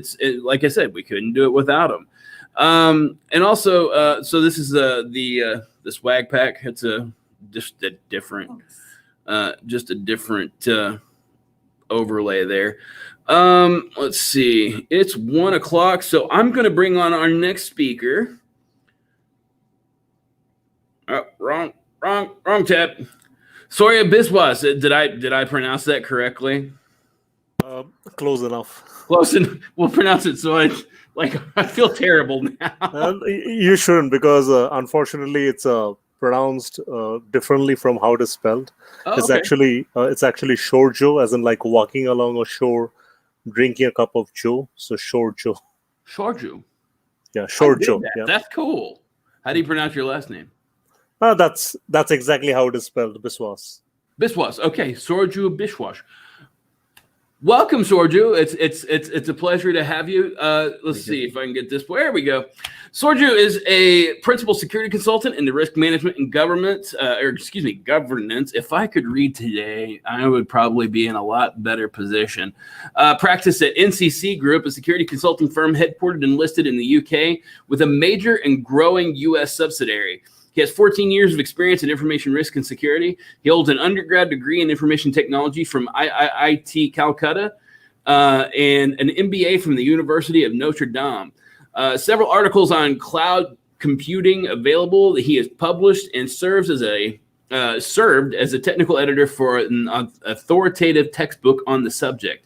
He is he's got. If you guys check out BSidesOK.com, you can see he's got alphabet soup after his name, including CISP, CCSP, CISA, CISM, CRISC, CGEIT, PMP, XYZ, and EIEIO, as well as several ITIL intermediate certifications.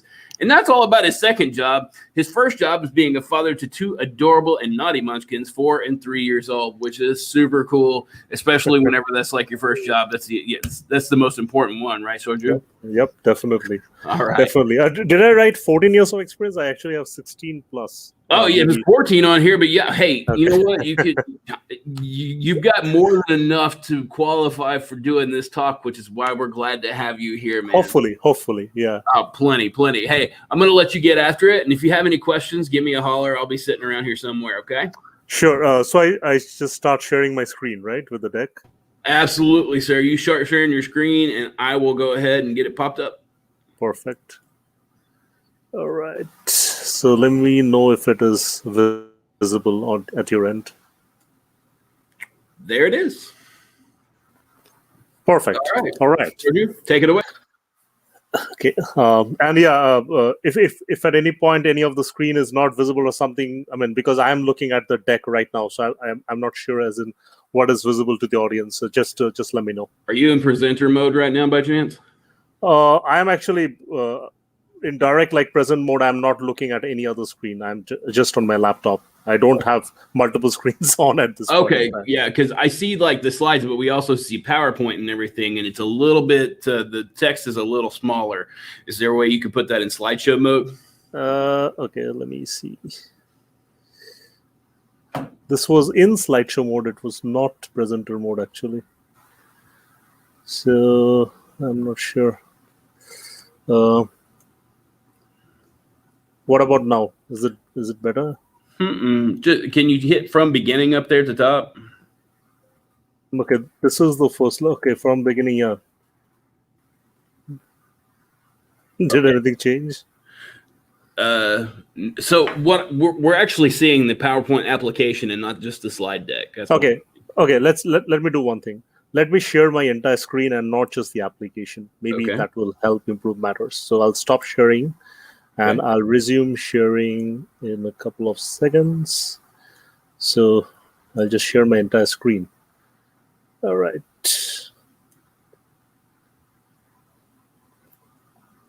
Let me select the entire screen, and hopefully this is better. Is it better? Same thing. There it goes. There we are. Fantastic. All right. Shorju, take it away. Thank you. Thank you for the introduction. Yes, the topic of my presentation today is security from scratch, reminiscing being the second security employee at a startup. As was mentioned, I do have a bunch of certifications that basically shows that I'm good at taking multiple choice tests. Hopefully, some of that translates into me being a better consultant, a cybersecurity consultant, because that's what I am. I work at the NCC Group, which is we like to call ourselves the largest pure play cybersecurity consulting firm in the world, because this is what we do. We don't work in other areas like IT infrastructure, anything like that. Information security and risk management, that's all that we do. I have a bachelor's in IT, a master's in business administration from basically an MBA from the University of Notre Dame. I have 16 plus years of experience in this field, and specifically for startups, I have had the opportunity to work, as I mentioned in the presentation title, as the second security person in a large e-commerce startup. And I've been on the other side of the table as well as a consultant, advising startups on improving their security postures. The headshot that you see on the left, that is deprecated information, something that we don't typically like in information security. It's from my MBA days more than a decade back. Specifically, this presentation combines the lessons learned from my own experience working in the security team at a startup, as well as what I've seen at my clients and how I've advised them. Personally, I think startups are a wonderful learning environment. You learn to do more with less, and often you need to build things from the ground up. And I believe that this presentation can showcase certain things that have worked for me and can possibly work for you as well. Now, first, I would like to start off this presentation with discussing that why do startups even need cybersecurity? Because some startups believe that they don't, right? I mean, they are small, they don't have a lot of important data, so no attackers are actually going to target them. However, that is not the case. If you think about it, like any business, and cybercrime is a business today, unfortunately, as long as revenue is more than the cost, it makes sense to run that business. In other words, like the level of effort and expense involved that you see on the top side of this picture, if that is less than the return on that investment, right, then obviously it makes sense to continue attacking those startups. And why does it make sense?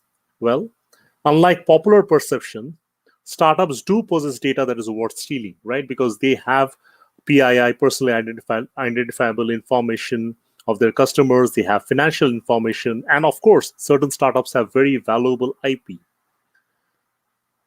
However, like popular perception, startups often don't invest in security, right? Because they are more concerned with keeping the fires burning, getting to the next round of funding. So in many cases, security is kind of an afterthought.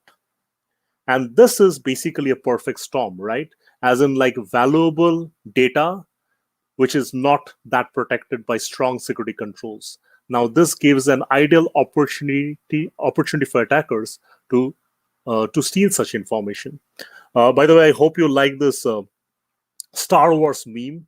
I do use a lot of these in the presentation, and of course, Darth Vader, he being the prime villain. I mean, in many cases, he actually has a greater fan following than Han Solo or Luke Skywalker. So this is the first meme I wanted to start with. Now, some raw numbers on how startups are actually valuable and also how they're vulnerable. So you can see from the statistics that I have on the screen right now, just in the first quarter of 2020, 280,000 new businesses were formed and 3 million jobs were created. And between 2017 to 2019, 2.8 trillion in value was created by startups. So this basically proves the hypothesis that startups are valuable, and by extension, they store, process, and handle valuable information. Now, the second point that I'm trying to make here is that startups are vulnerable, because in 2019, 43% of data breaches occurred at small companies. Of course, not all small companies are startups, but usually startups are small companies. And 66% of SMB, small and medium businesses, experience a cyber attack.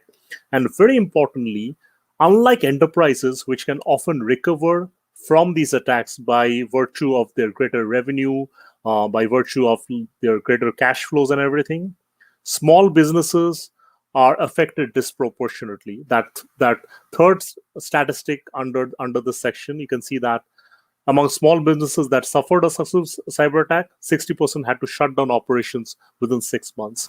So in this case, it is imperative that suitable security controls be put in place to reduce the likelihood of such attack and then reduce the impact of such attack if it were to happen. Again, a Star Wars meme, this is the Death Star with that one particular vulnerability. Obviously, I think the Death Star is more akin to an enterprise than a startup because of the large expenditure and the large number of security controls. Of course, they left one glaring vulnerability which was exploited. Now, moving on as to what business wants out of information security. Now, if you think about it, information security does not exist for its own sake, right? Ultimately, it has to meet the needs of the business. And I believe that information security can really be a business enabler by supporting these goals. One being retaining and improving the trust factor, which obviously helps retain business as well as gain new business. The next one being positioning for the future. And this can be anything like expanding into new markets, complying with new regulations, protecting oneself against new threats. So information security can definitely support this. The third one, benchmarking against peers. This is also very important because obviously you don't want to lag behind the competition as an organization. So understanding where you stand vis-a-vis your competition with respect to information security, this is very important in order to obviously position for the future and building trust. Then finally, maintaining a risk-aware culture. I think this is very, very important. As Peter Drucker, the management guru, once said, culture, it's strategy for breakfast. That doesn't mean that strategy isn't important, but culture is even more so when affecting change, when basically trying to achieve something in terms of like a program implementation. So an information security program can provide that information, that context in order to take decisions based on risk. Obviously, like Jabba the Hutt, business obviously wants more and more, but ultimately the key needs can be distilled into these 4 categories. Now that we have established that startups are valuable, startups are vulnerable, and information security can support business goals, then the obvious question is, where do you start? Now, this is something that at NCC Group we provide as a service. In fact, I kind of own this service line, but it is not necessary that that a startup actually hire us to do this, right? Because what I'm trying to convey here is what this service tries to achieve. If you think about it, in order to kind of understand where you want to be, it is imperative to understand where you are right now, and that is what we try to do here. So this is like a 4-phase approach that we have. Like the first phase being context establishment, as in understanding what business wants. Threat modeling provides us context around the applicable threat environment, right? So which are the threat actors and attack vectors targeting our client. Then the controls assessment, where we look at the process maturity of different controls, and we leverage some widely known frameworks such as the NIST CSF, ISO 27001, or the CIS Top 20. And this is where we determine the process maturity of the different controls. Now, bringing the insights from all these three phases together, right? So business needs, threat context, and then finally control maturity. We understand, we kind of combining all of these, we understand the current situation, as in like where that organization is from a cybersecurity maturity standpoint. And since we also kind of, during these discussions, we also try to understand what the future target needs are, we can provide a roadmap on how to get from the current state to the target state. Again, as I said, this is not something which is rocket science. Pretty much every organization can do this. But I think this is very important. Before we start implementing controls, it is very important to understand where we are and where we want to be. Just as an example, let's say like business wants to address data exfiltration, right? So this is something we discovered during context establishment. Threat modeling actually reveals that malicious insider is a top threat. And controls assessment reveals that access and monitoring controls are weak. So you can see that a story is being built here, right? Business wants something which is supported by the threat modeling. Unfortunately, the controls don't really address that. So that basically creates a story on what to focus on. Now, specifically, I want to talk about what we did. So as I mentioned, I was the second security hire after the CISO. And I want to talk a little bit about what we did and what we felt worked at that particular e-commerce startup. First, I would like to quote this former ABI director who said, security is always seen as too much until the day it's not enough. And the reason I say this is because, and the reason I kind of use this quote is because at a startup, one is often strapped for cash and resources, right? So you have to basically do more with less. And also to be able to communicate effectively the value of what you're doing, right? So that security is not just perceived as a cost center. And these considerations led us to do what we did. So what we first focused on is cybersecurity governance, right? So even before we thought about how we are going to implement controls, we first wanted to understand what controls we need to implement and basically what control objectives we want to achieve, right? So in other words, trying to understand what are the right things to be done before focusing on how to do them right. If you think about it, cybersecurity governance, there are 6 main objectives here, which I've outlined in the slide. Aligning with business strategy, as I said, information security does not exist for its own sake. Then obviously risk management, managing and mitigating risk to the business. And any cybersecurity investments should deliver tangible business value by obviously optimizing the use of knowledge and infrastructure. At the same time, it is also very important to measure what we are doing and how closely it is aligning with our ability to meet objectives. And then finally, integrating key risk indicators and key performance indicators, which basically showcase that the control processes that we have put in place, they're operating as intended. So this kind of sets the base, right, of the pyramid that we are trying to build here. And it is very, very important to have this cybersecurity governance piece before you start implementing controls. And of course, to overlay everything, communication is key, right? Because without communication, business stakeholders won't know what you're doing, won't know the value of what you're doing, and obviously it will be difficult to get buy-in. And buy-in, executive buy-in, leadership, sponsorship, right? Sponsorship from the leaders in the organization, they're absolutely key to have a successful information security program. obviously, now that we have cybersecurity governance in place, that offers us strategic direction. And then subsequent slides, I'll talk about what we specifically did with respect to implementing different controls. So first, I want to talk a little bit about this concept of defense in depth, right? What we did is what I would call a staggered defense in depth, and I'll explain why. But if you think about it, defense in depth is a very old concept, right? And it's a very simple concept, right? It's the idea of having multiple layers of controls so that an attacker, even if they breach one layer or one control, ideally would be intercepted by a subsequent control. And that's why it is this is also called as the castle approach or layered security. Obviously, now the implementation is somewhat different. So now CISOs, right, Chief Information Security Officers, are the modern lords of the castle who are protecting this castle of the enterprise or the startup and the sensitive data within. What we did was implementing staggered defense in depth, or rather defense in depth within defense in depth, right? So simplest implementation is administrative, physical, and technical security.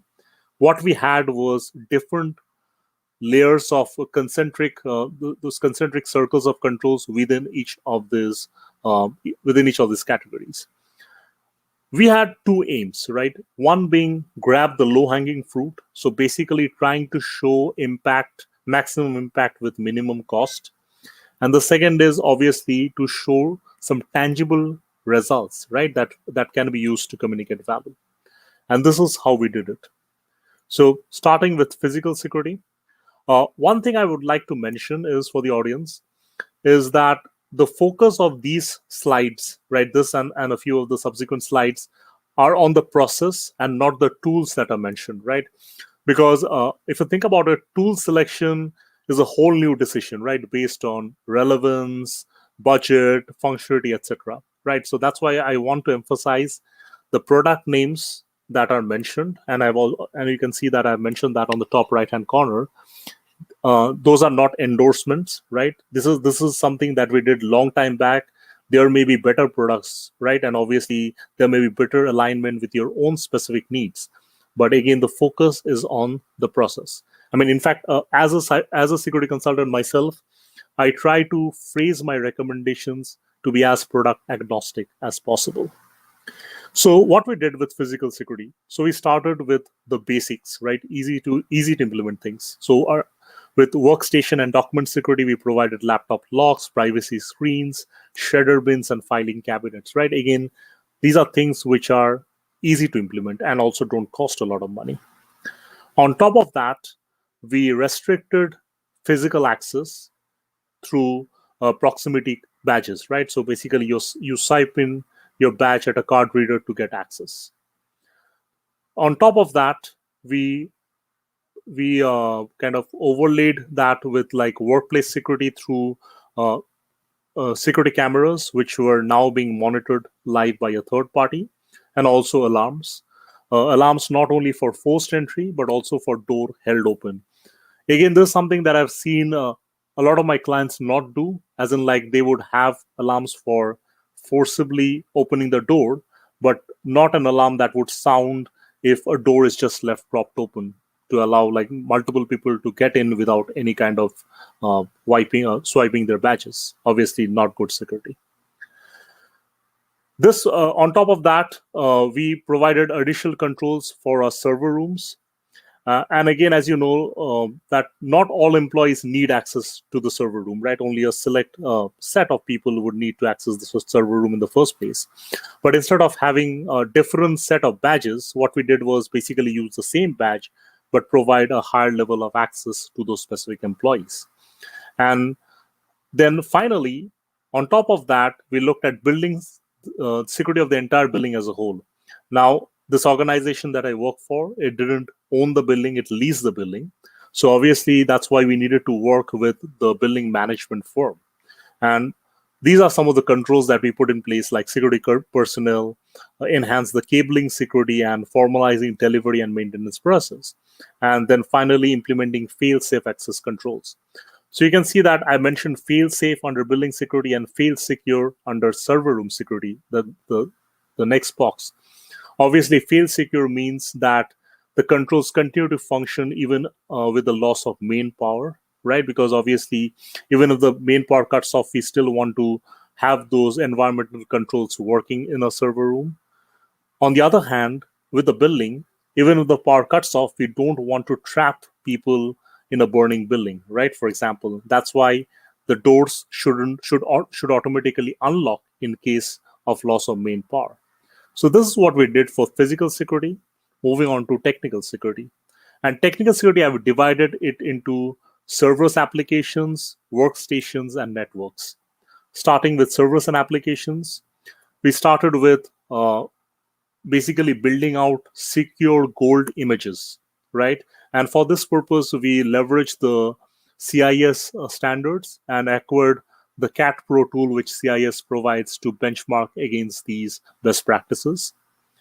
On top of that, we control user access strictly through Microsoft AD groups, like role-based access.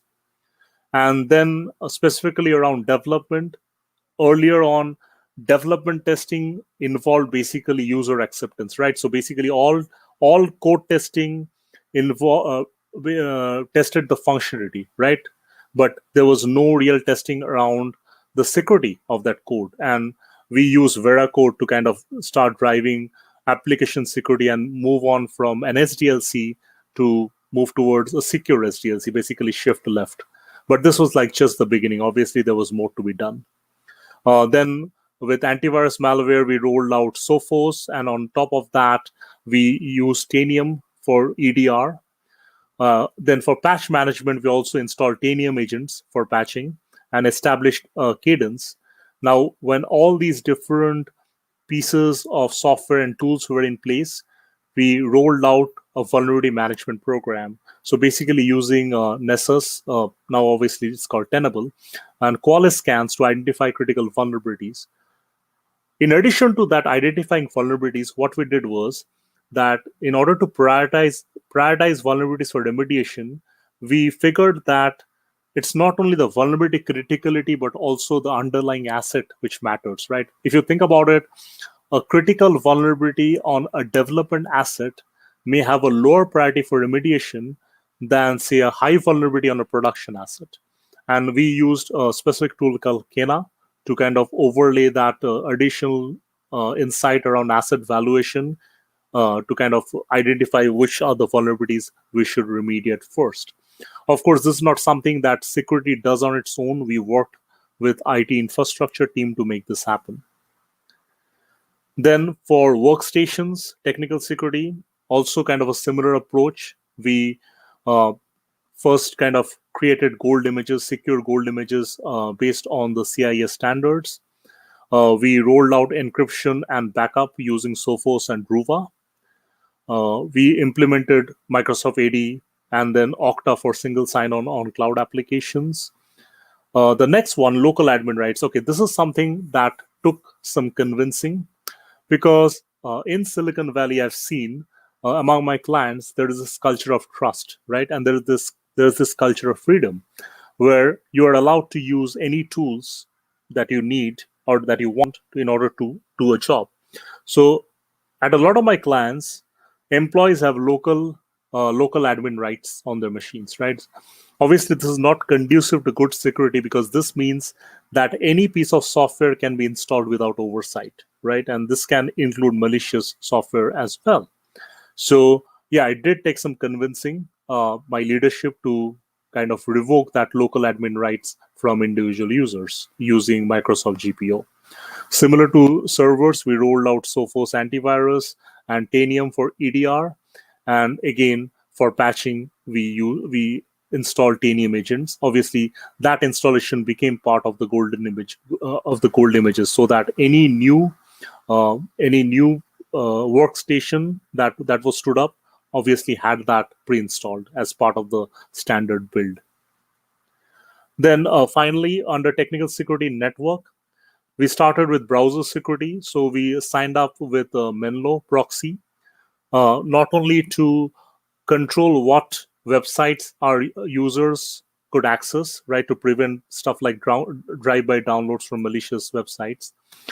What Menlo allowed us to do is also, like any web page would have executable content that would kind of explode or like basically be executed in a sandbox environment and not on our local user machines, which is obviously good. That offered an additional layer of security. For internal network security, we implemented Palo Alto next-gen firewalls. For website security, obviously very important for this particular organization because, as I said, it was an e-commerce startup. So obviously, websites are how we made money. And to protect those websites, we implemented Imperva WAF, Web Application Firewall. For our data center that we were using rack space, we rolled out Alert Logic IDS. And then finally, in terms of cloud security, specifically how people were accessing box, right? So to detect stuff like impossible logins, as in like one person logs in from the US today, and 2 hours later they log in from China, right? I mean, that is obviously a malicious login, not something that would be possible legitimately. So we implemented a CASB solution called Sky High to monitor such activity. Then finally, moving on to the last piece, so we address physical and technical security. Now, administrative security. And administrative security, as you know, is all about rules, right? Basically, how we do stuff, how we work. And starting from the basic, that would be the policies, right? Which are the statements of management intent. And they provide high-level direction as to like what controls need to achieve. And for this, we leverage the ISO 27001 standard to build out policies. On overlaid on that are the standards, and standards basically define acceptable operating levels. Now, typically an organization may need to align with multiple standards. For example, as an e-commerce organization, we were processing card information. We were under the ambit of PCI, right? So PCI DSS was a standard that we had to align with. At the same time, we wanted to meet ISO 27001 requirements because that is, ISO 27001 certification was something that we are aiming for. So as I mentioned, there are multiple standards we need to meet. And in my experience, across standards, around 80% of the requirements overlap each other, right? So for example, PCI has password requirements, so does ISO. So what we did was we kind of did this mapping and tried to understand which are the more stringent requirements. For example, hypothetically, let's say standard A mandates a minimum password length of 8 characters, and standard B mandates a minimum password length of 9 characters. So obviously, by meeting the requirement of standard B, you're automatically meeting the requirement for standard A as well. So in other words, we kind of designed our standards to meet the more stringent requirements. And then finally, on top of it all, are the procedures. Procedures are the granular instructions, basically how to implement policy requirements within the guardrails of the standards, right? And the reason we spent a lot of time in developing procedures is because it eliminates this dependence on tribal knowledge. Again, this is something which is very common in the Bay Area, where there is this kind of bias for action, right? Getting things done and not really writing stuff down. So a lot of this knowledge is kind of in the heads of very intelligent individuals, right? But obviously, it's a single point of failure, right? Something that is bad for security, because now if this person were to win the lottery or like get hit by a bus or whatever, right? Basically, becoming unavailable suddenly, then obviously business operations are disrupted, right? Because there's no one else who can come in and refer a wiki, a procedure, or something to do the same job that the original person was doing. So again, this is how we implemented staggered defense in depth at this particular startup that I worked. Finally, I would like to take a moment to discuss security awareness, right? Because even with the best of controls, right, like physical and technical security controls, you can still have someone like Dave, right, with that T-shirt which says "human error." Apologies if there are any Daves in the audience, but this is a cartoon that I absolutely love because it represents a very, very relevant truth, right? Because you can have somebody like Dave click on phishing links, visiting some very unsavory, questionable websites on their work computer, or maybe plugging in a USB drive that they found just lying around, right? Obviously, these are all security risks. And by the way, this is just the accidental insider we're talking about, right? Something that is not done out of malice, but just user error. On top of that, there is obviously the malicious insider, right? And insiders obviously are a huge security concern because they already have privileged access in the sense that they have access that an outsider doesn't have. And in many cases, organizations don't have specific monitoring to review such a activity. So they may have a lot of controls looking out, but not a lot of controls looking in. In such case, training is very, very important. First of all, training can obviously reduce user error by increasing awareness. And not only that, it can also help the honest employees detect activities of some not so honest employees, right? For example, there are some red flags, right? And in isolation, they are obviously not proof that this person is a malicious insider, but there can be some red flags, as in like always logging in after hours, right? Maybe entering the premises often after normal business hours, then transferring large files, or even printing large amounts of data, especially, let's say, in a printer which is not near that person's desk location. So let's say I'm sitting in one building and I am printing out stuff at an adjacent building. That obviously these are all red flags. And security awareness in general can possibly help the honest employees flag such behavior.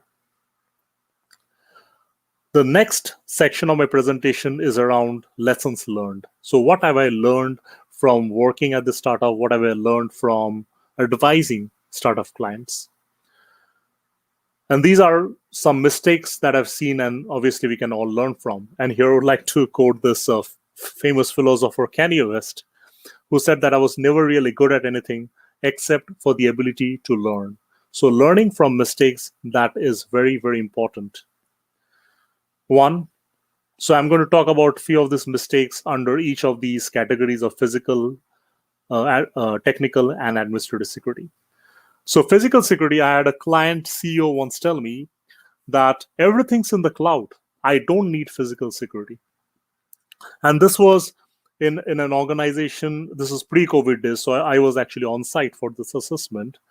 And this office had multiple points of entry, no badged access. So basically you turn the handle of the door and you can walk in. There were no cameras or anything.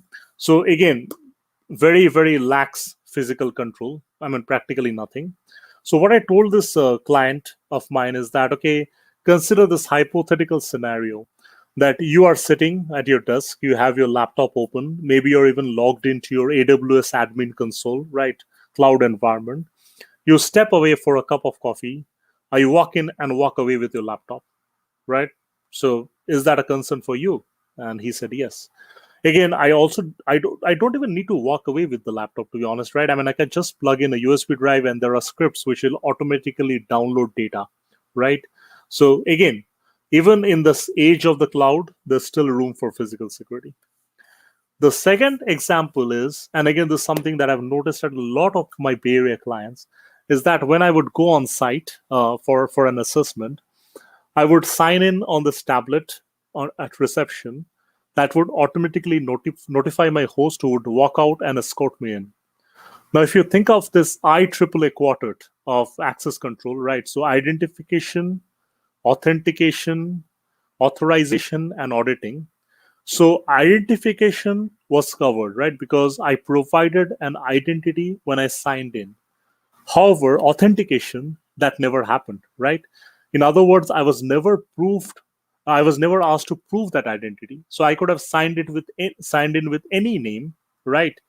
Or somebody else could have signed in with my name, and the host, who obviously didn't know me by my appearance, would have still considered, wouldn't have known the difference. And there is a simple fix for that, right? Basically, ask that person to provide their driver's license, right, which can basically prove that identification or basically authenticate that identity.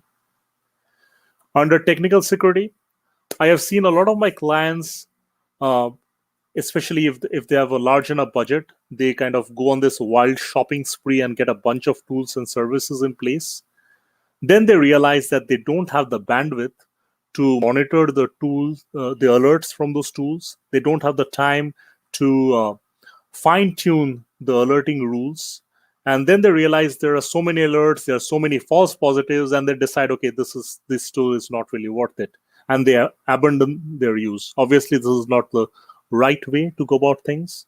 First is obviously you need to identify what you want to achieve, get a tool which supports that, and then obviously use that tool properly. And that means providing the time and the effort to fine-tune the rules, to investigate the alerts and all that before you even think of supplementing that tool with any additional tool. The next point, again, this is something I've heard time and time again, that X service provider, X cloud service provider, whether it's AWS, Azure, GCP, they are responsible for the safety of my data in the cloud. Why should I focus any efforts on them? Again, as many of you will know, this is complete rubbish, right? These CSPs, cloud service providers, they always stress the shared responsibility model, right? Where they are responsible for security of the cloud, right? The infrastructure, but the customer is responsible for security in the cloud, right? So basically the data that resides in the cloud, that is the responsibility of the customer, because they need to enable the controls, they need to have the right configurations. And if something bad happens, then the service provider is not to blame. It is the customer. And that is why not a month goes by that you don't hear about open AWS S3 buckets, right? Basically, which is open to the public internet and obviously leads to data breaches. Even some very, very well-known companies have fallen prey to this.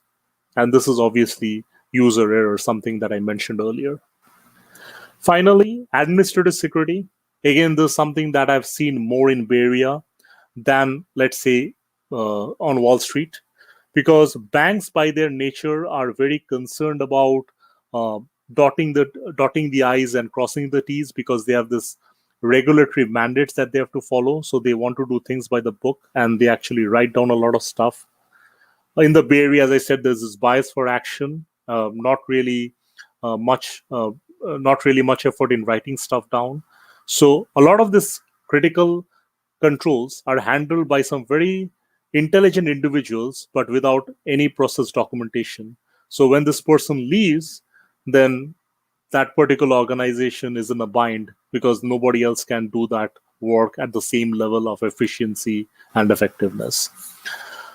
The next point on administrative security, and this is something that I've seen myself, is that when phishing simulations are performed, which by the way are really good, I've seen their popularity increase in the last few years. And obviously this phishing simulations are a great way to increase awareness about this common vector. What I've seen is that when executives fail these phishing simulations, and believe me, a lot of them do, right? Because a lot of them are not really that tech savvy.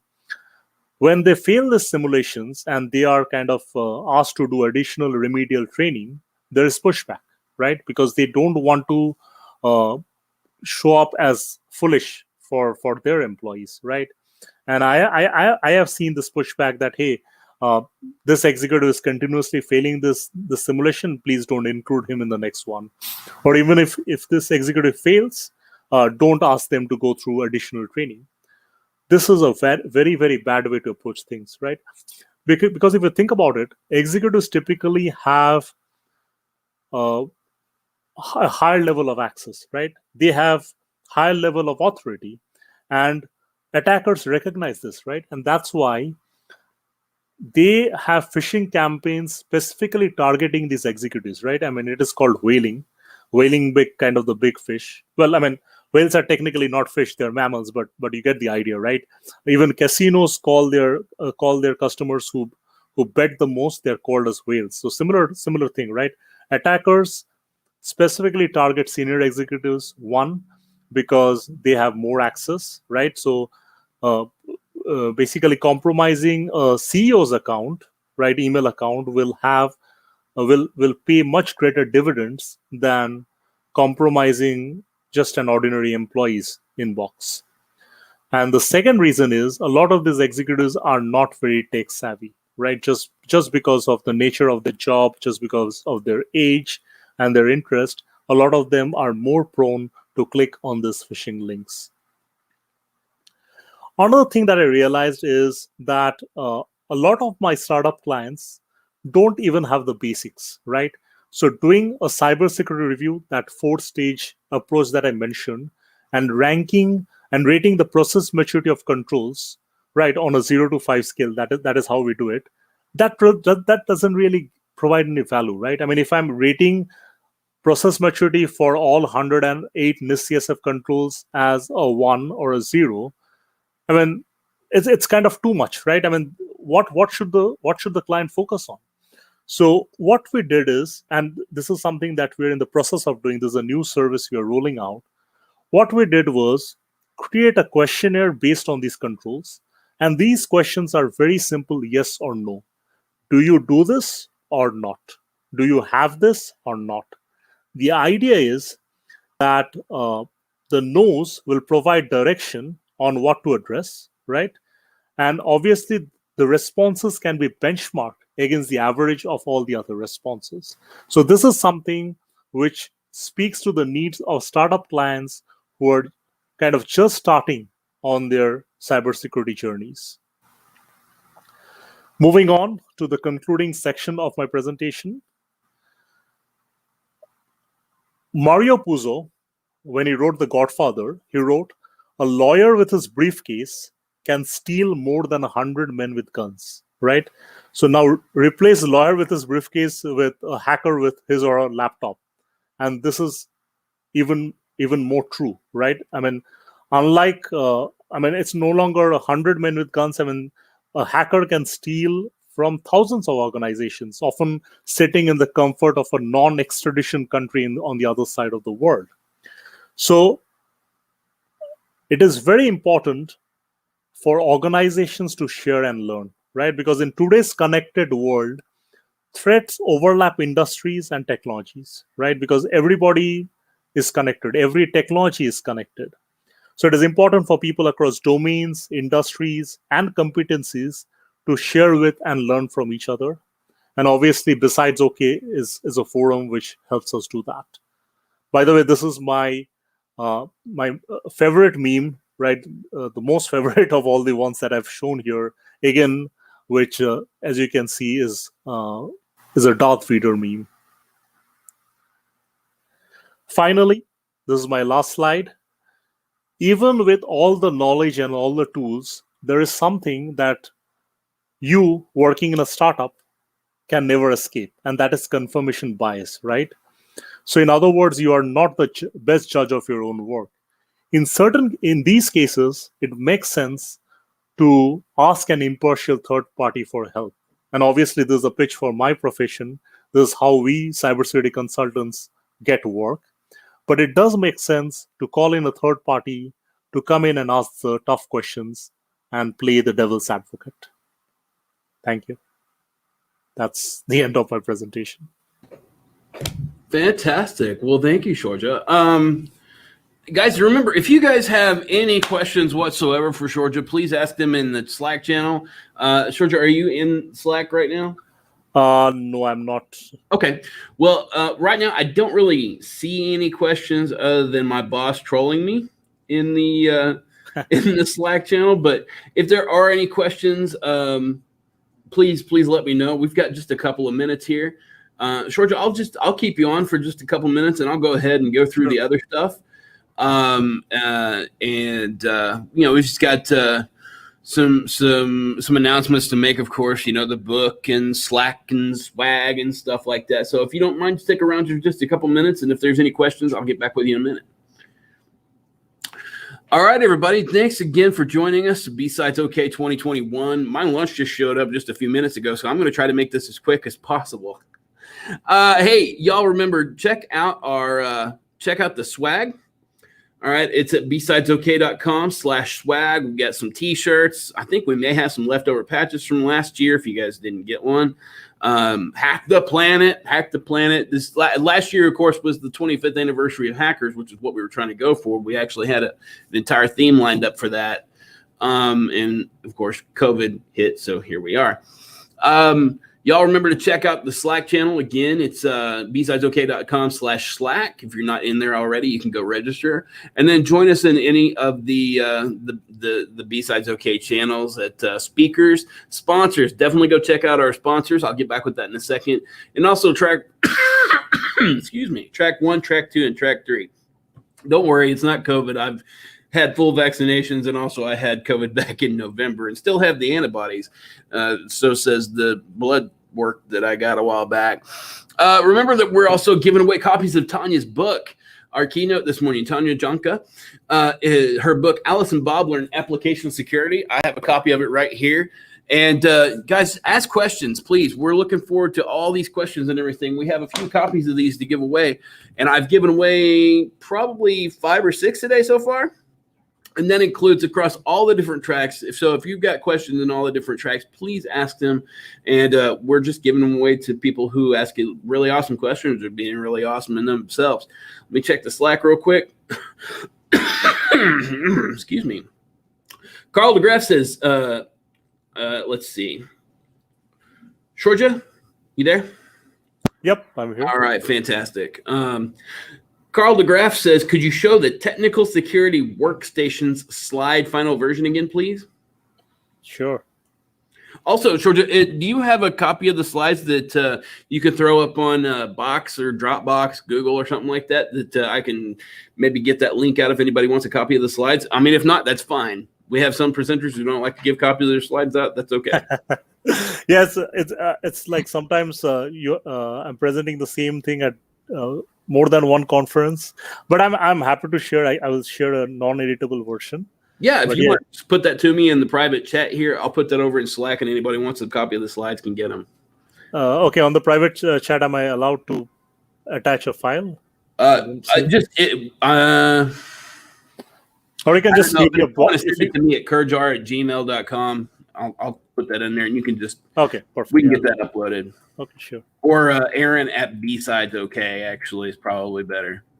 Yeah, if you can just put it on. Yeah, perfect. Yeah, I'll copy that over and I'll send that to you later today. Okay. And for the purpose of this particular gentleman who asked the question, I will throw that up on the screen as well right now. That particular slide. Just give me a sec. Asked about the workstation, right? All right, perfect. So let me start sharing my screen again.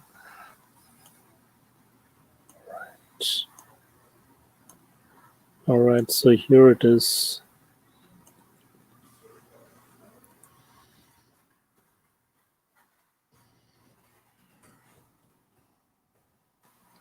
And there we go.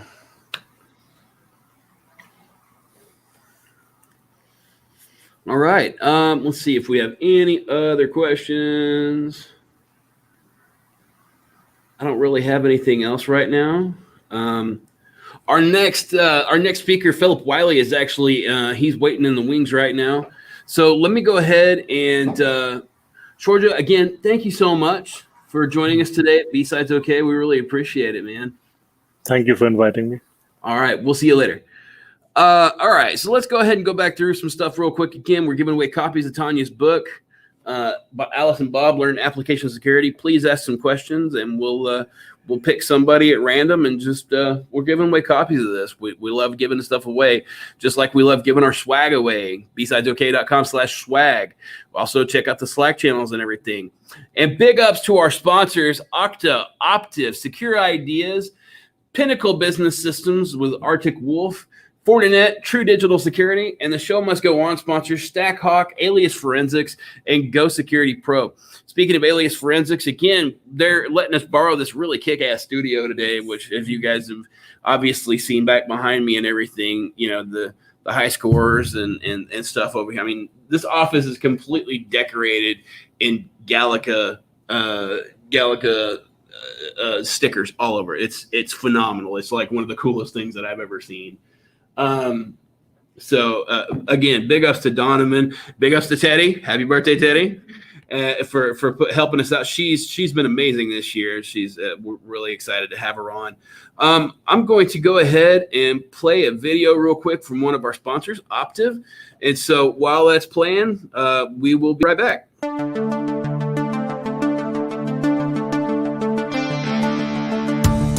So within identity and data management at Optiv, we are able to assist organizations through mergers, acquisitions, digital transformations, really with the mission to secure their organization while also enabling a superb user experience. Digital transformation, or as I say, digital disruption, has brought great opportunity to many organizations, also has created a large amount of risk. And with that, one of the largest ones, if you look at the Internet of Things, you look at the consumerization of IT, that's drove a huge growth in data that many organizations have no idea how to manage. At Optiv, we work alongside our clients to really help identify, one, what are their crown jewels, what are their most critical data assets within that organization, what are the requirements to protect that data. We then take it a step further and from a policy perspective, put the right policies in place, and then we work with the customers and our customers and clients to put the proper protections, all with a mission to help organizations be able to secure and utilize and really maximize their data to grow their own business.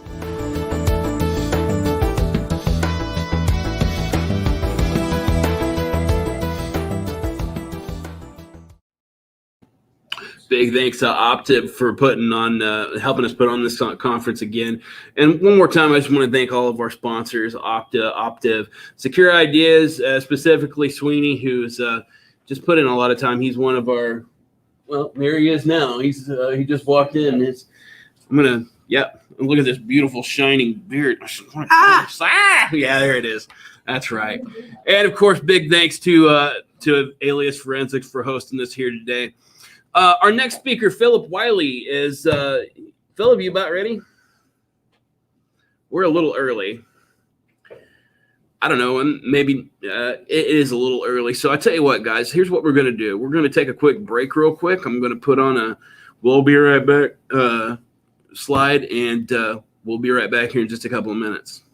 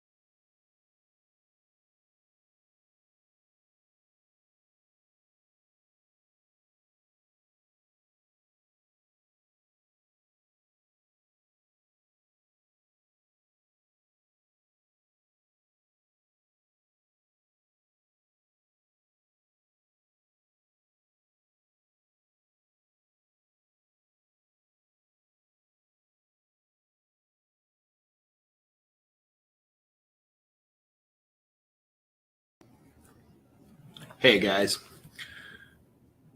we got another minute or so before Philip Wiley comes on to talk about what is his talk? I forgot. I had it pulled up. Inside the Mind of a Threat Actor Beyond Pen Testing. He's a red teamer. We're going to go over that here in just a minute. This seems like a really kick-ass talk. I can't wait to watch it. But before we get into this, we had a question a while ago, and I actually turned to a book or turned to a page by accident in Tanya's book here. Allison Bob learned application security that goes over some really great. This is a fantastic list of how do you get into IT? How do you get into just the different aspects of this stuff? How do you learn this stuff? How do you go after getting into it and everything? And this is fantastic. This is page 210 of the book, and it says activities you can do on your own: reading books like this one. Follow blogs and or authors on topics that interest you. Dive down rabbit holes with your favorite search engine when a topic strikes your fancy. Join an open source project to learn the tech that they are using.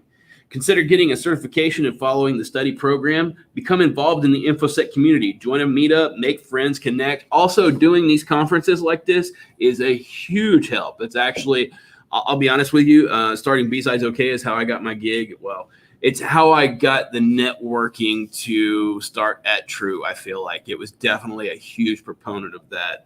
Being a part of this community and everything and just giving back has been one of the best things that I've ever done, I feel like. So so you got build stuff, attack it, and then secure it again to improve your defenses. That's a huge one right there. Building your own CTF type stuff, building your own VMs out, building your own, operating systems or Docker containers, Kubernetes, anything like that you can attack it as a default where it sits and then figure out how to secure it and go from there is not only going to help you understand how this stuff works, but it's also going to help you understand how to secure it whenever the time comes. And that's super important. Participate in gamification. For instance, sign up for CTFs, Capture the Flag, or Cyber Range contests. There's tons of them. If you go to Google and look up cyber CTFs, you're going to find dozens, hundreds of them. I highly recommend stuff like Hack the Box. Hack the Box is a lot of fun, actually. It's a ton of fun. Prepare podcasts or audiobooks to listen to during your commute to work or exercise routine. That's another thing that I started doing. I still highly recommend Security Weekly. I started listening to them years ago whenever it was paul.com. So, that's probably showing some of my age. As a matter of fact, Alias Forensics, one of our sponsors and who we're at the office at today, has their own Secure AF podcast. So you get some information there. It's fantastic. Check them out. Develop your own network with others who are learning and share info within your group. That's what Techlahoma is great for, especially the Slack channels and stuff like that. Jump in the different Slack channels. Ask questions. Don't be afraid to ask questions. Even if somebody tells you that you're done for asking that question, you tell them to screw off. And you tell them you're still learning, and that's how it works. You don't be afraid to ask questions. Philip, if you're on here, bud, I can't see you. There you are. Fantastic. I've been waiting on you to pop back up. You were a guest on Security Weekly? There you are. Sorry about that. You were a guest on Security Weekly. Yep. When? Last month, I believe. It was early part of March. No kidding. I've got to go check that out. I haven't listened to Security Weekly in a while. I've been caught up. I catch up on a lot of, obviously, I'm a horror guy. Oh, cool. And so I listen to a lot of horror security or horror podcasts and stuff like that as a general or Christian podcast. So it depends on my mood, but I'll have to check that out. That's really cool. Yeah, actually, I was on Patrick Lafferty's Layer 8 podcast. Yeah. I was on his podcast, and he asked me if I'd been on Paul's Security Weekly, and I said I hadn't, so he recommended me, so I was on there. That's slick. That's awesome, dude. Well, very cool. Well, guys, hey, listen, this book is phenomenal. I highly recommend it, and we're giving away copies. Please, hey, there you go. There you go. Philip's got a copy, too. I think I'm actually going to keep this copy myself so I can actually read and understand 5 words in this book instead of just 4. We're giving away copies of that book today, y'all. Make sure that you ask some questions of Philip whenever he comes on. Also, just go ask questions in the other Slack channels and everything of the other speakers. Find something that strikes your fancy and latch onto it.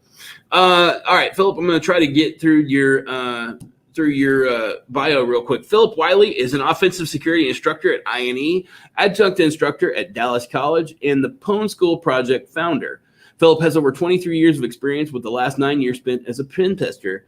Philip has a passion for mentoring and education. His passion motivated him to start teaching and founding the Pwn School Project. The Pwn School Project is a monthly educational meetup focusing on ethical hacking. Philip teaches ethical hacking and web application pen testing at Dallas College in Dallas, Texas. He holds the following certifications: CISP, NSA, IAM, OSCP, and a GWAP. I am actually a fellow OSCP myself and OSCE, so I can tell you those are some rough certifications. Yeah, you tried harder. And also, as you guys know, I'm a pen tester myself. I do a lot of this. Right, Philip? Yep. All right, bud. I'm going to get you on here. You take it away. Okay, thanks. Thanks for the great introduction, Aaron. Great to be here. And as he had mentioned, Tanya's book, I highly recommend it. I have it in my own library, as I showed a while ago. So the part, just before I even get into my talk, the part Aaron mentioned in the book about building and, protecting and breaking, you have to understand the technology before you can assess it, before you can break into it. So my very first pen testing job, my manager, he didn't encourage us to take pen testing classes or hacking classes. He always told us to build something. That was his advice, and it was good advice. You can learn a lot from that. So thanks everyone for joining. I hope everyone's having a good time. I've really enjoyed the virtual conferences since the pandemic. It's like the only thing that's kept me sane, because most of the time, and under normal circumstances, I'm going to conferences and different meetups. I run my own, the Pwn School Project, as he mentioned. You see a little bit of my stats there that he kind of went over already, but I was also featured in the Tribe of Hackers Red Team book by Wiley Publishing. And this was by a book by Marcus Carey and Jennifer Jen. After being in that book, Wiley Publishing reached out to me, asked me if I was interested in authoring my own book. So I co-authored a book called The Pen Tester Blueprint, Starting a Career as an Ethical Hacker. And this came out of my lecture at Dallas College. So the very first semester I taught, I did a lecture telling my students how to become a pen tester. They were in the class, going through the learning piece, and then other professors at the college asked me to come in and talk to their students about becoming pen testers. And then in November 2018, I gave the Pen Tester Blueprint talk for the first time at BSides DFW, the local Dallas-Fort Worth Security BSides conference. Gave the talk at several conferences since then, and I thought it only made sense to make a book out of it. There's a lot of books out there that tell you how to pen test, but no one tells you what you need to know before you start pen testing. So that was a missing piece. So that inspired me to do that project. I'm also a podcast host of the Hacker Factory podcast.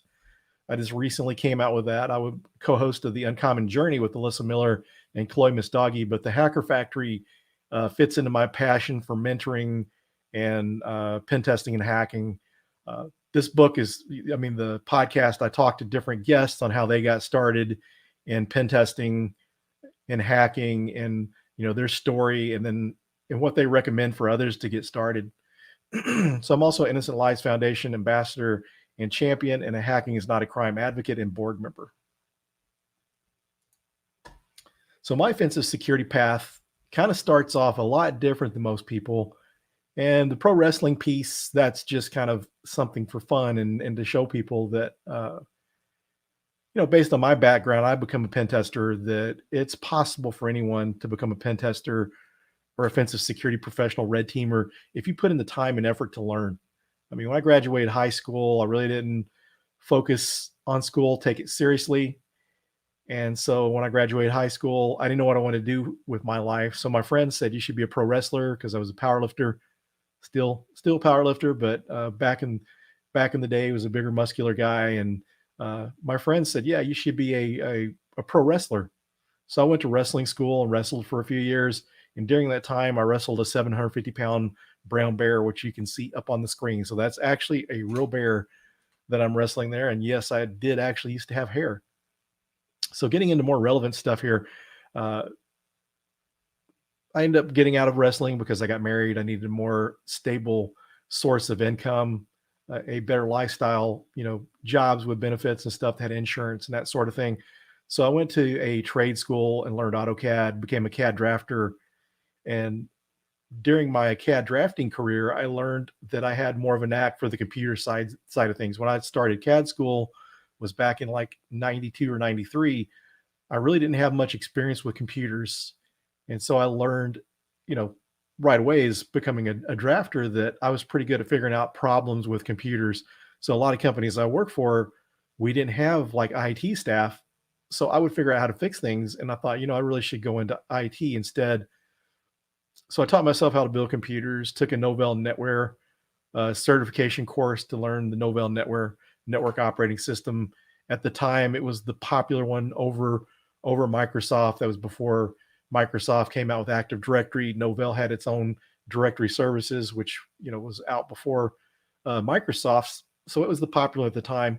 So I got a job on a contract job on a rollout of Windows 95 and NetWare 411 servers. So I got my start there. Started IT in 97, in September 97, and then moved in InfoSec January of 2004. Started out doing network security.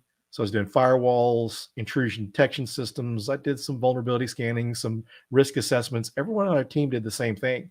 And the company hired a CISO. And when the CISO come in, this chief information security officer divided us up into different groups. Instead, everyone was doing the same thing. They divided us into several groups. And fortunately, I got put in AppSec, and I'm sure Tanya would have said, that's great that you got put in AppSec. So it really was, because what AppSec did is it made me more aware of pen testing. I was running AppScan, which is a web application vulnerability scanner. I went to different vendor talks on the AppScan tool and different consulting companies talking about their practices. And I learned some things about pen testing. Took one of the Foundstone courses, the people that originally wrote the Hacking Exposed books. I took their Ultimate Hacking course, and then later on the Certified Ethical Hacking course. And then in 2012, I got laid off from my job. And so I applied for a job as a consultant. So I got started as a pen tester in a consulting company. So my first offensive security job was pen tester.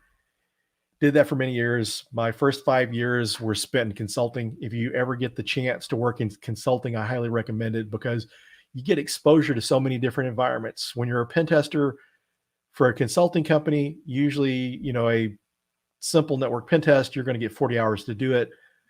So you don't have a lot of extensive time. If you work as an internal resource, you get more time. So, most of the time you're doing almost a pen test every week. So you're getting exposure to new environments all the time. So it's not the same thing. And so then I got tired of consulting, got tired of all the travel, went to work for US Bank as an internal pen tester there. And so then eventually I ended up going to work for a global consumer product company as a red team lead. So I got to do more of the adversary simulation type of stuff. And we're going to get into the details of that in this talk. But I really wanted to share that my path, my background. The pro wrestling thing is just to kind of show you, encourage that anyone can do this. You put in the time and the effort. My path is really more relevant, where you start out with sysadmin. So this sysadmin education and experience, the security experience and AppSec experience, all that helped me when I become an offensive security professional. So kind of the agenda of this talk, we've already covered my offensive security path, but we're going to cover what is offensive security domains, red team intro, tools, a blueprint on becoming a red teamer, and resources.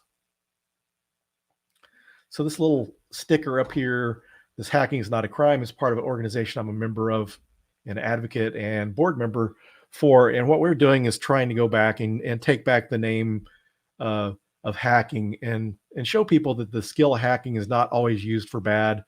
It's been vilified by the news and in the media. And just like lockpicking, locksmiths can use their skills for malicious things, and so can hacking, but hacking itself is not a crime if you have permission. So only hack if you have permission. Even better, written permission. Hacking without permission is illegal. So I love this quote from Spider-Man. I used to share this quote at the beginning of each semester and end up finding its way into my pen tester blueprint talk. But I love this quote, because with the hacking skill set, that is a power. And so, as Uncle Ben told Spider-Man or Peter Parker, with great power comes great responsibility. So as you learn these skills, you have to be careful. Make sure you got permission. There's all sorts of targets that you can hack on and stay out of trouble. If you get a criminal record, that makes it a little more difficult to get a job. And that's not just pen testing jobs, that's IT jobs or any kind of security jobs. So keep that in mind when you're doing that. Some people will try to get you to leverage your skills to hack into something illegally. So be very careful. So what is offensive security? So offensive security is assessing the security of a target using adversarial tactics, techniques, and procedures, are also commonly known as ATPs. It's also known as ethical hacking. So most people understand pen testing as ethical hacking. When you try to say I'm a penetration tester, people don't typically understand what you're talking about. I mean, it makes sense when you think about the term and you know what it means, but at any rate, that's kind of an easier way. Over the years, I've explained to people I'm an ethical hacker. And then you even get the questions, is there such a thing as an ethical hacker? Which is, I guess it's a good question if you don't understand the industry, but yes, there are ethical hackers. So the offensive security domains, there's really two, as far as this talk goes in offensive security in general, there's really two main domains here. You got pen testing and red teaming. So under the pen testing domain, you have all sorts of targets that you can do pen test against.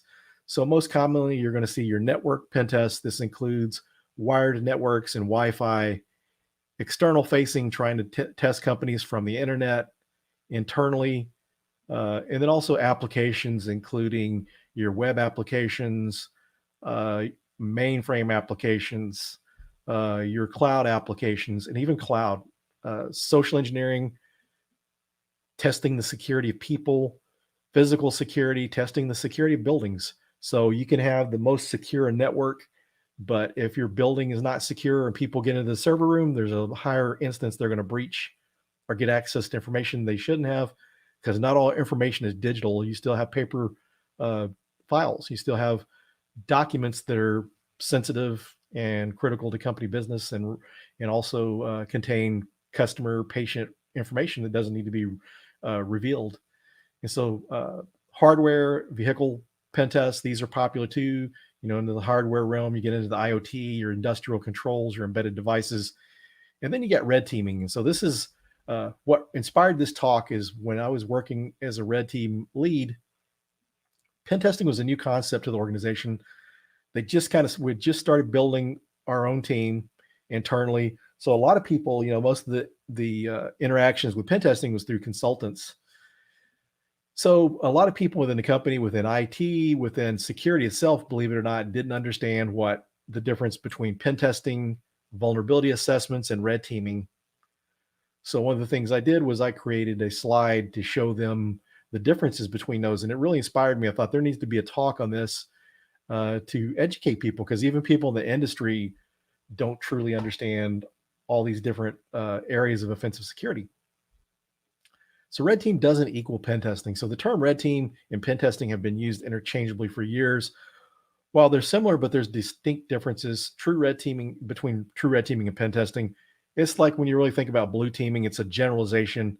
Not everyone on the blue team does the exact same thing. Same thing with red team. Not everyone is doing the same thing. And red teaming in professional terms is real more adversarial simulation or emulation. So the commonalities between red team and pen testing, you can see you're pretty similar. So you got exploitation, or the hacking piece, the fun part, social engineering, phishing, physical security exploitation. So the exploitation thing is probably the more common.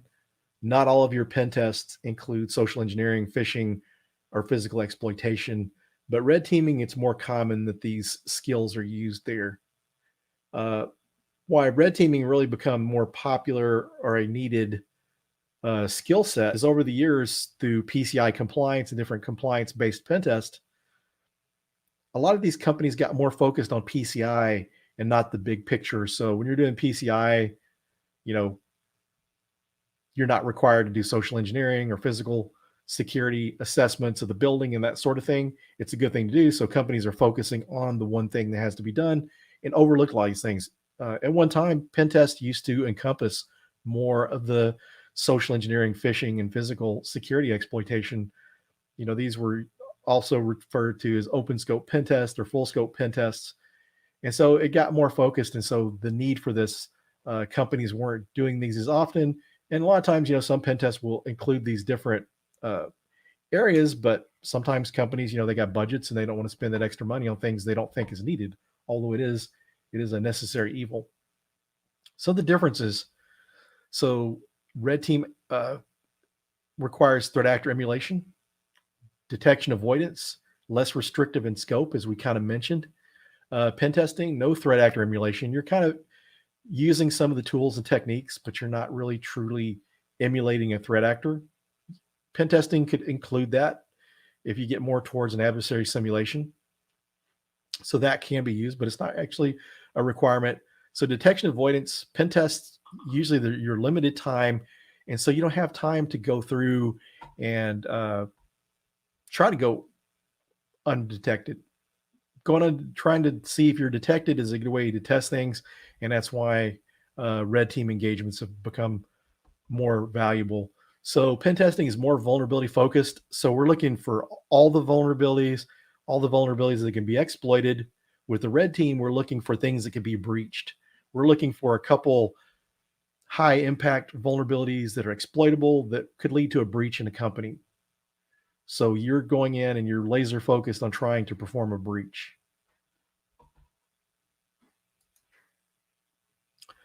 So tool commonality. So a lot of the tools are going to be the same because red teaming skills and pen testing skills, there's a lot of overlap there. You're doing, you know, you're using hacking skills.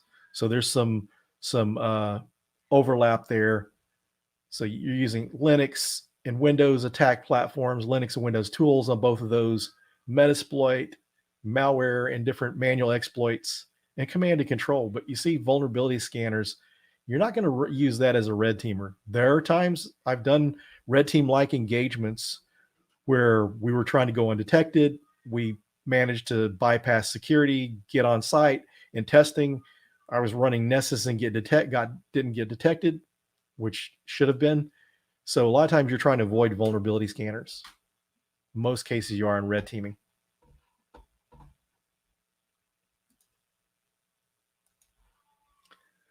So red teaming is scenario-based security assessments, emulating threat actors, and even simulating specific APTs or advanced persistent threats. A goal of a red team operation is to simulate real-world breaches. Not only the operators testing the security of the technology, they are testing the people and the processes. One of the best descriptions I heard of red teaming was from Wirefall, the Dallas Hackers Association founder. His definition was pretty plain and simple, and this is about as simple as you can get it, and someone in the security world would understand this. The red team tests the blue team. So this is back to the testing the people and the processes. You're testing the reaction time. You're testing to see if you're detected at all. So red team operations often take more time to plan and perform. They rely heavily on OSINT, open source intelligence, to enumerate information on target technologies and employees. Employees are leveraged through social engineering and phishing to gain an initial foothold in the target environment. Detection avoidance is very important to be successful in red team operations. We're impersonating a threat agent, some type of malicious actor. It could be nation state, hacktivist, that sort of thing. So also the time component of this, with pen testing, there's a limited amount of time you're trying to get through it. Some red team engagements, the time can vary on that. The more time you got, the better you can thoroughly test. And also with a red team engagement, you're doing more of a black box pen test. So you don't know a lot of details of the organization. So you're having to do OSINT. You're having to do a lot of enumeration. Whereas a pen test, a lot of cases you've got IP addresses and domain names. As a red teamer, you're having to uncover this information. So Reddit team operations rely heavily on malware payloads to gain initial footholds. So like through phishing emails, you're sending a malware payload. Evasion and obfuscation is very important for malware success. Command and control, or C2, is an important tool used to control compromised systems, deliver payloads, elevate privileges, lateral movement, and used for persistence. So sometimes with command and control, if you lose connection, you're using Cobalt Strike, sometimes you connect back, you don't have to re-exploit the system. So it's easier to maintain your persistence, easier to deliver different payloads to those systems using PowerShell or C# and other types of scripting and programming languages. So red team ops planning. So planning red team ops can be very detailed and mapped to APTs from MITRE ATT&CK framework and using tools like Vector. Vector is a tool used to map APTs to your red team engagements. And so red team ops can be a little less complicated and more creative. So you can go through, as you can think of it, creating your own APT. You know, this hasn't existed yet, but you can use other tools and techniques that you're seeing out there, things that are specific to that organization you're testing, the industry they're in. You know, sometimes energy companies may see different types of attacks than manufacturing companies or even government agencies. So you can map that out, tailor it yourself, and be creative. So additional benefits, a major benefit of red teaming is testing the people, process, and technology, as we kind of mentioned previously. During the operation, if the activities are not detected, the red team can work with the security team to tune the security defense systems and detect malicious activity. And another thing that's kind of come out of the red teaming type thing is purple team. And so purple team is when the red team and blue team get together, and most cases I've seen is really not a specific team. It's really more of an engagement because typically you have the offensive security folks or the red team are running different scripts, trying to run mimikatz to see if you're being detected. You know, because a lot, you can really reduce what an attacker can do, or at least lower level attackers, by doing things to prevent use of PowerShell by a normal user, preventing stuff like use of mimikatz and other exploits. So basically you're running as on a purple team engagement, you're running these, see them as detected. If it's not, then you're working on detecting those items and be able to prevent. So becoming a red team operator, this is one of the more popular parts of this talk because a lot of people want to become a red team operator. So red team operations can be a little more interesting. It's kind of more of a specialized type of pen testing. It's still pen testing, but you're doing more adversary simulation. And so to become a red teamer, understanding pen testing and learn that skill set is a must. And those are the skills that you're going to have to learn. So building the base, so you need the technology basics. You need to understand networking, operating systems, and Active Directory. A lot of companies, enterprises are using Active Directory, and now you even have Azure Active Directory that are targets that you need to know. So understanding these technology basics. So pen testing and hacking skills, the tools and techniques, developing the hacker mindset is important. Programming and scripting, at first be able to go through and modify scripts, and then progress to learning scripting, and then you can even write your own code. Python and PowerShell are good options for scripting. Golang and C# are good languages, especially since C#, some of the PowerShell stuff is being detected. So knowing C# is really good as an adversary, be able to write code in that. And then Golang is one of the ones that's kind of new, and it's a lot harder to detect. So a lot of adversaries and red teamers are going to Golang tools. So red team focus skills. So to get that extra skills to be specialized as a red teamer, malware exploit development, be able to obfuscate and evade detection is important. Active Directory exploitation, command and control, phishing, social engineering, and physical security exploitation. So in your career, as you start out, those last three items, the social engineering, phishing, and physical exploitation, you may not do as much, but if you get your foot in the door as a pen tester, you're starting to develop those other skills, and you can learn those skills as you go. Because usually when you're starting out as a pen tester, people usually don't start out doing social engineering right away or physical security exploitation. Although there's some people that's the way they get their foot in the door and they kind of specialize in those areas. So learning path. So hacking skills, OSCP is a good place to learn the hacking skills. Hack the Box, Try Hack Me, learning social engineering is good advanced skills. So learning path for red teaming. So Pentester Academy, the red teams labs. Also eLearn Security, their extreme, or actually now the certification is eLearn Security, but INE is the company that now owns eLearn Security, my employer. And the Penetration Testing Extreme is a red team course, although it's not labeled as such. And then Hack the Box Pro by Rasta Labs, by Rastamouse. And then 0 Point Security by Rastamouse, their red team ops.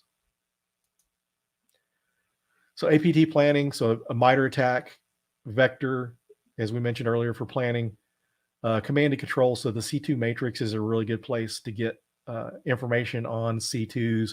It's a good way to compare the different C2s and see which is going to work best for your operations or your environment. Cobalt Strike, for instance, is a commercial tool and runs about $3,800 per license.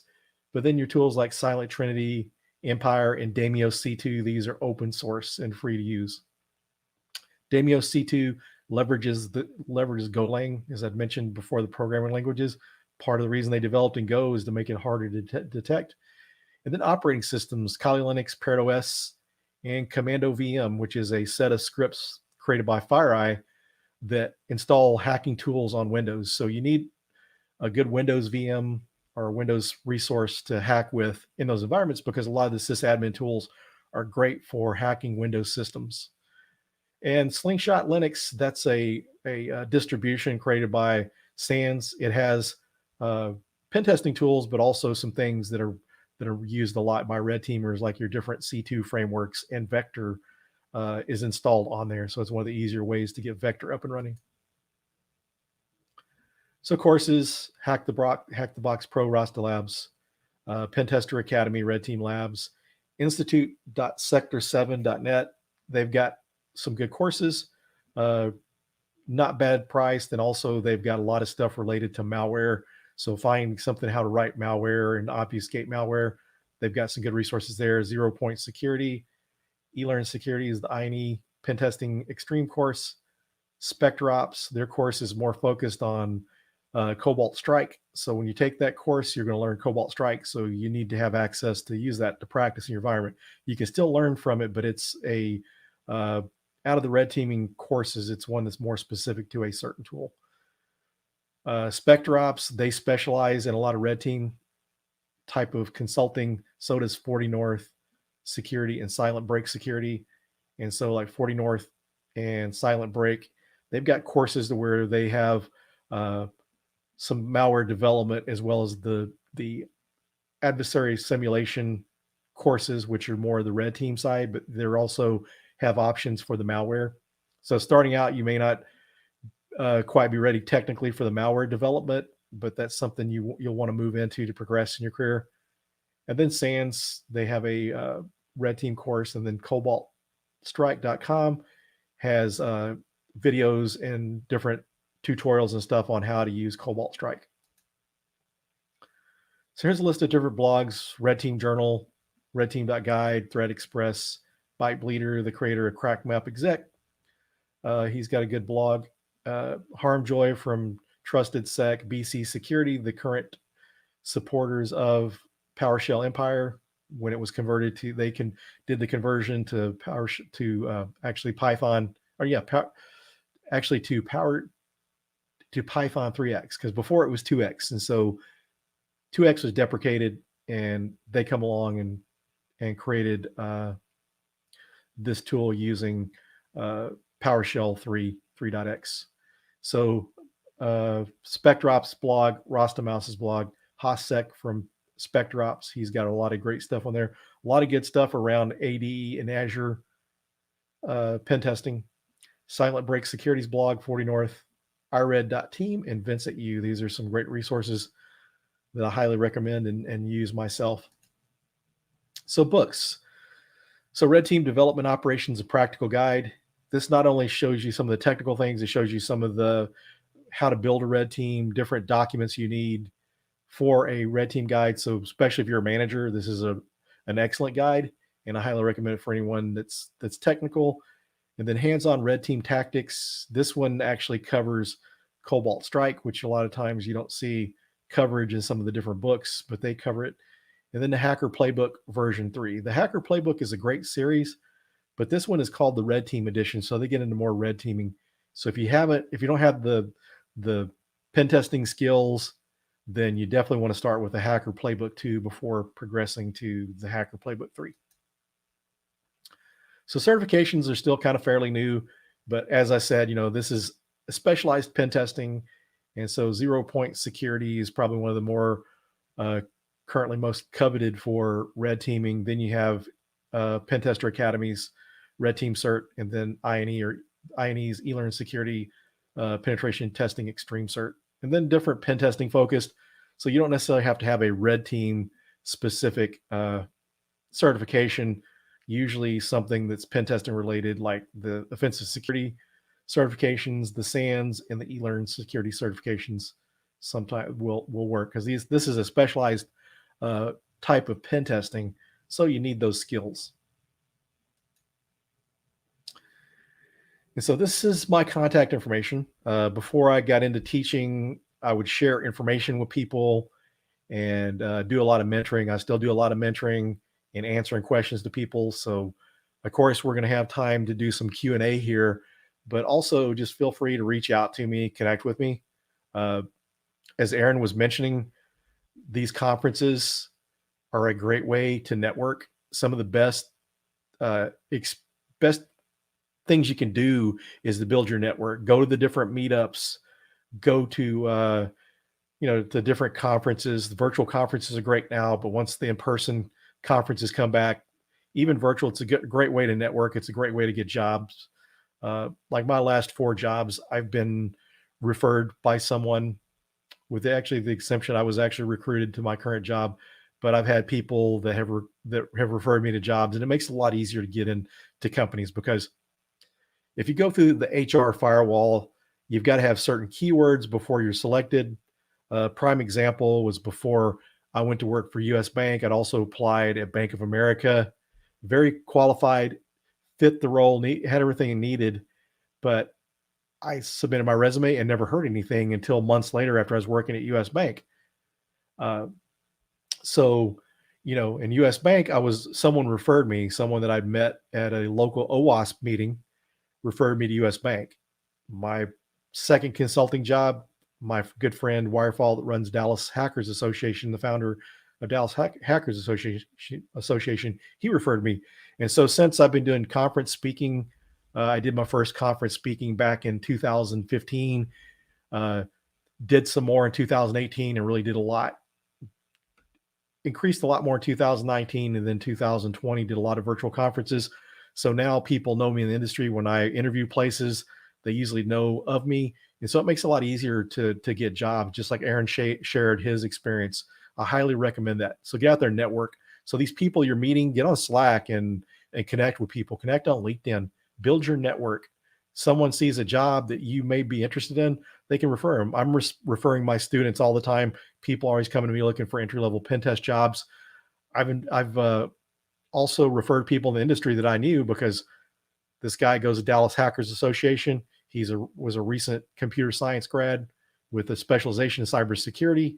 I knew he wanted to be a pen tester, and so I was able to refer this person. So that's the way you build your networks and get jobs. So get out there if you're interested in speaking. If you're scared to speak, virtual speaking is a good way to start out. If you need a little more help than that, Toastmasters, I highly recommend. Toastmasters helped me overcome my fear of speaking. Before that, I was terrified to do any kind of speaking. Now you can't shut me up and keep me out of conferences unless they don't accept my CFP. But at any rate, that's my presentation, and we can open up the questions.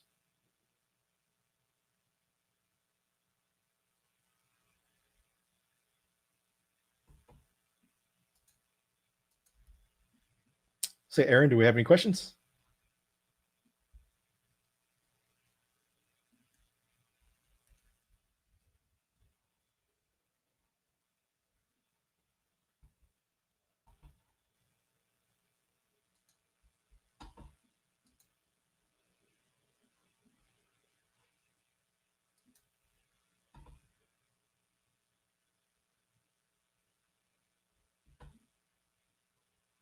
Yeah, see, we got some comments on Slack. Michael G said, I've always assumed that to break into full scope Pentex or Red Team, I would need to relocate.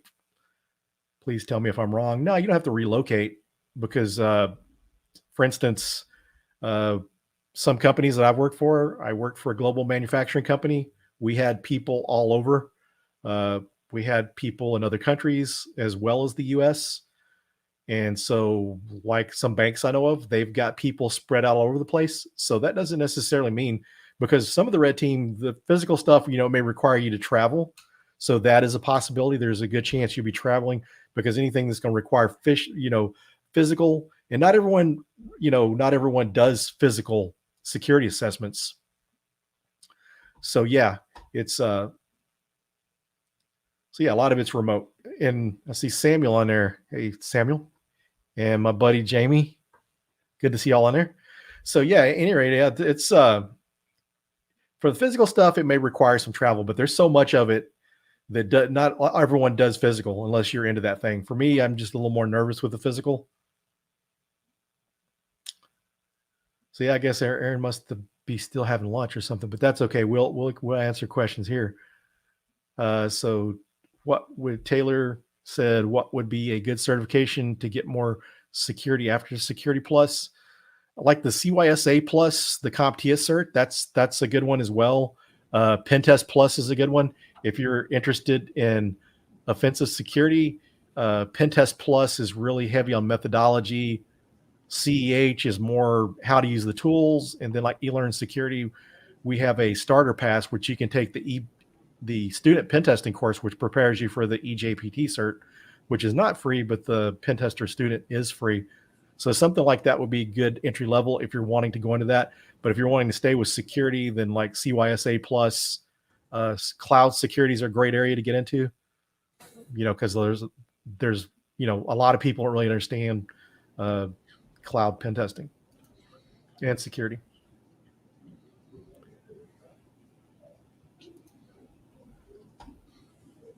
Hey, sir, how are you? Good. How are you? Best day of my life so far. That's good. Hey, Aaron fell down or something. Oh, that's okay. So not a problem. Fortunately, you guys have a Slack, and that makes it work. It makes this job a little easier too. Absolutely. So, hey, appreciate it. Good job. Well, thanks. Yeah, I really enjoy. I mean, this got me into this because I had so many people before I started teaching asking me how to become a pen tester. So I was checking on YouTube and everything. I was like, oh no. Hey, so welcome back. I missed you. I didn't mean to bore you. No, it was lunchtime. Yeah. You're a talk. I'm gonna go watch later actually, because I'm a tester too, and we're getting into more red teaming and stuff, and so it's definitely something I really want to check out. No, it was lunchtime. Lunch arrived like literally right before you came on. I understand. I would do the same thing too. Yeah. I'm a big fan of the lunch. So, all right. What did you go over questions, John?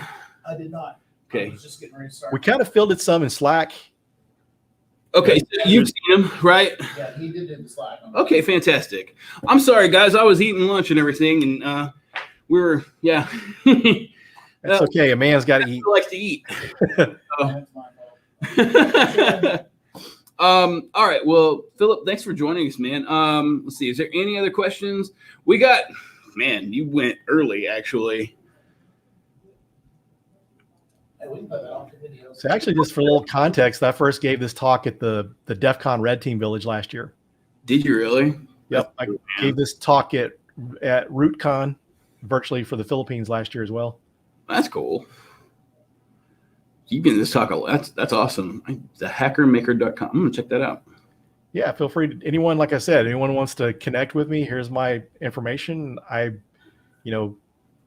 connect with people. I don't really screen LinkedIn that closely because I know most people need help, and I understand that. You occasionally get the mistake of the people that are trying to sell you certifications. You get those where, do you want your CISSP? Do you want all this laundry list of certifications that they're spamming you? So those are kind of tough to watch for those. But yeah, as we talked about before you actually start, we're both OffSec certified for SCP at the very least. Somebody asked a while ago, and I think you probably already answered, Jamie. I mean, Jamie, you could at some point, but the last time I tried to take the OSWE, no, they literally I had to take my camera and show under my desk and everything else. Yeah. Even whenever I took the OSCE both times, I never had to do that, and I'm like, well, this is new. Yeah. So apparently, the cheating thing has been a huge issue with them. When they went to that, you saw all these people out there that people were offering to take the test for people, and I'm glad they did something about it, because when I did mine started my OSCP back in I think it was May of 2012, and I finally passed the exam in June of 2013. So it was still pen testing with Backtrack. Oh wow! It was right before pen testing with Kali came out. Right after that, they announced it at DEF CON that year, Black Hat. I got it right after that. Mine was in 2014, I think is whenever I got it. 2015, something like that. And then was it last year? No, it was 2019. I got the OSCE.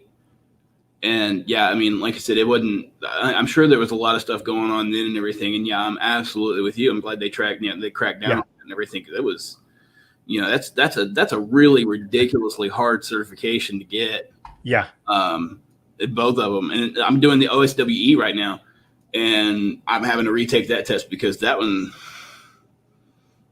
for some reason it's even harder for me anyway, because I'm not a web app guy. I mean, I am, but I'm not I don't code them. Yeah, it gets down to the source code kind of thing too. So yeah, it's ridiculous. Yeah, it's really hard, but it's a lot of fun. I mean, I've learned so much doing it, but wow, it was ridiculously hard. Yeah, exactly. It keeps the integrity of the cert. You're exactly right. And Julie, yes, I'm here. Let's see. Did you answer about the good certification to get into after Security Plus? Yes, I did. Fantastic. You pretty much asked everything. Yeah, I've answered all the questions. All right. Well, cool. There weren't a whole lot at first, but we got through those questions. Well, I'll tell you what. We'll. I mean, really don't have much else right now. I think if you guys have any other questions, please feel free. We're going to be giving away books and everything still yet throughout the day. Tanya's book here, Alice and Bob Learn Application Security. Philip has his own copy as well, in case you came in at the late part of that, right? That's right, yeah. And I'm claiming this one. Nobody's getting this one. I'm putting it in my backpack after this is all over, and I'm taking it home to read it. Yeah, it's a good one because Tanya even has courses that she teaches based on that book. So I mean, she really knows what she's doing. So that's at wehackpurple.com, right? Yeah. Yep. That's what I was thinking. Yeah. She keeps expanding what she's doing there. So yeah, and she does a lot for the community. So mad respect for that. We were really excited to have her as a keynote this morning. She did really, really awesome. So yeah, that's awesome. We're excited. All right. Let's see. Yeah, the WPTX, I bet. Yeah, that one's going to be really hard. Any books to recommend for the OSCP? You want to take that one?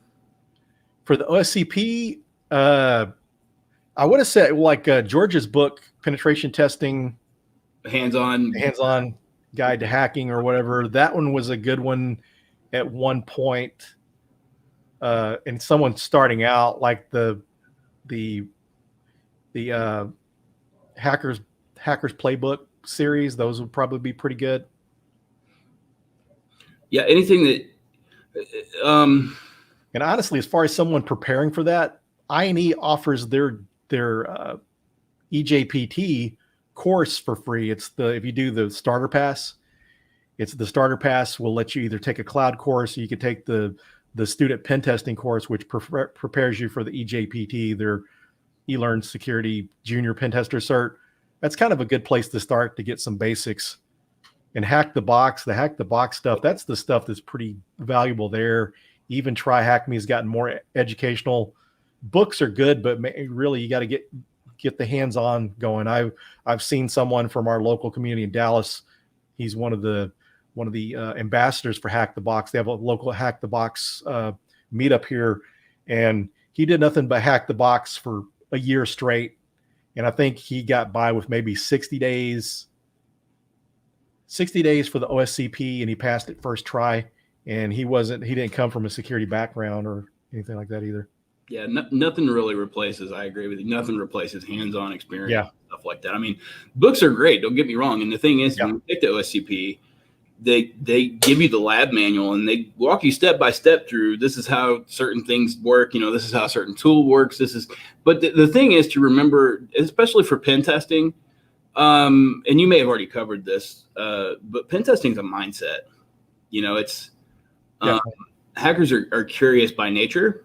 And so if you want to be good at it, I do know you mentioned this earlier, the first thing you want to do is understand the system inside out. And once you understand the system inside out, you get curious about how you can manipulate that system. And then once you manipulate that system, what are the outcomes of that? And then you can it's all about, it's like programming, basically. All programming is literally flipping one switch to flip another switch to flip another switch.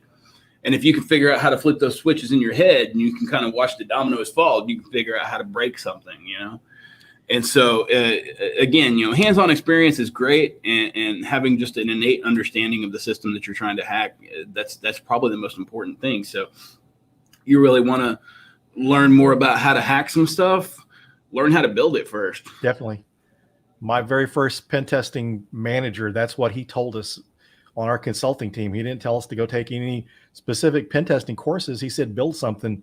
And then early in my career, before I even got into security, I taught myself web design. I hosted web servers at my home for my customers. So building a Red Hat Linux server, and I was running Apache web server on it and using SendMail. So learning how to do that all on my own.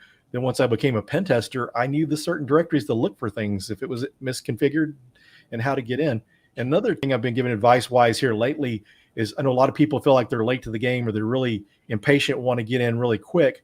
But one thing you can do is if you don't really understand Windows that well, while you're learning Windows operating systems and learning the security, while you're going through that, learn how to hack it, learn about the security, how you hack that, how that vulnerability can be exploited, and do that in parallel. And you will understand that system even more and then kind of get up to speed quicker. So otherwise, if you're just learning Windows, go back and do this. If you're kind of doing it in parallel, I think you can make better use of your time and get up to speed quicker. Absolutely. Absolutely. It's all about, as we said before, learn how the system works. And get mentors and network, because a good resource, a good study buddy, if you got a study group or some friends that know tools, then, one person doing research can only collect so much stuff at a time. But if you got 20, 30 or 100 people that you can ping, just think how much more information you can get. Which is why Techlahoma Slack is super, super, super duper important because, so not to, they've been a contributing sponsor for years. They help us out a lot because they, again, we use their Slack and stuff like that. And also there are so many people that do the, web app development, that do system administration, that do, development in general. Luke Crouch is one of our, he's put on several talks for us for the years and everything like that. And he works in Mozilla. He's at Groovecoder, and he's like an endless fountain of encyclopedic knowledge over web apps and stuff like that and coding and everything. And so it's amazing to listen to him talk sometimes. He's just like, he blows my mind. And there's tons of other people that if you have questions, go ask. Don't ever feel like, oh, that's a stupid question to ask. Because the thing is it's like you hear in school, you may think so, but somebody else may have that same question and be afraid to ask. Yeah. And so. Or they may have not thought of asking that question. They may kind of knew what they needed to know, but they didn't know how to ask the question. That's one of the reasons too. And don't ever give anybody crap about Googling things, because I've had students over the years and people I've mentored, and some of the things look kind of obvious, and you would keep. Sometimes I don't know, and this is even true of Jamie that's on here. There's been times Jamie's asked me stuff that I wasn't sure about, but I knew how to Google it, and I was able to come up with good resources. So don't give people a hard time with that. And as you learn any skill, you learn how to research better. Once you learn the keywords and how to look for certain things, then your research gets easier. So Right, exactly. That's. I mean, we've got a guy at True that Daniel, if you're watching, sorry. I told him to Google it a lot and everything when he started and everything. But the thing is the reason why is because listen, I'm going to have to Google it too because I'm not really know. I don't remember. But always know Google is your best friend. It's like your first line of support. And then if you can't figure out something there. Yeah. Go ask questions and stuff. We tend to say, don't ask questions. No, absolutely ask questions, but make sure you do your research first, because we're glad that if you bring us a specific question that you have, then we're going to say, oh, okay, yeah, I understand where you're going with this. Here's what you should probably look for, right? Generic questions we can help answer, but it's kind of like this could go in 17,000 different directions. Yep. You know what I mean? And so, let's see. I think somebody else asked one more question. This is a really good one. Michael G says, what soft skills are necessary and underappreciated in most trainings, talks, and articles? Yeah, writing skills, just communication skills in general, people skills. So, anyone on here that has sales experience, customer service experience, and you're wanting to go into pen testing, those are good skills that you can use because sometimes some of the super sharp people are so socially awkward, they really can't talk to someone to save their life. Writing skills are very important. If you're wanting to work in security or be a pen tester, you're going to be doing a lot of documentation. A lot of reports. So understanding how to write, writing reports. I'll add to that real quick, specifically in pen testing and red teaming. If you want to get into stuff like that, soft skills are beyond important because you can use some of those soft skills to bypass certain security restrictions that you may not be able to get past otherwise. Especially for social engineering engagements or physical pen tests and stuff like that. Sometimes you can use just a little bit of charm. Yep. And it'll take you beyond places where you thought you'd never be. Sweeney was talking to us just last night about a bank he broke into. Just a little bit of charm. And he walked out with, let's just say, a very important person at that bank's desktop. So, soft skills are super, super important, and they go a long way towards getting you to meet your goal. And also, I mean, not to mention, not just obviously for pen testing or anything like that, but just being nice to people in general. Yeah.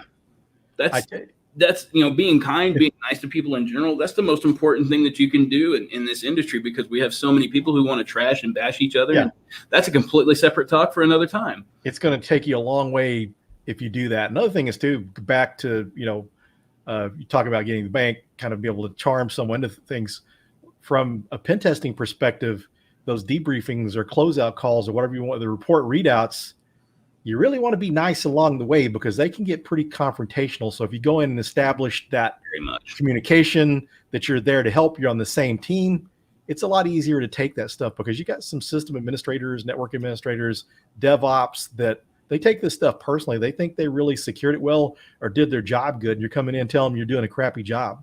Yeah. Nobody wants to hear their baby is ugly. Yeah, definitely.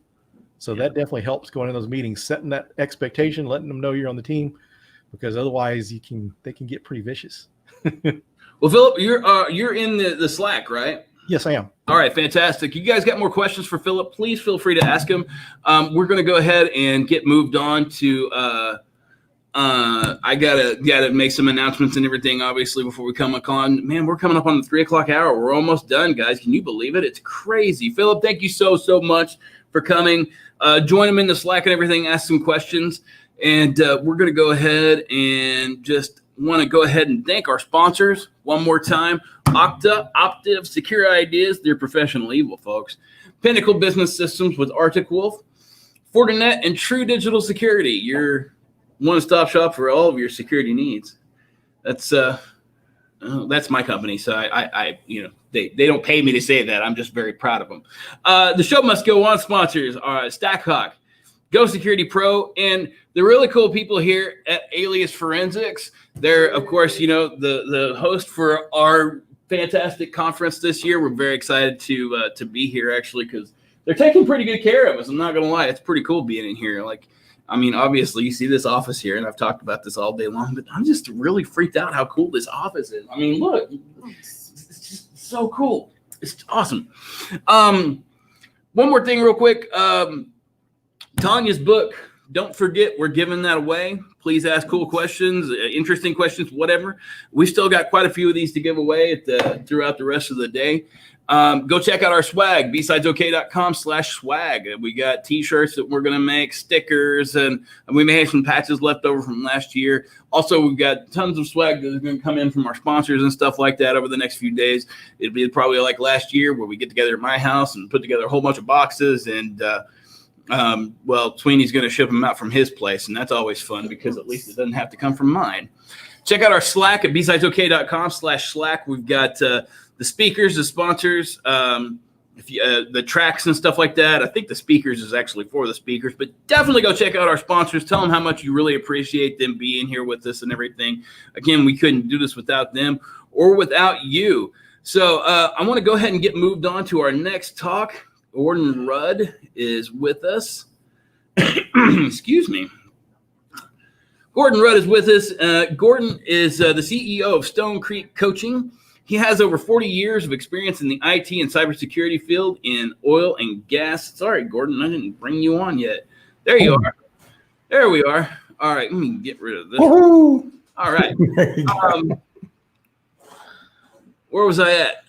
Oil and gas, healthcare, and financial services. He's a recognized expert in cybersecurity, ERM, GRC, IT risk management, and compliance for program development. He works with the coaching team at Stone Creek to helping technical personnel map their careers and achieve their personal objectives. He also serves as our subject matter experts in SME in residence.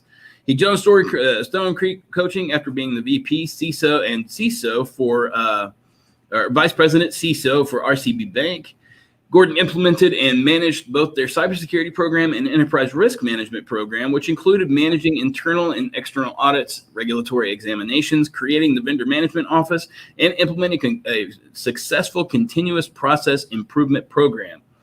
Today, Gordon uses his proven ability to energize any department or organization using Stone Creek's innovative people, process, and technical solutions.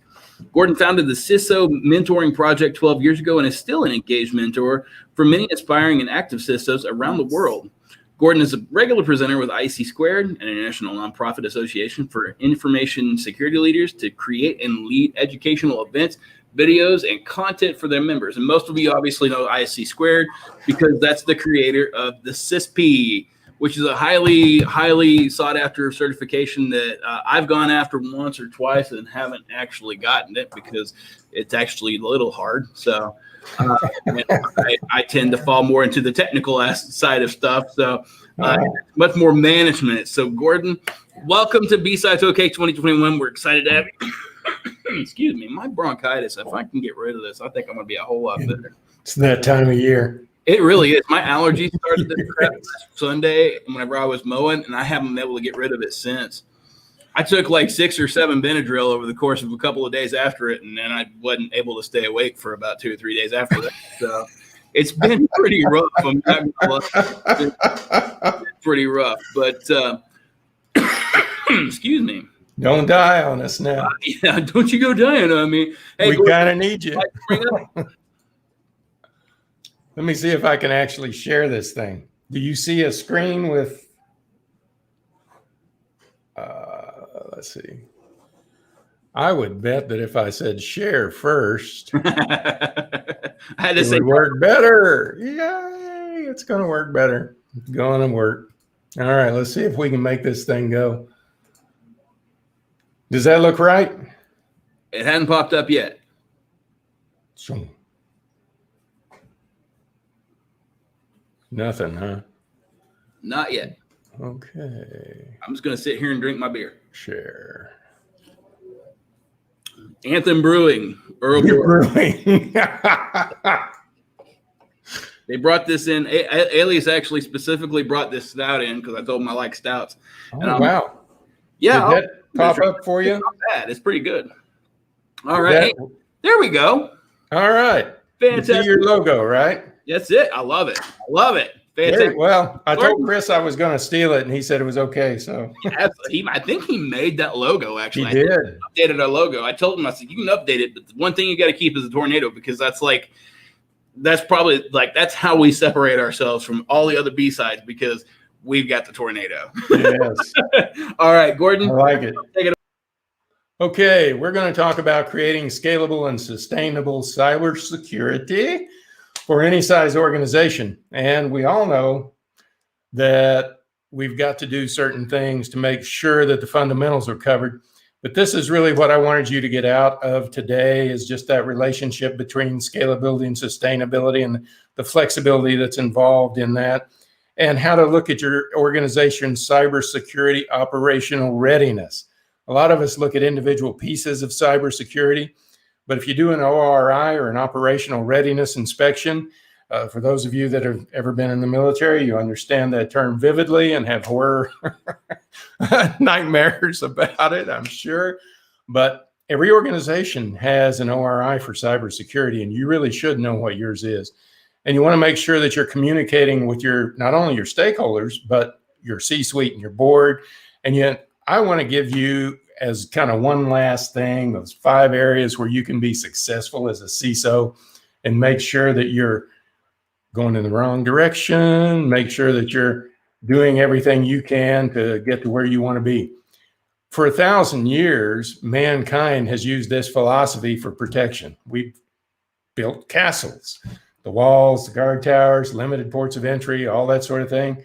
It's what we've done. And when we started doing cybersecurity, we did the same thing. We even used military terms, DMZ, the demilitarized zone. And we'd call everything on the outside of it the wild, wild west, or in the wild. And everything on the inside was in-house, or our space that nobody can violate, that kind of thing. But as we all know, you can get into any castle if you really want to. So the trick is to make sure that your cybersecurity is going to fit. And the single greatest thing we can do is to make sure that we understand this simple equation. Scalability equals economic flexibility. Now, we all saw, some of you on this call called me a year ago and said, hey, we're going home. Everybody's been sent home. And the CEO wants everybody to just use their home computers. And what are we going to do? Oh, my God, that's, a violation of everything we've got going. It's like, okay. Let's talk about that for a second. Organizations scrambled so that they could keep the organization alive. They may not have come up with really good answers, but they came up with answers so that the organization wouldn't fail. And that was kind of important because we all like those checks that happen every other week to keep coming. So during that crisis, the organizations went economically flexible. They didn't really, to a large extent, pay a lot of attention up front about cybersecurity because they were worried about keeping the organization alive. It's our job to come in after that and make sure that that CIA triad stays intact and that we're doing a great job of making sure that the organization's secure. So if you're looking at your readiness, the first question I always ask is, do you have a SOC? If you don't have a specific security operations center, then that tells me several things about your organization. One, you may not be big enough. The organization may be so small that it's irrelevant or not economically feasible. If you're large enough that you should have a SOC and you say, no, we don't, we've got a NOC and we just use the NOC, that kind of tells me a story too. That tells me that you're more worried about network operations and uptime than you are about security operations and bad actors. So that's all part of that equation that we're going to talk about. What are you going to do when you size up your organization? What are you going to do to build your castle? How are you going to build your organization's castle? Well, we usually build those castles one stone at a time. And the first milestone I encourage everybody to do is a setup program. If you don't have security education, awareness, and training, there's going to be a problem because today, information security is a team sport. Let me say that again. Information security is a team sport. The people on your information security team comprise 100% of the people in your organization and 100% of your vendors and 100% of your auditors and examiners. That's a heck of a lot of people. If you don't have an education, training, and awareness program for cybersecurity, you're not going to get that first milestone. You're not going to get that first cornerstone. And the organization is eventually going to suffer. Your second milestone that I encourage everybody to do, especially if you want to play at the C level, is to understand who your stakeholders are. And I'm not saying spend a lot of time on it. And from time to time, I get a little pushback from some operational CISOs that'll say, well, we really want to know what's on the wire first. Well, that's great. But you need to know who your stakeholders are at the same time you're finding out what's actually on your network. The other milestone you need, third milestone, understand your numbers. Understand how many things are going by your firewall every day. If you got 500 million items a year going by your firewall that are from bad actors, that tells you a story. If you've got 5 billion, that tells you a different story. Understand what your numbers are. Understand how many employees you got, how many desktops you've got, how many routers, switches, and hubs do you have. Understand those numbers. And don't forget your governance, risk, and compliance, GRC, that old governance, risk, and compliance. And that's got what we call the 5 Ps of GRC. And that's really a program. And a program consists of processes, procedures, projects, and people. So you want to make sure that all those are tied together and functioning as one, or as nearly as a high performance team as you can get it. And then the fifth milestone, in a lot of ways, one of your more fundamental milestones that you're ever going to have is what's your security architecture look like?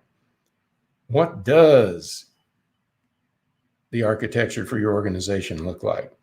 Where are your wires? Where's your network? Where's your electric? Where's the sewer line? Where's the water lines? You know, those kinds of things. In Oklahoma, we used to have a lot of earthquakes, and we have periods of drought and periods of extreme cold from time to time. Well, you get drought and cold, or you get really wet and really cold, and all of a sudden water mains break. And you can find out where your data centers are very quickly by turning a 36-inch water main loose and letting it spray water across the street for a while. Those things are important. Find out where they are. Find out how they interact with your organization. Look at your assets. What's on that network? What's your business continuity disaster recovery? What's your incident management going to look like? What's risk management look like in your organization? What does cross-training look like? You've got to train and cross-train. Within cyber teams, well, heck, within technology teams, we tend to specialize. You're a server admin. You're a programmer. Whatever their title is, we tend to give them that title, and then that's where we want them to stay. That's a huge mistake in our world. We want to make sure that we're cross-training. So if we've got a programmer, we want to make sure that not only, as Tanya said this morning, that they understand how to program and what OWASP is and how to dial information security into the applications they're building, but we also want them to start cross-training on other things. Okay, let's learn a little bit about DNS. Let's learn a little bit about just simple file structures. Let's learn some more. Let's figure out how we can expand your role. That helps you create a better team. It helps you create a more well-rounded employee. Because what we're all doing is that same chart. I think you've seen it. This will be at least the third time that I'm aware of today, depending on what channel you're watching. We all start with our data, and we've got an app wrapped around it that sits on a host. It is on a network.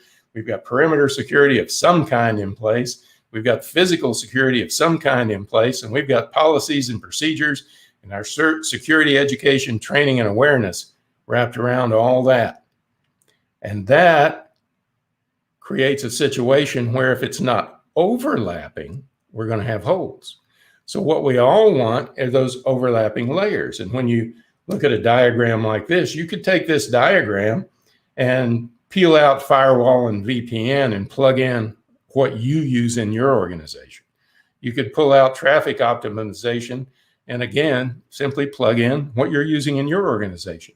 And you can see how these interweave throughout every organization. And if you think about it, one of the things that we used to do is we'd have 3 different checks on email, just to give you an overlapping example.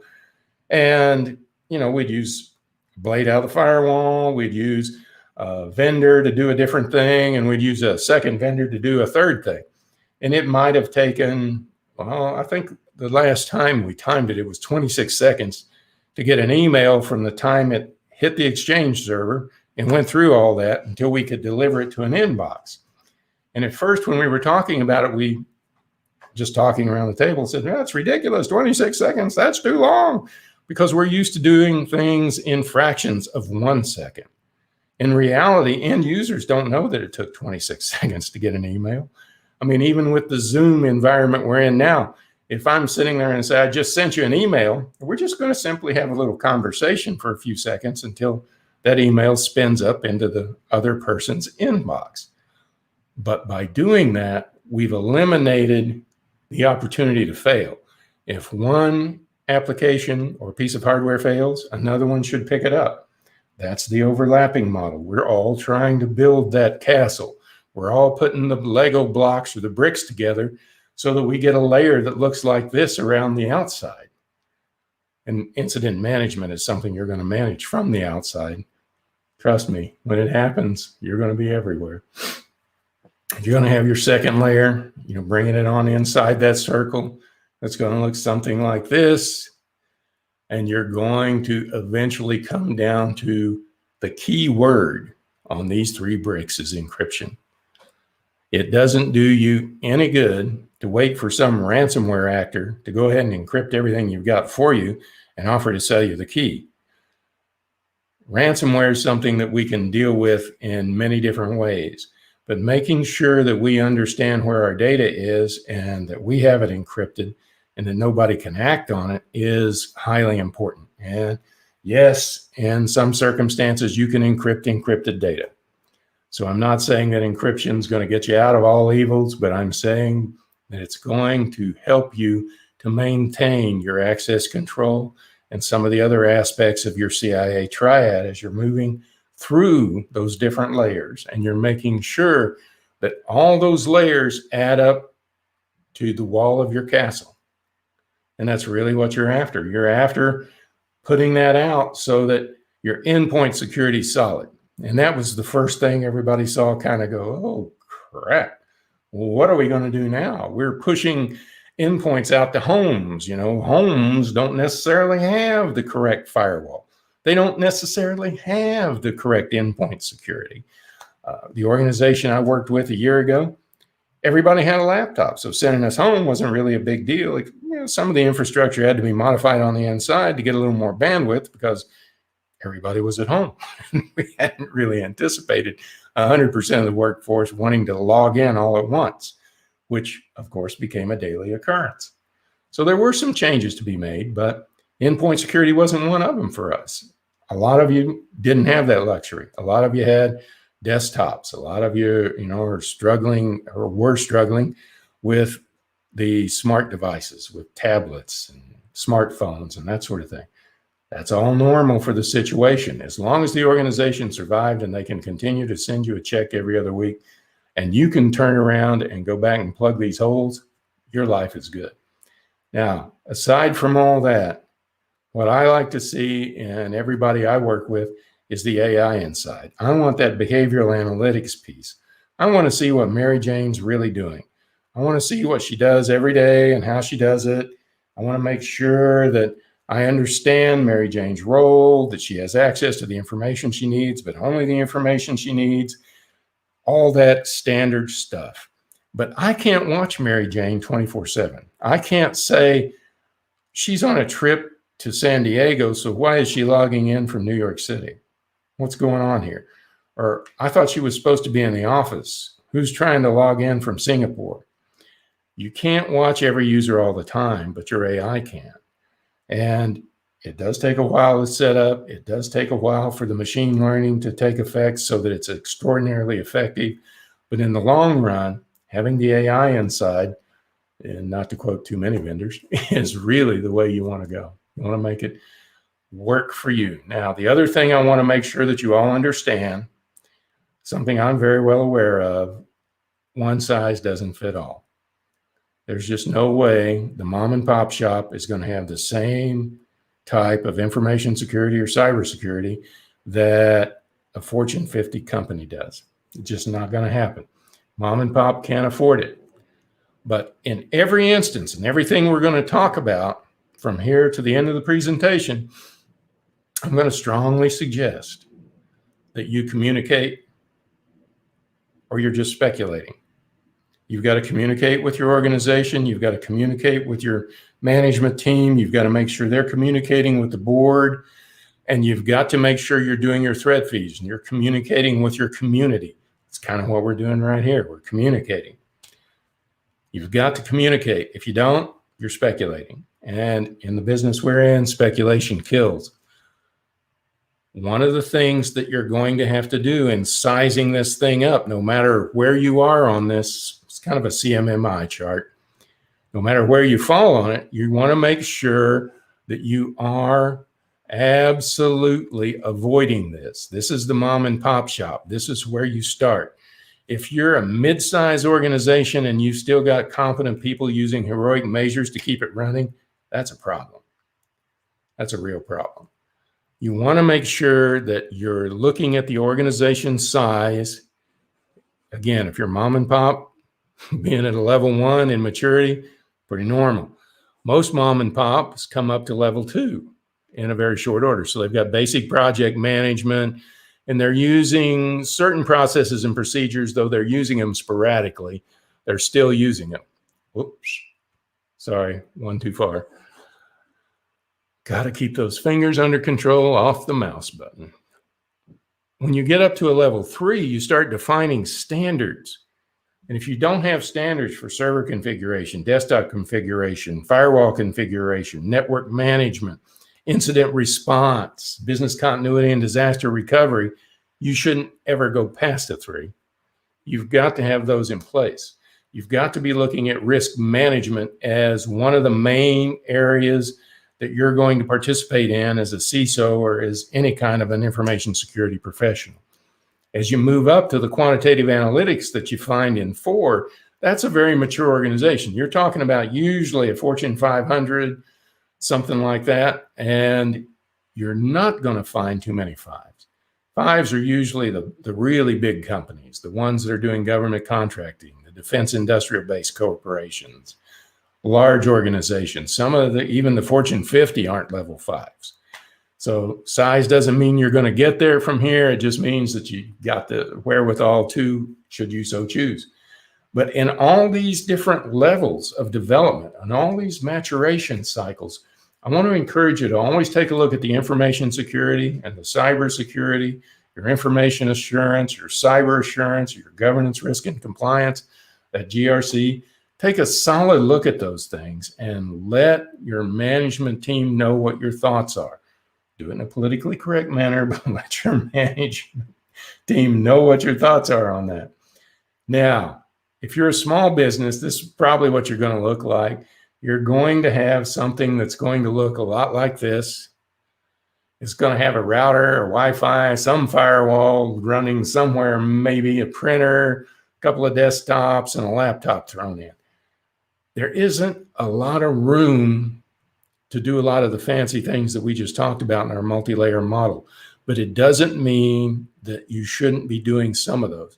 You're going to have your router configured properly, your Wi-Fi configured properly with some kind of security on it. Your firewall, obviously, you want to make sure you shut that printer down so that even if it's a wireless printer, only the 4 devices you see here are going to be able to access it and use it, and not use it as a means to access the network. Those types of things are where you're going to start with the alignment, because you've got to align. Actually all of technology should do this, but specifically cybersecurity is what we're talking about today here. It's BSides after all. We've got to be security oriented. These 4 points of alignment we're going to hit several times. You've got to make sure that the economics align, that the talent aligns, that your existing equipment has been taken into account, and that the function aligns. Now, if it doesn't make dollars and cents, you're not going to do it. If you don't have people that know how to do it, you're going to have to train them, or you're going to have to hire new people that do know how to do it. One of those 2 things is going to be true. We've all lived in organizations that brought in some new technology, some whiz-bang Chrome manipulator, and handed it off to the IT team and said, go ahead and implement this. This is great. And the IT guys looked at the information security people and said, hey, let's secure this. We'll stand it up.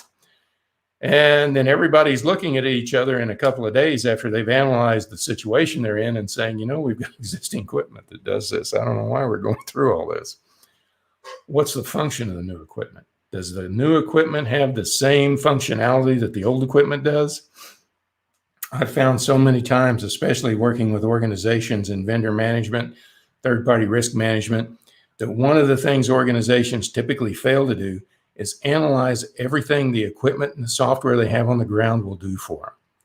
And I've seen organizations make forklift upgrades to something that was very complex, had a long chain of pain to get operational, cost them a small fortune. Yeah, they got in for $100,000 and it ended up costing them $10 million by the time they were done.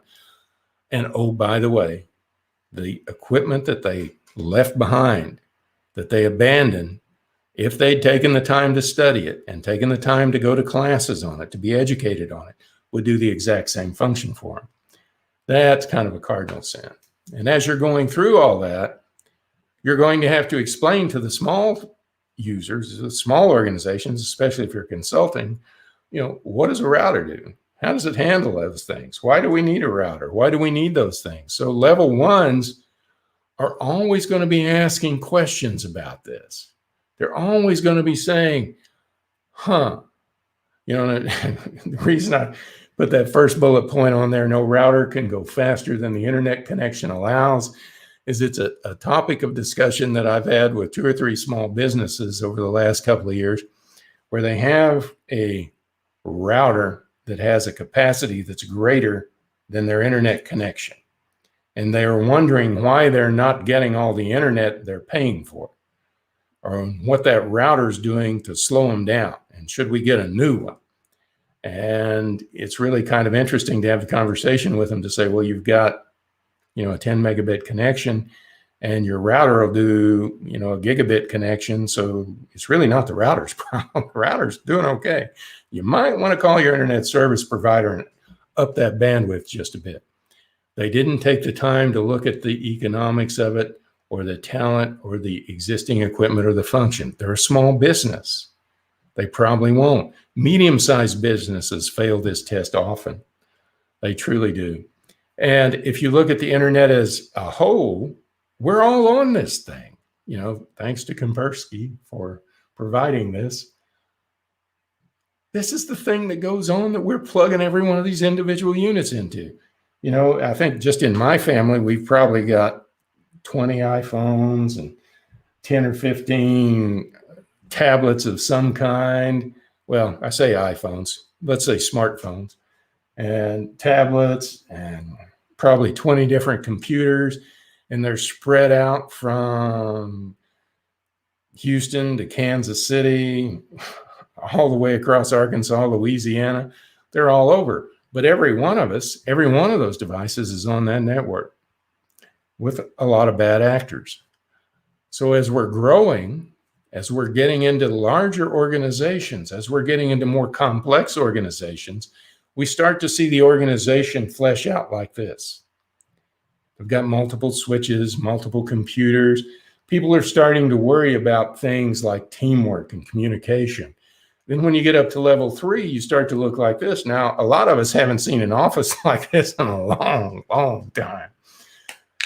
Probably about time for us to return in some way and somehow, but you're going to see this structure start to come back. And I encourage you, if you're in one of these now, if you're going back to one of these, look at your requirements development. Look at that technical solution. Is it doing what you need it to do? How does it integrate with your other products and services? How can you verify and validate what it's doing? That's on you as an information security professional to validate that it's doing what it says it's doing and it's not doing something else. I've got a friend who works for a casino here in Oklahoma. They ordered about 1,200 cameras a couple of years back. He took 12 out of the 1,200, a statistical sample. They fired them up and tested them. Every one of the 12 wanted to phone home to China. Every one of them wanted to call the manufacturer and check in. Every one of them had the ability to just turn on and stream what they were seeing and hearing, and to send it to an offsite location. That's kind of on you to make sure that you're doing some kind of testing. You're training, Integrated project management, you're going to look at projects from being individual exercises at some point as the organization grows, as you see over on the right-hand side there. You're going to start to see the concept of a project portfolio come together so that you're looking at all the projects in the organization and all the manpower. And of course, you're going to look at the risk management and your decisions, your analytics, and you're going to want to take a comprehensive approach to managing change. You know, change management's been kind of a theme. I've heard it in 2 or 3 other presentations today alone. When you get to a little bigger organization, you're up to level 4 in your CMMI, you're going to start to see things like this. And they're going to have organization or enterprise-wide standards, and they're going to be counting. They're putting numbers to things. And they're going to look at the processes and how those processes perform. That's so critical to look at each process and how it performs as you get bigger. And then at level 5, you're going to see something like this. And your CPI is going to be fully integrated at the enterprise level, not at the department level, at the enterprise level. You're going to have causal analytics, and you're going to have change management that sounds like it's something out of a nightmare, but we have to have rock solid change management so that the organization doesn't accidentally shoot itself in the foot. Now, having said that, I know that almost every change management system has what we used to call an exit ramp. It has an emergency change process. And I would caution you to limit the number of emergency changes you can have, because unlike when COVID came and we had mass emergency changes to make sure the organization survived and that we could all continue to get those paychecks and that the world would keep turning, unlike that, if you've got an off-ramp, it's only human nature for all the technical staff involved to want to take that quick exit and get it done quickly without going through all the processes and procedures that you've developed over time. That might not be in anybody's best interest. Won't work out well for you. As you're going along doing these things, and as you've got these networks, you need to start collecting artifacts. You need to make sure that you've got your threat hunting documented, where are your threat feeds, where are they coming in from. You're going to be doing log management, and you're probably going to be doing log aggregation. Every computer in the world has a log. They all do. Whether they're turned on or not, they've got the ability to log. We all know that if we turn on all the logs and log everything, that all of a sudden we've got storage problems. Well, that's why we take certain elements out of those logs and aggregate them so that we can see the complete picture. And again, the AI inside and log aggregation will save you a lot of heartache. We see firewall clustering, that AI and user behavior analytics across the board, vulnerability management. All those things need to have artifacts. You need to have something somewhere that says Mary Jane's user behavior is this. These are the software elements that are on Mary Jane's computer. This is Mary Jane's computer. These are the switches and routers and hubs that she goes through on a normal day. You need something to reach out and grab your attention when Mary Jane doesn't do it the way she's always done it. When Mary Jane goes rogue on you, or when she's in the office and you see her logging in from New York City, that's when your security research is going to set in, and you need to have some artifacts for that. What's it going to look like? You need to think it out up front. What's it going to look like? How are we going to handle it? What are we going to store? How are we going to dial that into incident response? Because if we research it and we find out that it's a breach, we want to make sure that we're handling the incident appropriately. What forensic measures do we need to take? What do we need to do to preserve our chain of custody? And what do we have to do to train and cross-train the people that are going to run all this for us and maintain these artifacts? What do we need to do to make sure that that process that we put in place never fails us? And we also are going to be looking at these network and endpoint defenses and these layers, going through everything that's in here. Absolutely every one of those things is going to be important to you. Are you monitoring your multiple layers of security is the salient question. Are you looking at your threat emulations? Are you looking at your antivirus? You know, it's probably a good place to just say, if you don't have a threat feed, and if you haven't identified all the assets on your network and all of the software that's on each of those assets, then you're not going to know what your vulnerabilities might be. So your patch management process is rather irrelevant. But if you've got great threat feeds, you know what's on your network, you know every device on your network, you know all the software on every device on your network, then you can make a logical assessment of where your vulnerabilities are. And you can make a risk-based assessment on whether or not it's something you want to patch. Now, recently, SolarWinds, well, you know, we kind of had to fix that. That's not something that we can just say, yeah, don't worry about it. Hadn't hurt us. We have to kind of fix that. Spectre Meltdown, when they came out a few years back, yeah, we all had the problem, but the fix would put production in a worse spot than it was in. At least for us, it was. I can't speak for all of you.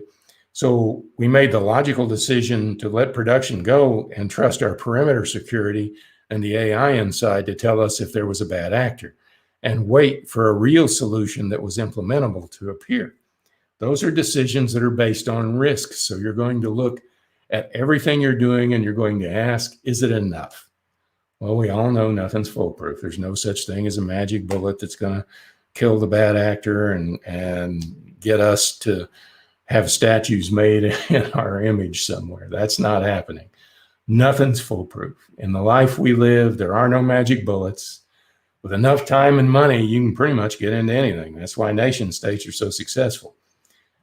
Users are going to make mistakes. I've clicked on things. I've gotten in a hurry before, and you know, one of the phishing expeditions that our cybersecurity team did for us was to make a email that looked just exactly like our voicemail notification. And the only way you could tell it really wasn't the same voicemail notification was to look at the incoming email address. And of course, I'm in a hurry. My phone's blowing up that day. I know better. I know so much better. I should be just absolutely punished for it. But I clicked on it. And of course, you know, the little thing comes up and said, you just clicked on something. We're going to put you through remedial training, blah, blah, blah, blah, blah.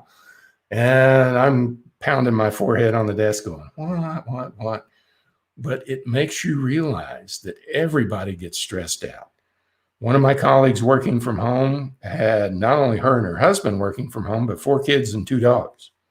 There wasn't a call that we ever had that we didn't have dogs and kids running through the frames.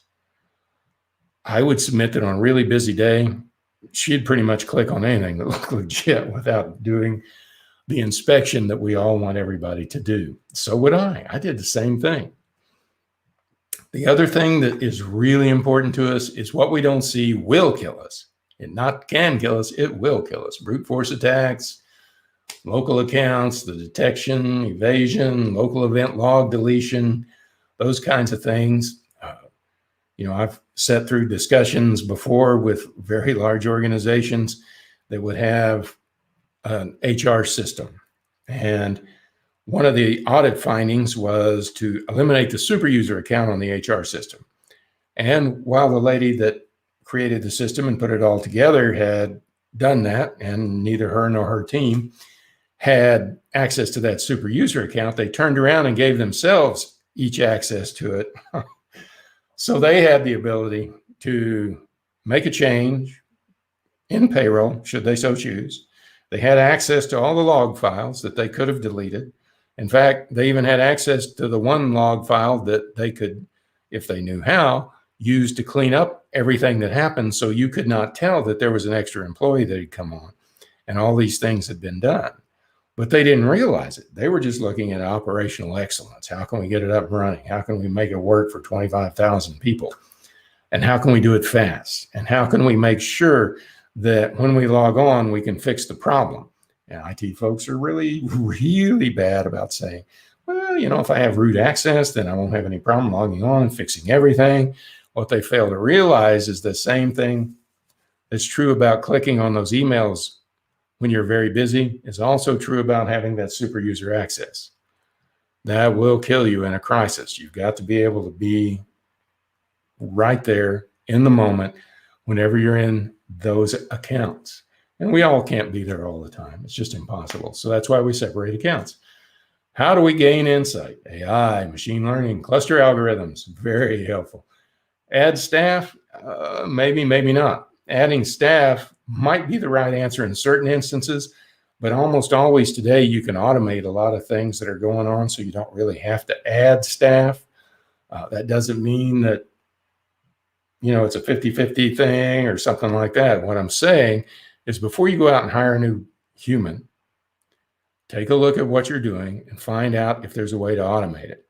Is there a way to do that? That makes you more valuable to the organization because you're saving them money. You're saving them headcount. And you want to look for specialized applications to do the little things that are so time consuming for you. Your behavior analytics, traffic analysis is huge. You can also use those systems to connect the dots for you. So you can say, if this is happening and that's happening, this is the attack I'm seeing. Or if this is happening and that's happening, there's an intruder in here. And then we can drill down and find that intruder. Remember, there's so much going on a large network for any size network. But if you're a medium to large business, certainly one of the Fortune 500, Fortune 1000, there's so much going on that you may see the flow of data like a data river or data lake, but you're not going to see the individual molecules of water. And it's those molecules of water that you need to see so that you know exactly what's going on your network. And again, have I said it enough? Use the AI inside to do all these things for you. Use the AI to remediate your workflows. Create remediation workflows and tracking. So there's certain things come up that'll be recurring events that come up regularly, whether it's caused by a user, a piece of equipment, or whatever. Let your AI handle it for you. You're going to have to take your time and teach it. It's not a silver bullet. It's something that's going to learn and then work as it's instructed. So if you can get it up and running and you can keep it where you want it, you've got it made. Your benefits, you get these wonderful benefits. You're decreasing your attack surface. Now that to me is that's the main thing. We want to decrease that attack surface. We want to make sure that vulnerability management's working. We want to make sure that we're remediating in a timely and efficient manner. We're not just patching stuff to patch stuff. We're not putting in workarounds. We're actually remediating. That's the thing you really want to do. Now, everything you do has to be reported because, you know, as we've heard a couple of times today, we've got auditors, we've got examiners. So you're going to end up reporting everything you do. Now, from my experience over the years, I've learned these things to be true. You need to make sure that you're giving some kind of an update on your cybersecurity readiness every quarter to the board. You need to be in front of them. And you may be required to just do an annual report to the board. Great. Things happen so fast that even quarterly is a little bit too long for today. Boards don't always understand. I get that. You know, you get a small to medium-sized business. You may have dentists and doctors and local attorneys on your board of directors, and they may not understand a single thing you say. Still, try and communicate with them. Do it quarterly. Committees of the board, whether it's the audit committee, the compliance committee, whatever, make sure you're doing it at least quarterly. Your CEO, you want to communicate with no less than monthly or PRN. PRN is one of those things that means pro re nata. It's a term that's used in healthcare a lot. And it literally means as needed, you know, as circumstances require. So your CEO, if something's happening, you need to let him or her know exactly what's going on.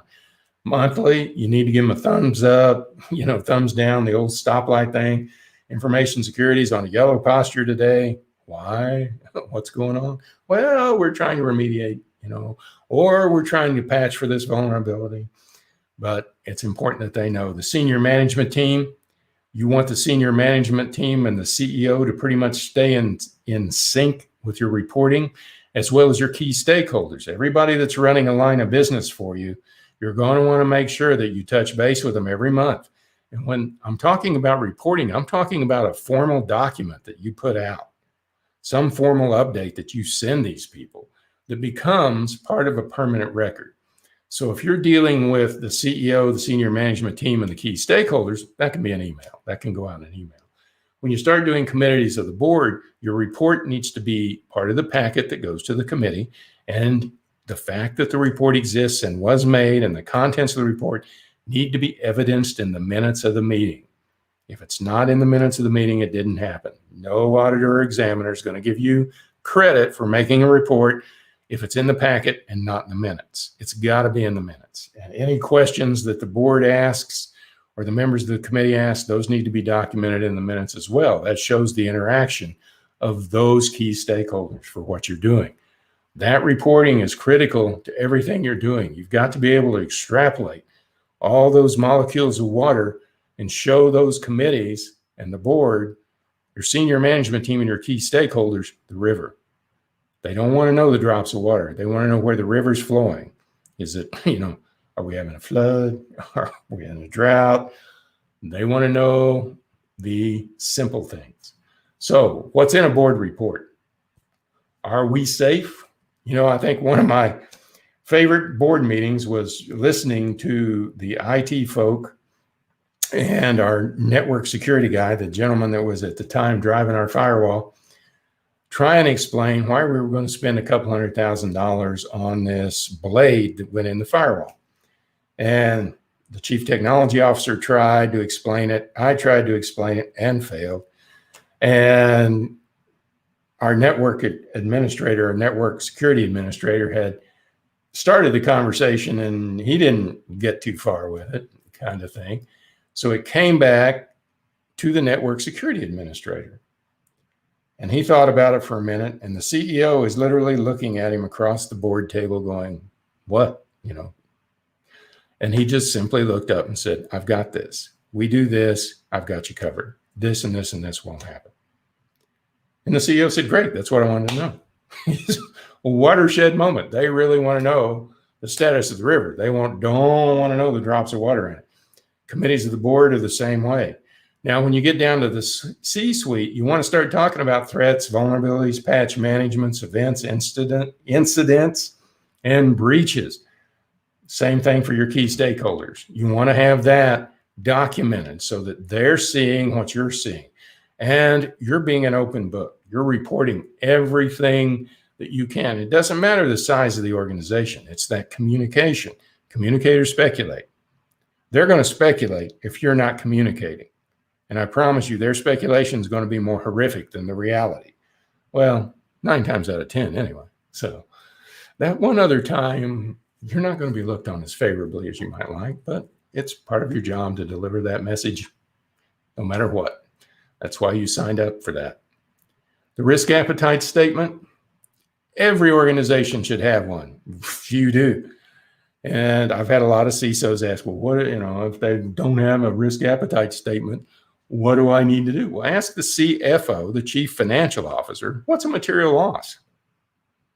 Now, when I went to work for RCB Bank, they had no idea what a risk appetite statement was, even though the Federal Reserve had said you need one. So instead of doing that, I just asked the chief financial officer, what's a material loss to you? And he said, $25,000. If it's under $25,000, I'm not worrying about it. Anything over $25,000, I'm going to scrutinize. So I said, okay, our risk appetite for any loss is $25,000. You fast forward 8 years later when I left and I asked him the same question. He said, well, $300,000. If it's less than $300,000, I'm not really going to worry about it. If it's over $300,000, all these other things have to happen. I was like, okay, great. So our risk appetite had changed. And now, obviously, it changed incrementally in the 8 years. It didn't just jump all at once. But the concept of the material loss in conjunction with a risk appetite statement that's non-existent can help you to determine how to manage the risk within your organization. And you've got to have a framework. COSO, it's a framework. NIST, it's a framework. You've got ISO. If you're in healthcare, you're going to have high trust. We've got frameworks that you can use not only to find out what you really ought to be doing, but how often you should be doing it, and to a certain extent, how you should be doing it. And once you've got those frameworks in place and you've got all these things ticking along, you're going to be able to start doing some assessments.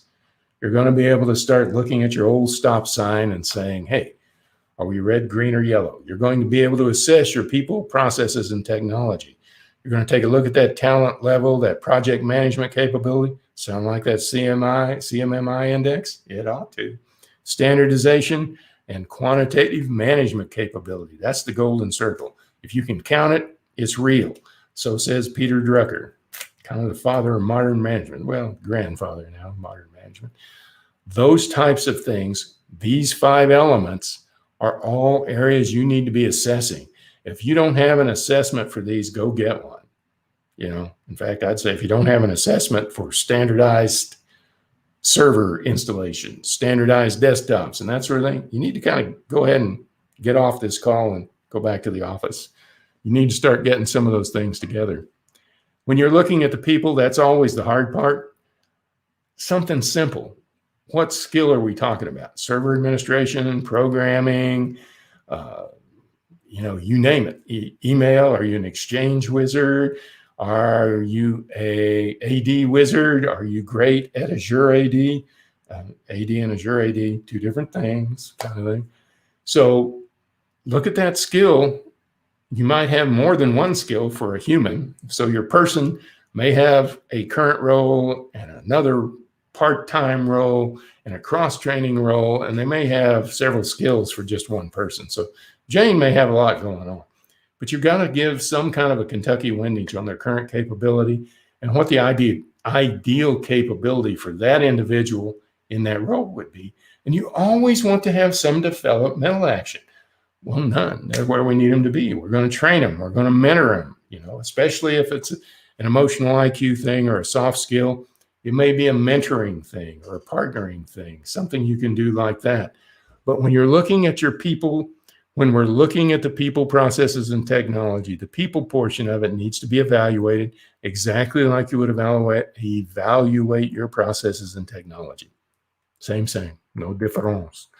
Projects, you're going to go through a project wheel, something like this, and then you're going to look at a project portfolio.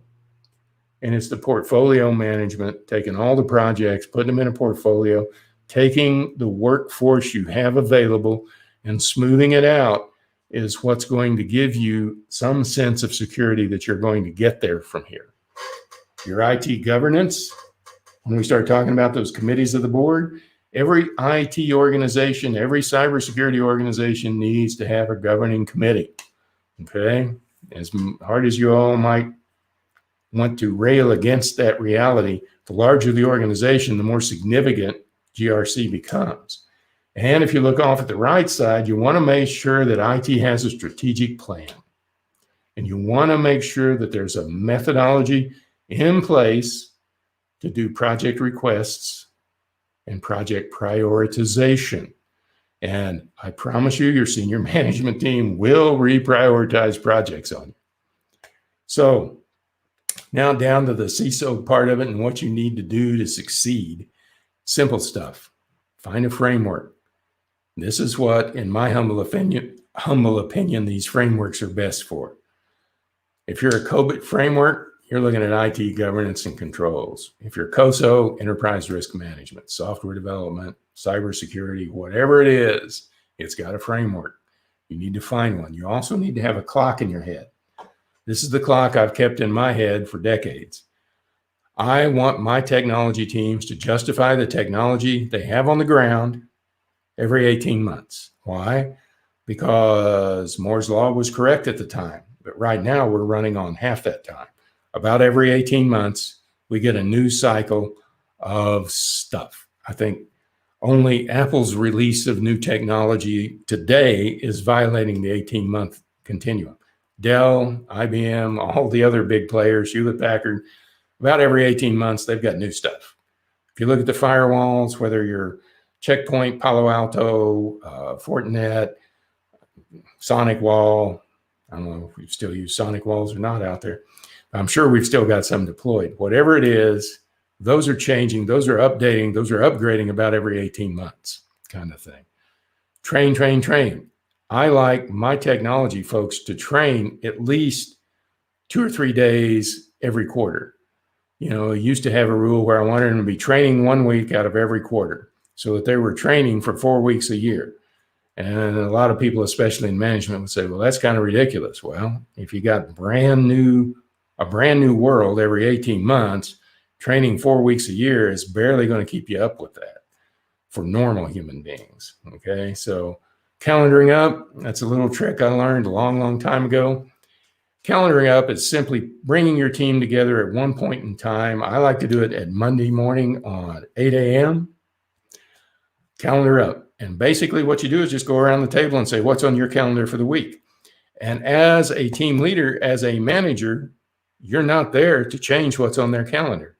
You're simply there to let everybody around that table know what the other people are going to do. And what happens is somebody will say, well, I'm going to install this and this and this. And then somebody else will say, oh, like hell you are. I haven't done ABC, so you can't do X, Y, Z. And somebody else is going to say, well, you can't do that because I haven't done this.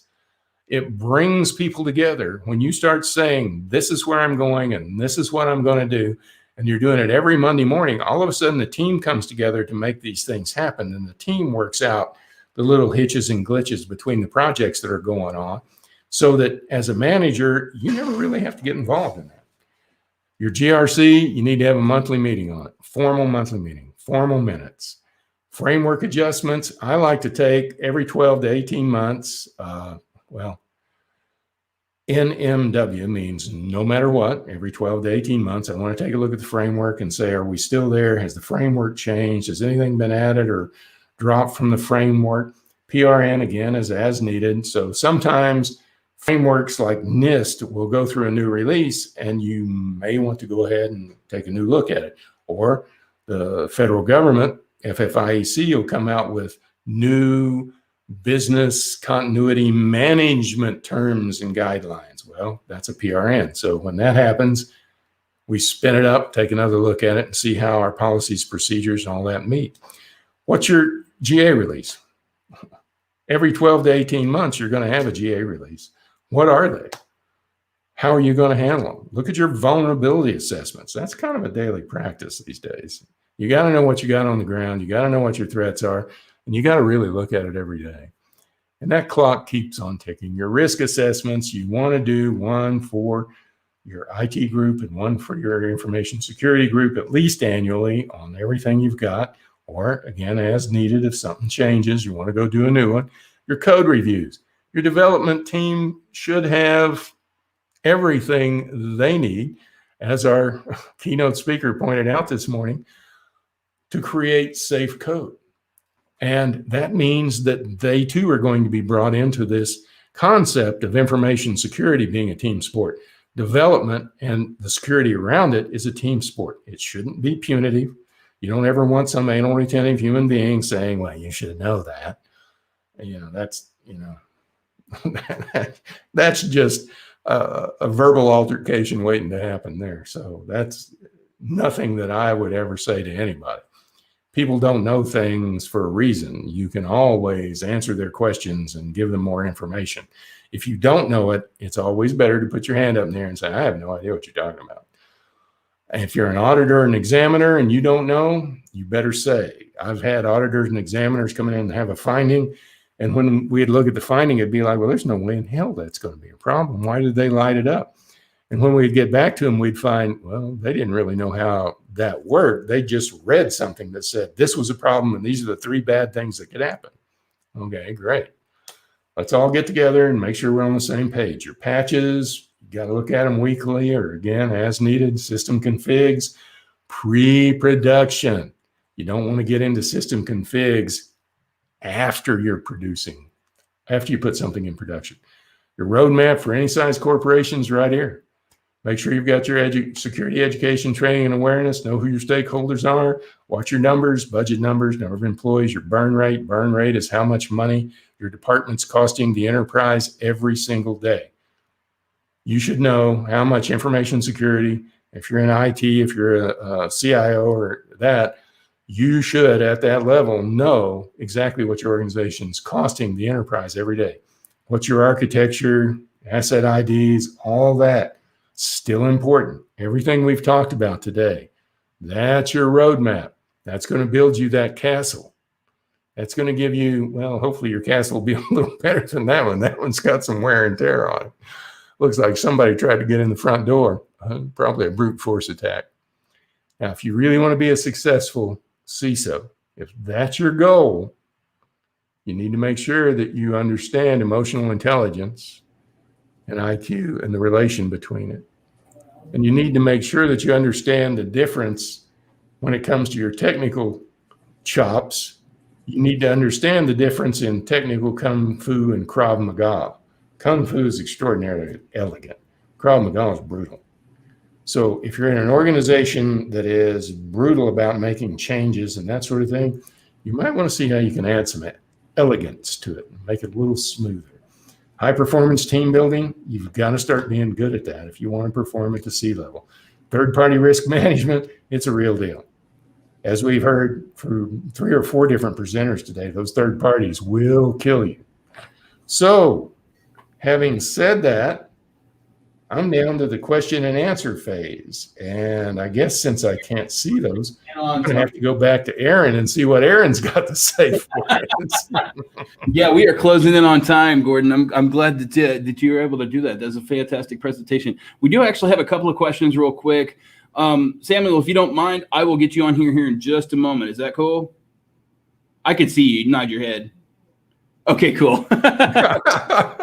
Just a couple of questions real quick, and then we'll get moved on. Matthew Moses says, when you talked about having your IT people, quote, justify their technology, end quote, on the ground, what did that look like? Is it something formal or more informal? Presentation or a report?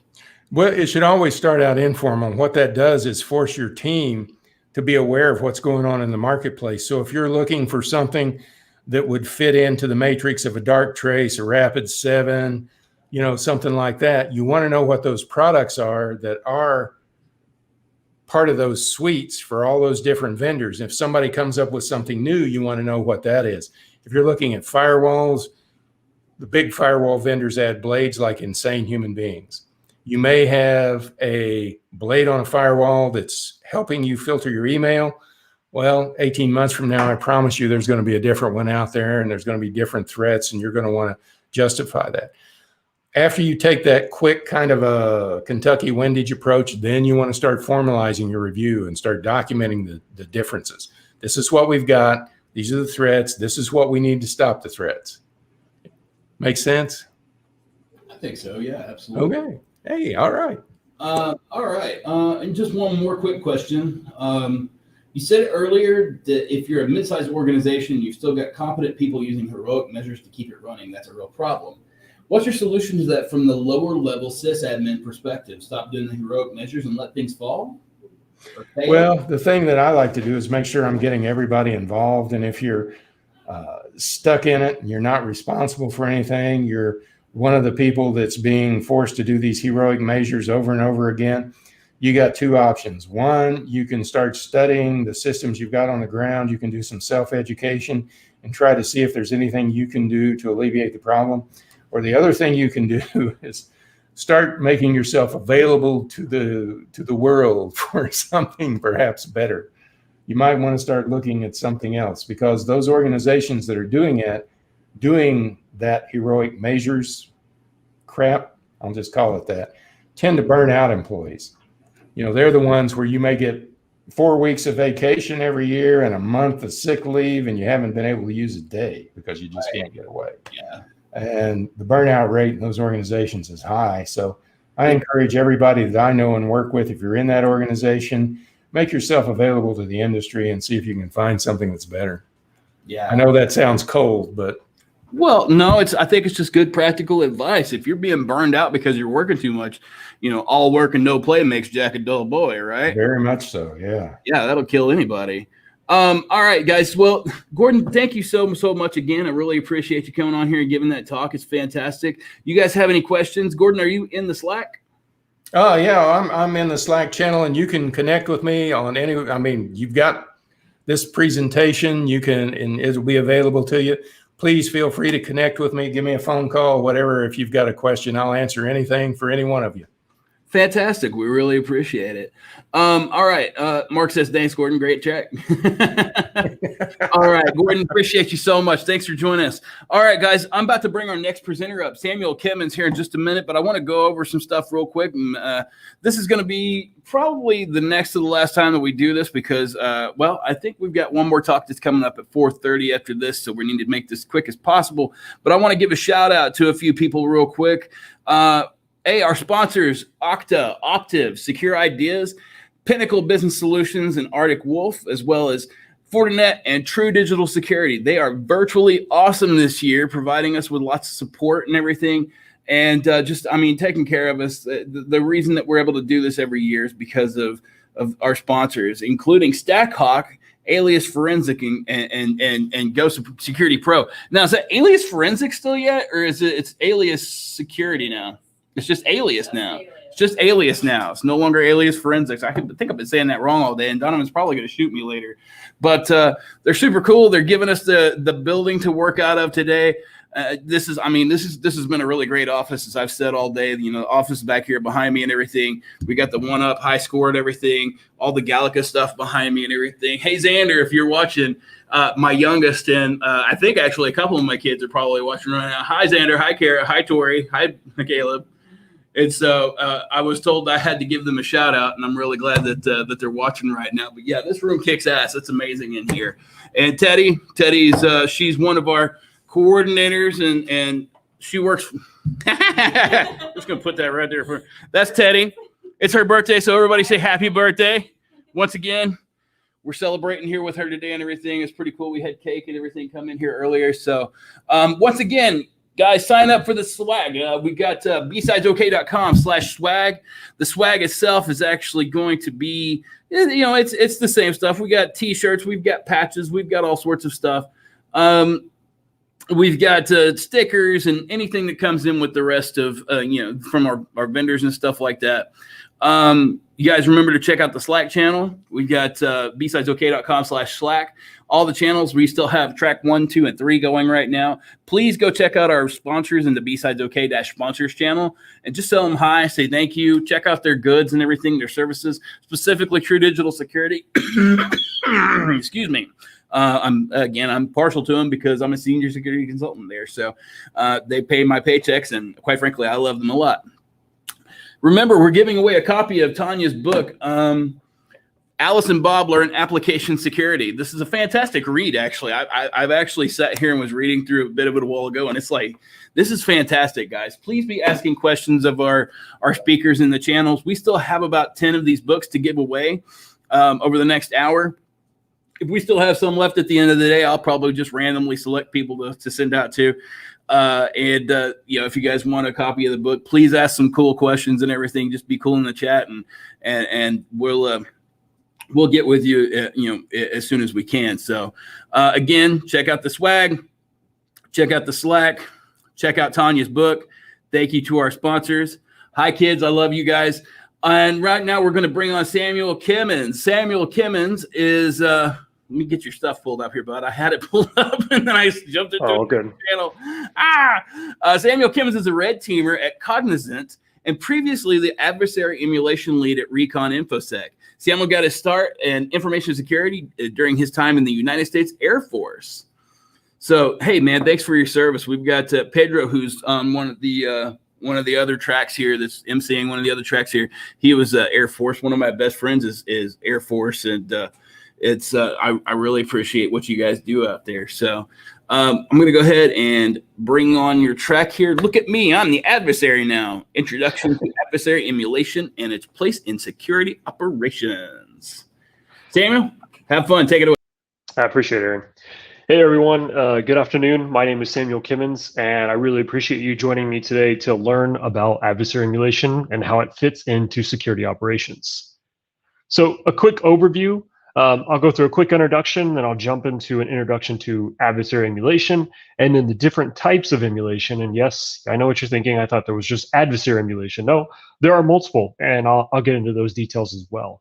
And then I'll cover how or where adversary emulation fits into security operations. And I'll kind of break that down a little further. And then threat intelligence plays in adversary emulation, and then emulation for detection testing and purple teaming, where it truly shines, and then emulation as a training tool, a very important function of adversary emulation, or what it can provide. And then I'll give you some resources on how you yourself can get started, or how you can kind of bring this to your organization in the least resource intensive way. That's not to say that some of the time and amount of resources can be great depending on what you're trying to achieve. And then we'll conclude the presentation. Okay, so quick, who am I? Currently a red teamer at Cognizant, as Aaron told you. I was previously at Recon InfoSec, where I focused on specifically adversary emulation, from creating payloads and malware based on threat actors, and of course, based on threat intelligence. And also, I got my start in security back in the Air Force. So I went from sysadmin to security analyst to pen tester and red teamer, where focused a lot on detection testing and detection validation. So purple teaming and adversary emulation has always been a big part of my career, and that's why I kind of wanted to talk about it with you all today. There's a couple links down here on the screen, so you can follow me on Twitter at Valken_K, and then my GitHub, which I'll reference later on in the talk for a resource to help you get started. And of course, the classic disclaimer, the thoughts and opinions expressed in this talk are my own and do not represent those of my employer. So an introduction to adversary emulation. A lot of people, when they hear this, they probably think, this is a type of red teaming, right? That's just another way to say red teaming. Well, a big hint, it isn't. Does adversary emulation fall under the veil of red teaming? In a sense, it does. It more falls under the veil of offensive security as a whole, because adversary emulation can be conducted by anyone on the offensive side of security. So if your company has a pen testing team, they can do adversary emulation, because the key behind adversary emulation is the threat intelligence. So without the threat intelligence piece, you're simply just doing adversarial activity or malicious activity that represents red teaming or pen testing, and it's not really tied to anything specific. And without the threat intelligence piece, it doesn't really have that backing, or that, I want to say credibility, but it doesn't really have that wow factor, right? And when it comes to presenting findings to your organization, you really want to add in that threat intelligence piece, because it'll tie those things together. So what other types of emulation are there? Well, as I mentioned, adversary emulation is the first one, right? So that's replicating a threat actor's TTPs or behaviors. And of course, this is going to be based on threat intelligence. And without the threat intelligence piece, we're simply just running TTPs.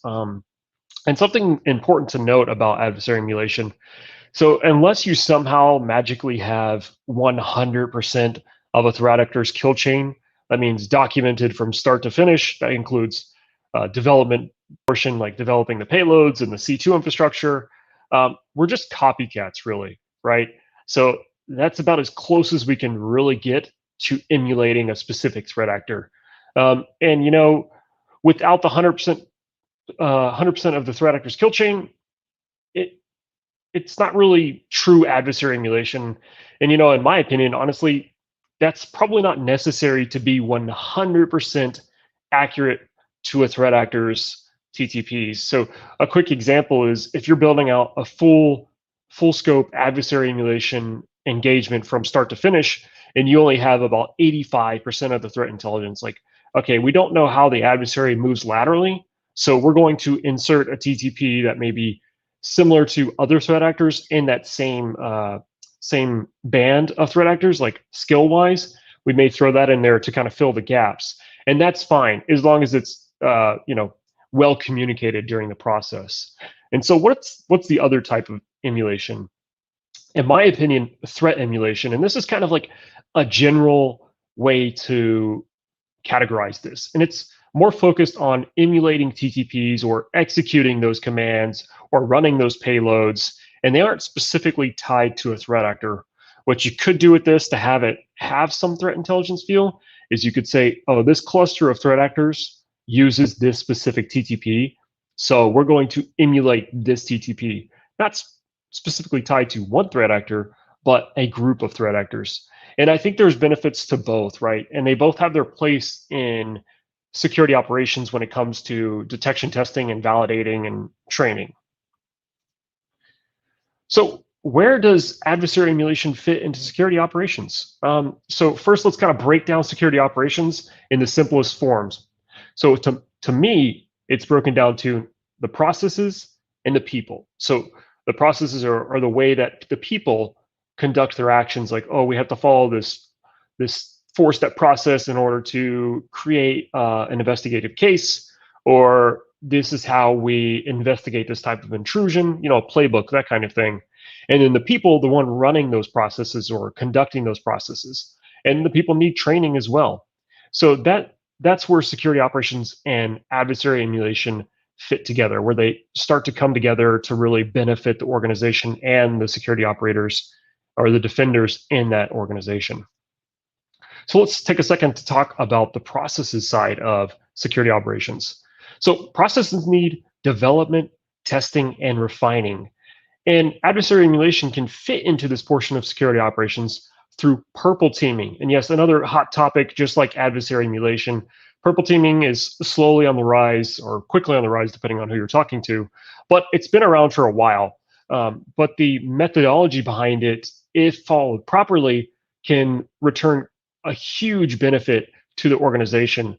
And I'll go through an example purple team methodology later on and throw in some TTPs to kind of get you started. So when we're talking about the people side of security operations, people need ways to train and improve their skill sets, and of course, test those processes or those response procedures. And you're probably wondering, like, oh, don't we do that during red team engagements or pen testing engagements? Yes, that is true. You do. You are testing things kind of in a larger scale. When you talk about adversary emulation in this context, we're really running them through specific actions so that they can get exposure to those advanced TTPs or the way this particular threat actor runs their engagements. And this is great because it allows you to pair up the threat intelligence piece. As I mentioned earlier, it's very important for adversary emulation. It allows you to pair up that threat intel to the processes. And then, of course, by that, you can train your security operators or your defenders. And, the red versus blue mentality, these are natural sparring partners. And the best way for this to happen is to run these exercises, and there's different ways you can get this kind of thing through training and open source means. And I'll get into that later as well. But, the classic red versus blue, but we're more refined, we're more focused. And this is great because we can focus on the particular actions we want our defenders to be aware of or be experienced in. So how do we determine which type of emulation is right for our use case? So a quick formula for success in regards to this is determine if this will be for the processes side or the people side of security operations, and ask yourself the following questions.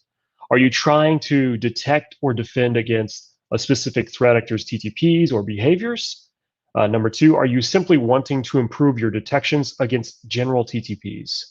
And number 3, are you wanting to train your defenders? If so, you can apply a variation of the previous questions to the scenario. So, and I'll pause here on these 3 items. So to break it down, like if we're talking about number 1, we're obviously going to go with adversary emulation because we're focused on defending or detecting a specific threat actor's capabilities or TTPs in an environment. And then the number 2, if we're looking at general detection improvement, not really tied to a threat actor or some type of intelligence, we can stick with threat emulation where we're selecting a TTP from the MITRE ATT&CK matrix and say, we want to be able to say we can detect or defend against this, and we're going to build out plans for that portion. And like I said, I'll get into the plans later in the presentation. And then the third piece, this can be a variation of the adversary emulation and threat emulation. So we could tie in the threat intelligence, like, hey, we want our defenders to be good against this, or we simply want them to be exposed to these types of TTPs regardless of the threat actor. And so what about the threat intelligence piece? This keeps coming up throughout the entire presentation. Now, why is threat intelligence important and where does it fit into these questions? So let's talk about threat intelligence place in adversary emulation. And I mentioned it quite a few times. So you can't accurately replicate a threat actor without the threat intelligence. The threat intel allows us to get as true as possible to that adversary's actions. And emulating an adversary who is known to target your organization is much more valuable than standard threat emulation. And this is a really big deal. So think about it from an offensive security engagement or red teaming or pen testing.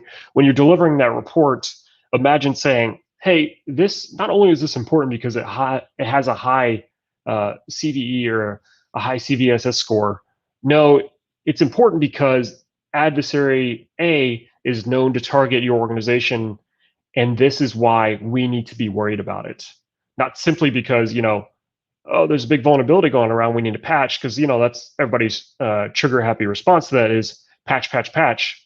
But let's be honest, every organization has their process that they follow, whether that be good or bad. Of course, I'm always up for patching against the latest 0 days, so don't take that as a negative thing to do. But it allows you to add that kind of severity to it, like, oh, it's a score 6, but hey, adversary A or threat actor A is known to target these. So let's talk about purple teaming and adversary emulation for detection testing. So let's go through the purple team methodology, and this is kind of a general rough outline that you could take and build out more properly.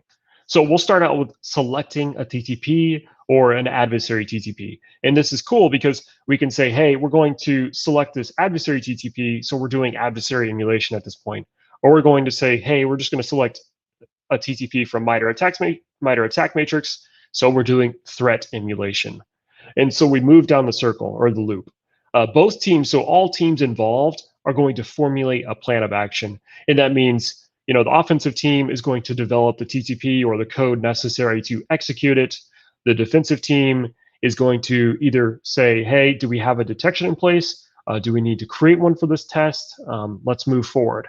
So once the plans are formulated and everyone agrees and is in constant communication, they'll execute their plans. So offensive team will execute their developed TTP. Blue team or defensive team will look for that TTP depending on what their plan was. Then we'll move to the validation stage, like, hey, was it successfully executed? Was it successfully detected? Or do we have any visibility into it? If the answer is no detection, that means the defensive team needs to work with the offensive team and tune and create and start again. And that's the really cool thing about the purple team testing methodology is it's a continuous feedback loop, right? So we can take that TTP, let's run it through the gauntlet again until we refine it to the state that we want to refine it to.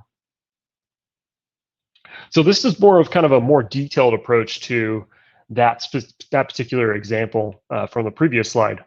So we'll say that we're going to do some adversary emulation. We're going to run a lateral movement technique via WMIC because APTX is known to use this method, and they're known to target our industry. We'll say banking industry as this example. They're known to target the banking industry. So we move to the development, the planning stage. So offensive team will develop that TTP. Defensive team will develop a signature and detection mechanism. We'll execute it through the testing. We'll validate if it was successful, if it was detected or not. If it was detected, good. We can all sign off. We'll move on to the next TTP. And like I said, that's the beautiful thing about that loop is we can continuously do it as long as we have the resources available, right? And so if it wasn't detected, we just start at the beginning. And you're probably wondering, and thinking, this sounds really resource intensive. And I'll be honest, if you're getting into the very granular details of developing the malware to replicate a particular malware strain, that can be very resource intensive. But if we're talking like the generic TTPs that are observed and documented, this can be automated, right? So your offensive team has already done the development, or your third-party offensive team has already done the development. You can initiate that into your feedback loop and then have a way for the defensive team to simply execute that. The first thing that comes to mind when I'm talking about that is a SOAR, but I know that not every organization has or can afford a SOAR because they can be expensive, but it can be automated through scripts. And I'll talk about some of those scripts that you can leverage or tools that you can leverage later on. So here to break down that process, right? So we talked about using WMI for lateral movements. And in this case, we're going to select T1047 for our technique from MITRE. We're going to search and say, we want to relate some threat intelligence to this to be true to the adversary emulation nature. So on the second step, we've selected NotPetya because it's been known to use WMIC to propagate itself throughout an environment. So we click on one of these reference links, number 62, I believe, and we go to step number 3. Okay, so a new ransomware variant, Netya, compromises systems worldwide. Okay, so we read the threat intelligence, we go down and we find out which TTP we're wanting to replicate. So on number 4, you can see we found they're using WMIC to execute a payload on a remote system. And this obviously doesn't include the method to copy the payload over, because you can do that via standard Windows commands, just the copy command. Or depending on their C2 capability, they could be using a different internal mechanism. And then they use the process called create, the classic WMIC execution, to achieve their objective. And by taking this threat intelligence, we've automatically stepped up our the severity of the importance of our testing, just using the threat intelligence piece. Like, hey, this is no joke, it's not Petya. And you can apply this to any type of course, like payload or ransomware strain or threat actor. And it automatically increases the severity of the testing. So I talked a lot about how it can use to test processes and detections, but how do you use it as a training tool?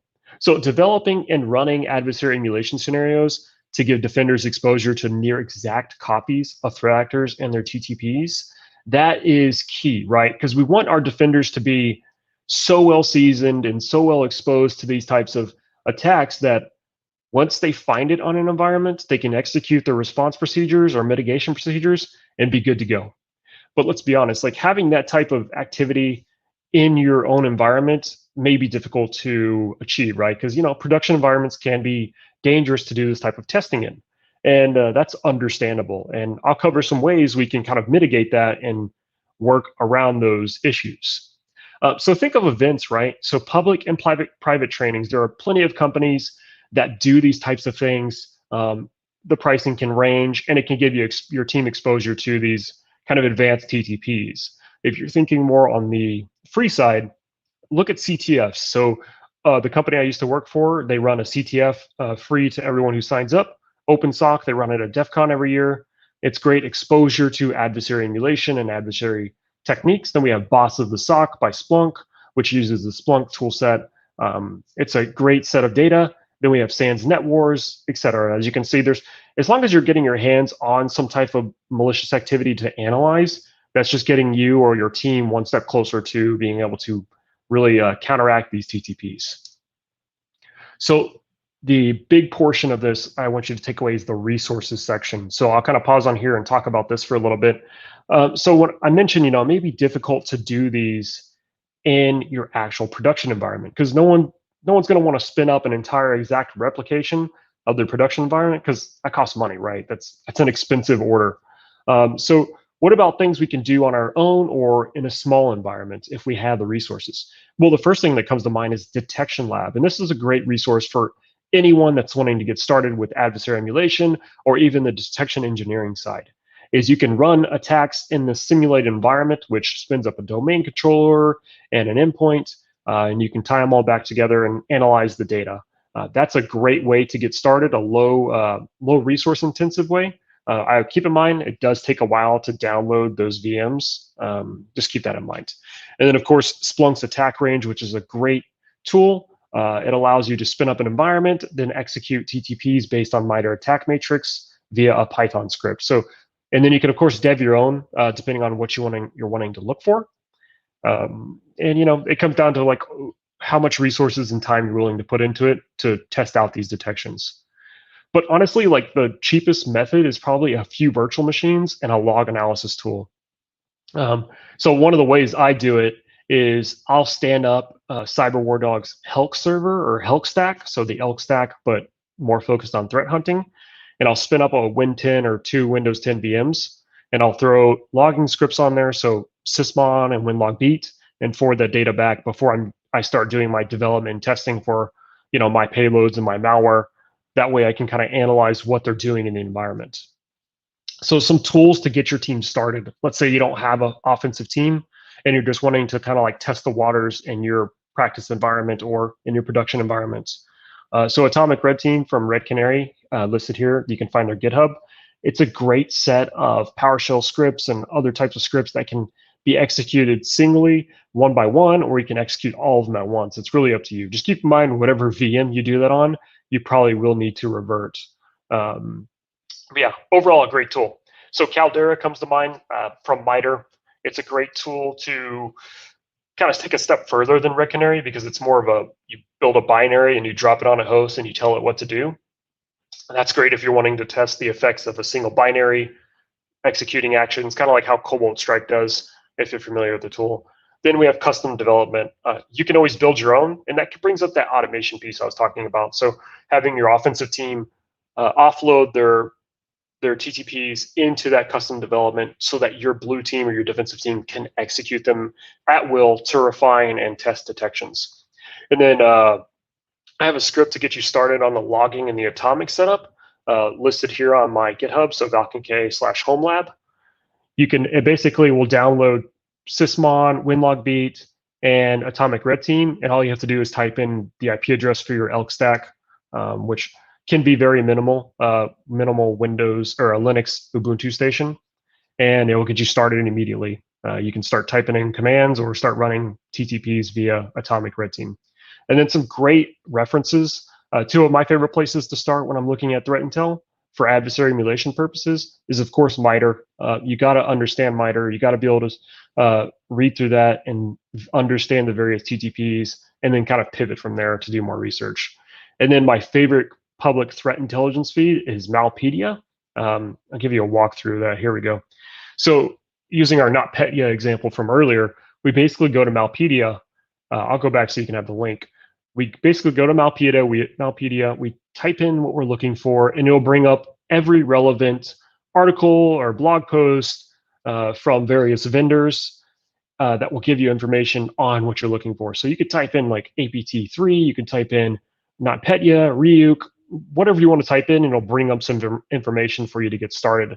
And that's just a great place to browse if you're wanting to find out what's kind of latest when it comes to threat intelligence. So how can you get started? I mentioned a lot of tools to get you started. So once you put those together, we're on the right track. So step one is going to be selecting. Oh, sorry, Aaron, go ahead. Oh, you're fine. We're at the end of the 30 minutes. I got another talk and I got to get on here real quick. Okay, so I'll be done like 1 minute. All right, so real quick. Step one, select a threat actor and the relevant threat intel. Move on to step two, develop and replicate those, and then execute those actions. And there you go. There you go. You have adversary emulation. Real quick, thank you all very much for attending my talk. Thanks to BSides to allowing me to speak to you all, and I really enjoyed it. Thanks. We're glad to have you, man. I'm looking forward to watching this talk a little bit later. I haven't been able to watch a whole lot of talks today because as soon as I get done emceeing, I've got to go take care of some other stuff, just like whenever we're actually in person. So yeah, I actually get to watch these talks later, which is exciting. So because it's all on YouTube. Thanks again, Samuel, for being here with us. We really appreciate it. If you guys have any questions for Samuel, you are in you're in the Slack. We've talked earlier and everything. So go hit him up. I didn't see any questions right now. That doesn't mean there won't be later. Again, thanks, Samuel, so much. And we're going to go ahead and move on to, all right, I'm going to try not to butcher this. Karthikeyan?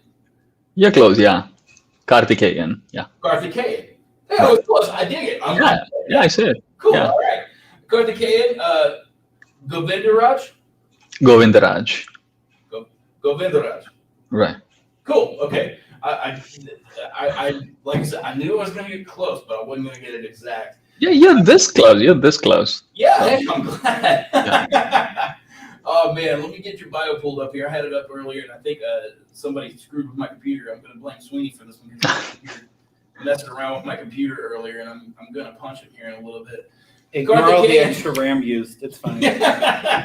Austin's in here right now, also giving me grief. So Karthikeyan is a vice president at BlackRock, where he works on building tools to make apps easier to run on Kubernetes.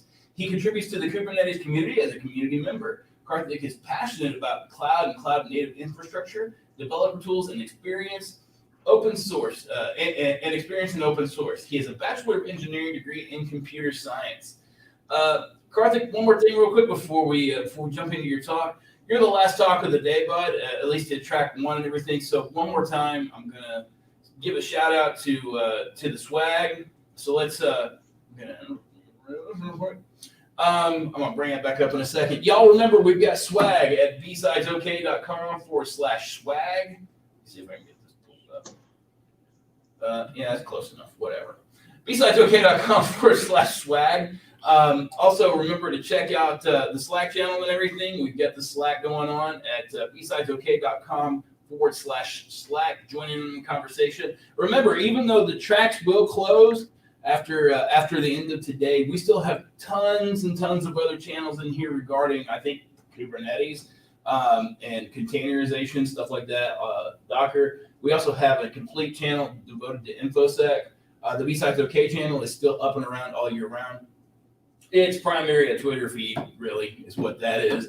But you can get in touch with any of us here through the InfoSec channel or just, at Hot Dog on Slack, at Blockbuster on the Twitters. Again, I want to say a big thank you to our virtually awesome, not virtually, but just purely awesome sponsors, Okta, Optiv, Secure Ideas, Pinnacle Business Solutions, and Arctic Wolf, Fortinet, and True Digital Security. We couldn't do this without you guys. We also couldn't do this without StackHawk and Go Security Pro. Go see my buddy Jeff. He that's his company. He's a really great dude. And also Alias, used to be Alias Forensics. I've been calling it that all day. Quite frankly, you just need to get rid of the F or something. But I think Donovan likes it because of the double connotations, right? Yeah. Excuse me. Man, they've been hosting us here at this office all day long, and it has been fantastic. Karthik, I'm going to let you after it, bud. You have any questions for me or anything, you give me a holler, okay? Sure. All right, then. Thank you so much, Aaron. All right, so I'm going to start my session, and it's really short, so I'm just going to get straight into this. So this is not really about like information security or how you're going to like stop hacking yourself. So this is like something for the auditing and things like that. So there is a couple of things like we're going to see in this talk. Like the first one is how you're going to get the build version dynamically injected into the containers, especially Golang containers, and how are we going to do the gRPC health checks, like the health checks for the gRPC containers, which is again in Golang. So who am I? Like Aaron introduced me. He did a pretty awesome job of that. So that is me, and that's my Twitter QR. And I'm just going to move on. So we're going to start with looking into how we're going to inject the build versions into the Golang containers. So what is build versions? So build versions are the reference of the artifacts that we are actually building, like out of a pipeline, out of a CI or something like that. And there is a good amount of community that they are ignoring the importance of the build versions. The reason is like if you want to reference back to a bug, or if you want to reference back to an issue picked up by some functionality testing or integration testing, like say pen testing, and if a particular build is not actually in compliance with your testing outputs, then you need to reference that, and this build version is your key and is your actually helping savior to reference that back to that particular code base. So this and on the once it is like done with all the developer side, and when an application is moving to the end user perspective, and if there is any issues or if there is any problems that end user is facing, then the end user needs to like circle back with us and with the developer, and they need to actually reference, okay, this is what the version I'm using, and this is the issue I'm having. Otherwise it would be like so difficult for us to dig into the code base, which might be like forked by like too many people in our team, in our project, and already like we are the code base is in obsolete state, like where the build has been already done. So it is necessary to inject that versions into the log statements. So there is a good amount of information on what is the importance of the build versions and why we are not doing it. In this, like Tim Griffith, the guy who wrote this blog. So I have given the link there, and you can actually refer it later. So there are a few additional advantages of that as well. So for example, as I said, like in your pen testing, in your testing scenarios, you could use that for referencing. And like say if you want to have a approval workflow in place for your build to successfully get deployed with your CI, then you could actually you need that build version so that you can refer, okay, this particular version, like version 1.1 is like approved, or version like 0.10 is not approved, things like that. Like anywhere in your conversation, basically, like when you want to converse with, okay, this is what happening in this version and what is happening in this version, like you need a reference for that. So that's the importance of the build version. But it becomes tricky when you're actually working with container images. So these container images are built in layers, and once the images are built, how are you going to refer the code base, the repository, or the build version of that image? So that becomes tricky. And the other thing is, like, of course, a hacky solution is like you can actually have your build version like like predicted tag version probably. Say for example, if I'm going to drop a tag of like 110, and I could hard code that in my code base, and I can drop a tag and I can build an image on top of that, and again tag that image with the same version like 100. But that's not something we wanted to do, because this is like, you shouldn't be doing that very often, or you shouldn't be changing that the hard-coded value of the build versions. So how are we going to do that? So this is where it's getting so good with Golang.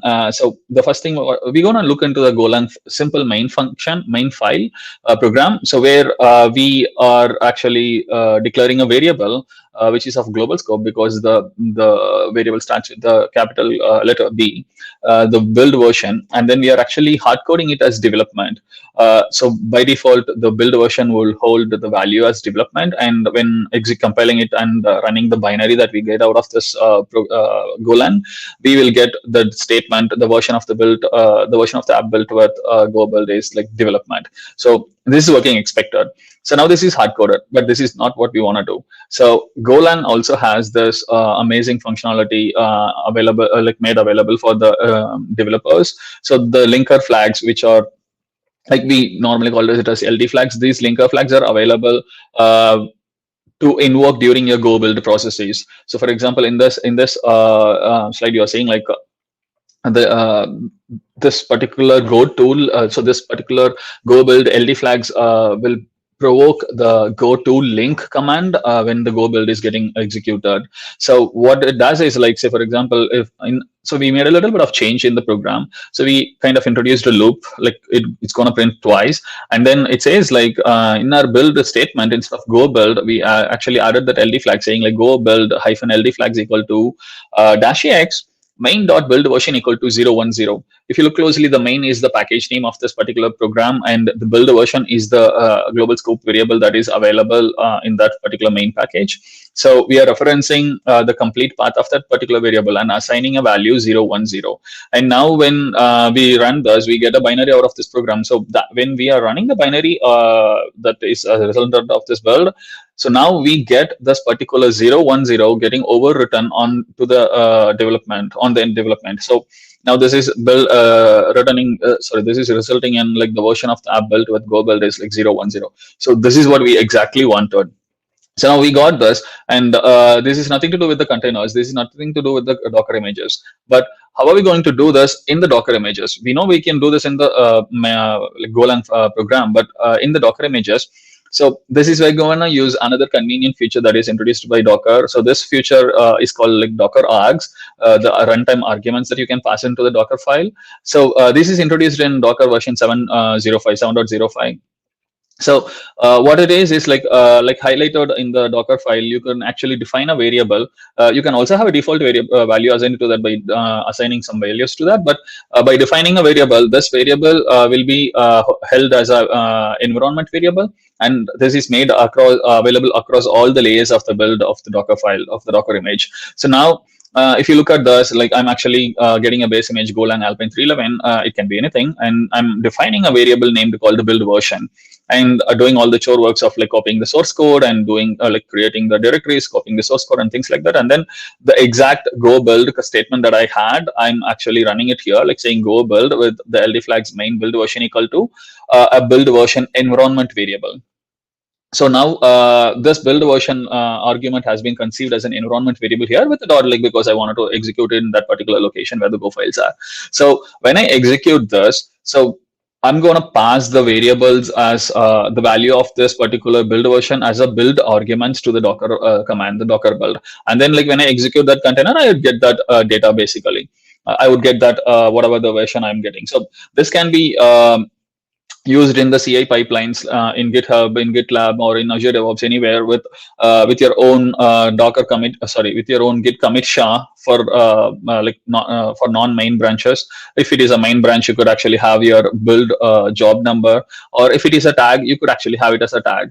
So I'm not going to go into the details of how we're going to implement that in different source control systems, but I have written that in a couple of Medium articles, and the QR code is here. Like, so the first one actually takes you to the GitHub and the GitLab article, and the last one actually takes you to the Azure Radio article, where you can actually see a step-by-step guide for like how to do this in all these source control systems and its corresponding CI systems. Like GitHub uses GitHub Actions, and GitLab uses its own CI, GitLab CI, and Azure DevOps uses its own Azure DevOps, the Azure pipelines.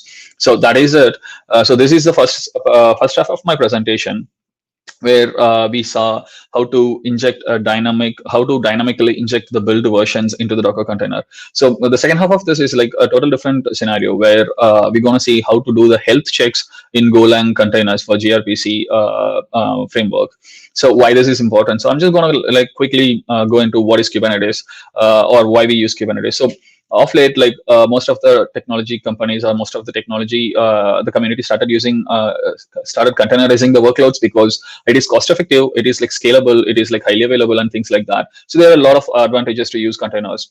And what is a container? Container is like an abstraction of, as I said, as described in the slide, it's an abstraction of provided on the OS level. It's like a kind of a virtualization. You can think of a virtual machine, but it is not really a virtual machine. So an abstraction on the top of OS, which actually shares all the hardware resources. So you will have an infrastructure, you will have a host operating system, and then you would actually run a container runtime. So for example, Creo or Docker runtime or something like that. And then that would actually like bring up all the containers. So now you have all these containers running. Like there is still a manual intervention needed for like, creating the container, settling down the container, or like tearing off the containers and things like that. So that is where the Kubernetes comes in. So Kubernetes is an orchestration tool which takes care of all these containers life cycle.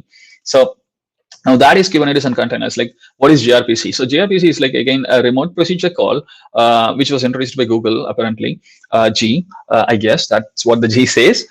So now gRPC is used for communicating across the like applications. It enables client server applications to communicate very transparently, because you have a protobuf defined, and you know what is that you are actually looking for, and you know what is that you are actually requesting. So it is easier to build the connected systems with this gRPC protocols. So basically use a protocol buffer. So with this, which means like it is not really using HTTP REST endpoints or GraphQL endpoints or any of such cases. So how am I going to do the health checks in the container? So what is health checks? So these health checks in Kubernetes is something like we say it as probes. A probe, as literally defines, like is a diagnostic thing performed against a container. So this is done by the orchestration tool, the Kubernetes, to make sure is the container accepting the traffic, is the containers running currently, or is the containers needs a restart, or things like that. So obviously there are three types of probes for these three different actions. The startup probe. This is to define whether the container is started and ready for the container have started yet or not, and then is it ready for the future, like the further processing of the requests or things like that. And the readiness probe is again like, is it the container ready to serve the request? So for example, like you might ask, what is the difference between startup and the readiness? So the readiness probe is really required because there are like few, say for example, in the caching systems. So if you are bringing up a caching container, maybe you might want to need a warming up your cache. So that might take a good amount of time. So that is what the readiness probe should respond. Like, no, this particular container is started and it is like further processing its warming caching thing. And I am not ready to, this container is not ready to accept any further requests. So that's what the readiness defines. And liveness probe is like, it's like a health check. It's like a heartbeat check probably. So it checks on this particular container like on a certain frequency that you're defining, and then like says, okay, this is available, this is running, there is no issue, this is running, there is no issues, kind of the heartbeat check. And all of these probes, they have their own handlers, like to have to like to do the actions. So there are three different handlers, like exec action, the TCP socket action, and the HTTP action, which means like you could exec the container with a command, or you could actually connect on a TCP socket or a HTTP socket, and you can do only HTTP get action that too on the HTTP protocol. So clearly it says like there is no way to connect to check a gRPC implemented, the proto implemented gRPC code. So that is where this gRPC health check protocol comes in. So this is introduced by the gRPC ecosystem, and this is actually a recommended way of doing the gRPC health check. So there is this proto file which is predefined in the package gRPC health v1, and you would actually see like a couple of messages and the surveys. So the health check request and the health check response. As of now, this is the simplistic health check profile. So it has this particular health check request where you can actually call a couple of services, and you can actually get back with only these three different serving status, whether unknown serving or not serving at this moment. Like this is a streaming health check, and you can actually do a streaming health check and the health check. Like streaming health check can be performed with the watch method.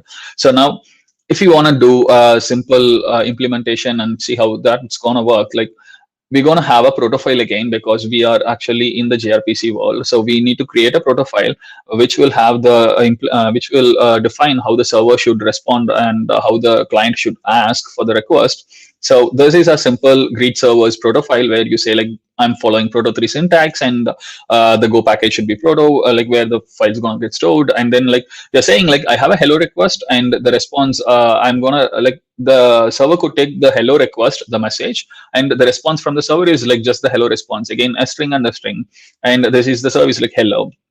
So once we compile this with a protogen go, the compiler, we will get the PB files, and then that would be available for our editing purposes. So now, so this is how you run the protogen go file with the proto-C binary, and you would actually say like plugins equal to gRPC to make sure it is actually a gRPC compliant thing. I mean, it is creating a gRPC file. So now by mimicking something like using the for loop as a streaming response, our hello service will have something like this, where we are accepting. So if you look at the line number 1 function, it says like the hello is the service, and it accepts the hello request, which refers back to our proto file's hello request message. And the service is like proto greet service server, the hello server, the server is. And then it says like 10 times it's gonna respond back the hello response on the line number 5, saying like hello with whoever is whatever the message that we are getting from for the ith time, and then it's going to send it back as a response, like streaming response. So this is a fake streaming server that has been implemented with that protofile that we saw. So with this, if we like start serving this endpoint, it would be available. Now we have the server side, and we need to do the health check implementation. So whatever we did in the previous slide was just the server implementation, but we haven't done anything for the health check implementation. So the health check implementation is actually implementation of the health protocol buffer file that we saw from the health v1 health v1 package. So when we implement something like this, this is how we're gonna do. So line number, this is from the PB file again, like the line number 12, 13, 14 is what we are actually responding when there is a check request is coming to this particular server. So what we are doing right now is actually a fake response. We are saying like whenever that particular check is accessed or hit or requested, we are saying like, okay, we are serving. But technically what we do is like whenever the check is requested, we will actually go through our chore of processes of the server, whether this is like if there is any connectivity, if there is any anything that needs to be available, or we need to do all those binary checks and say like, yes, this server is serving and it is available, things like that. So, but in this case, like we are saying like we are serving the response, just faking it just for the sake of the presentation.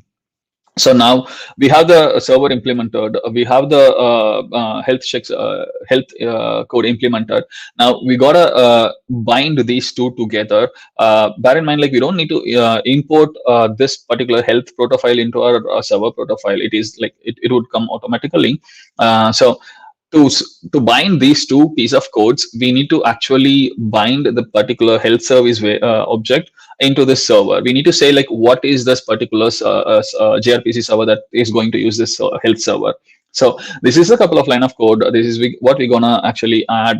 So we say like health service is equal to create a instantiate a new health checker, and then in the gRPC health v1 package there is a there is a register health server method where it accepts what is the current gRPC server and what is the health implementation code that it needs to register. So once we add that in place in the main program, this would actually add this health check endpoints as well. So now the gRPC server is ready and instantiated. Now, how am I going to validate this? I don't want to write a client code where I am only responsible for the server side. So how am I going to validate this? So to validate this health check endpoints, there is a small mini CLI tool that's been provided by the gRPC ecosystem. So it's called gRPC health probe. So the syntax is like you say, you download it, make it like chmod to executable binary, and then select gRPC health probe, and the address is like whatever the address of your server and the port number that it is serving. So that would actually give you the value of like that would give you the answer of whether it is in a healthy state or unhealthy state. So it is also built on top of the same protofile, so it is in compliance with that. So now I got all these things. What next? Like how am I going to do this in the container? So that's where we actually gonna use the Docker file. We're gonna use the same dev tool like the gRPC probe, health probe CLI to do the same thing in our Kubernetes as well. So what we're gonna do is like here we are actually intentionally using a multi-stage build. So in the first stage, using Golang as a base builder image, we are downloading.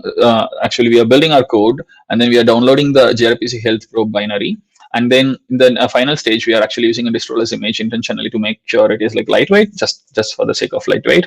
And then copying the built binary of our source code and copying the downloaded binary of our health check probe command tool.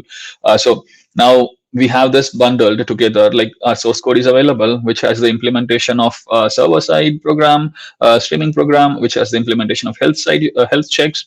And it is also bundled with additional binary, which is the health probe, which is chmod to executable. So now, how are we going to do this in the? How are we going to make use of this in this Kubernetes? So everybody knows like Kubernetes is like kind of YAML thing. So this is like a spec. There is a place called spec in the YAML, and then where you have these containers, and then you have this probes defined in it, like readiness probe, liveness probe, and things like that. So that's where we're going to put in there. So we're going to use what is the image, and we're going to say like on the readiness probe, we're going to use the exec command. Remember, like it supports exec action, HTTP action, and TCP action. So since we are using binary, we're going to exec into that, and we're going to use that binary to make sure whether this is running or not. So in this, if you look at line number 7, we are exposing this port as 5000 for our program. And then on line number 8 to 11 is where we are actually executing the readiness probe. So the command is like it is using execute like exec action using the gRPC health probe binary that we downloaded and bundled it together in the image. And then it is executing against the address as local 5000. The 0005000. And similarly, line number 12 to 15 is the liveness probe, where it is also similar to readiness. It is using the exec action using the binary gRPC health probe on the address like 0005000. So if any of these fails, the orchestration tool Kubernetes would take care of like doing the necessary activity like restarting the container or put maybe put that in the back like crash loop or things like that. So that that is how the that is how you do the gRPC health check in Kubernetes for the Golang containers. And the gRPC health check probe is actually recommended to use in Kubernetes as well. So you might think like, why do I need to add additional binary into this image? But this is how you would actually do neat because this is gRPC health probe CLI is a gRPC client implementation of the protocol buffer file that we saw. So this is recommended there by gRPC ecosystem. And so this is short. I know this is very, very short, only bits and pieces there. So to know like how to do this in detailed step-by-step process, again, there is an article that I wrote. That's the cure for that medium. If you scan that, you would be taken there directly, and you can actually see that step-by-step how to do gRPC health check probe in Kubernetes in a neat way. And that's it for today from me. And to know more about me, you have my QR code and again, and my Twitter. The conversation doesn't need to necessarily stop here. Follow me, ask me questions in Twitter. I'll respond. My DMs are always open. And I am going back to Aaron. And that was a nice one. And I don't. You jackwagon. Oh man. Hey Austin, tell everybody to come in here. It's time for closing ceremonies. Man, Karthik, thank you so much for that presentation. You guys, you know that you guys got any questions? I believe Karthik, are you in the Slack channel here? I am in the Slack. Yes. All right, fantastic. I don't see any questions right now, other than Jennifer Brooks asked a while ago if she could have a copy of the book. We gave it to her, so Teddy hooked her up. Karthik, again, man, thank you so much for giving the talk. We really appreciate it, man. This is it's been a fantastic experience all day. If anybody has any questions, again, hit them up on the Slack channel. I mean, we got just a minute or so here. If anybody does have any music, I'm reading. Actually, I am proud of myself because I finished on time, first time. Oh man, I've never done that. I gave my talk last year. I think I was like at 10 o'clock right after the keynote last year, and in track 3, and I had to rush through the last 5 or 7 minutes of it just to make sure that I was going to finish. And like I think I was talking so fast that I was like every other word was like doing this together. Yeah, so. I guess I did the same thing today. Not sure. I have to like watch my replay my stuff, and I want to oh no, I'm not going to do this. Well, Karthik, thank you again so much for being with us today, man. We really appreciate it. And guys, just so you know, all of these videos and everything are actually, I mean, they're obviously on YouTube and everything. You can see them on BSidesOK.com, but we're just going to leave them up this year and probably put timestamps to when each speaker actually starts so that you can go to that timestamp and you can watch each speaker. So Karthik being in track 1, it's going to be at the 4:30 mark. So Karthik, thank you again. Have a wonderful day, and we'll talk to you soon. Thank you. Thank you. All right, guys. Just a moment. We're going to wrap everything up. But one more time before we do wrap everything up, come on, you guys. What are we doing, man? It's wrap up time, man. It's 5 o'clock. It is. We're done. It's 5 o'clock somewhere. Can you guys believe that? It is 5. It's actually 5 o'clock here. It's 5:01. Yeah, so we missed it. It's over. Yeah, it's. I'm gonna sit back and try to get everybody else in here. Teddy, get around here. Come on, birthday girl. Did we sing Teddy Happy Birthday? Yeah, not on here. No. But hey, I want to say this. Hang on. We were requested a while ago to get Human Music by Chris Turner because Suki said we need some party music for the closing ceremony, and it doesn't get much more party than Happy Birthday to you. No, you got to do the beatboxing. Keep going. Happy birthday to you. Happy birthday, dear Teddy. Happy birthday to you. There it is. All right. Wow, it was so great. That was terrible. It was amazing. It was great. Guys, thank you so much for everybody who's still watching our stream, all 33 of you. If you joined us for BSidesOK at all today, you're the reason we do this. Also, we like getting together and quite honestly, we just like getting together and having a beer. And being absolute goofs. We love you guys so much. Again, hopefully next year you will actually see us in person and give us all the hugs and stroke Sweeney's beautiful, amazing beard. What is it about that beard? It's phenomenal is what it is. My hands out of it. Yeah, it's really hard. We've got pictures that we'll post later. So probably to the B-Sides Twitter here in a little bit. But again, guys, thank you so very much for joining us today. We love you all, and have a great rest of your 2021. Yay. Peace. We're out of here.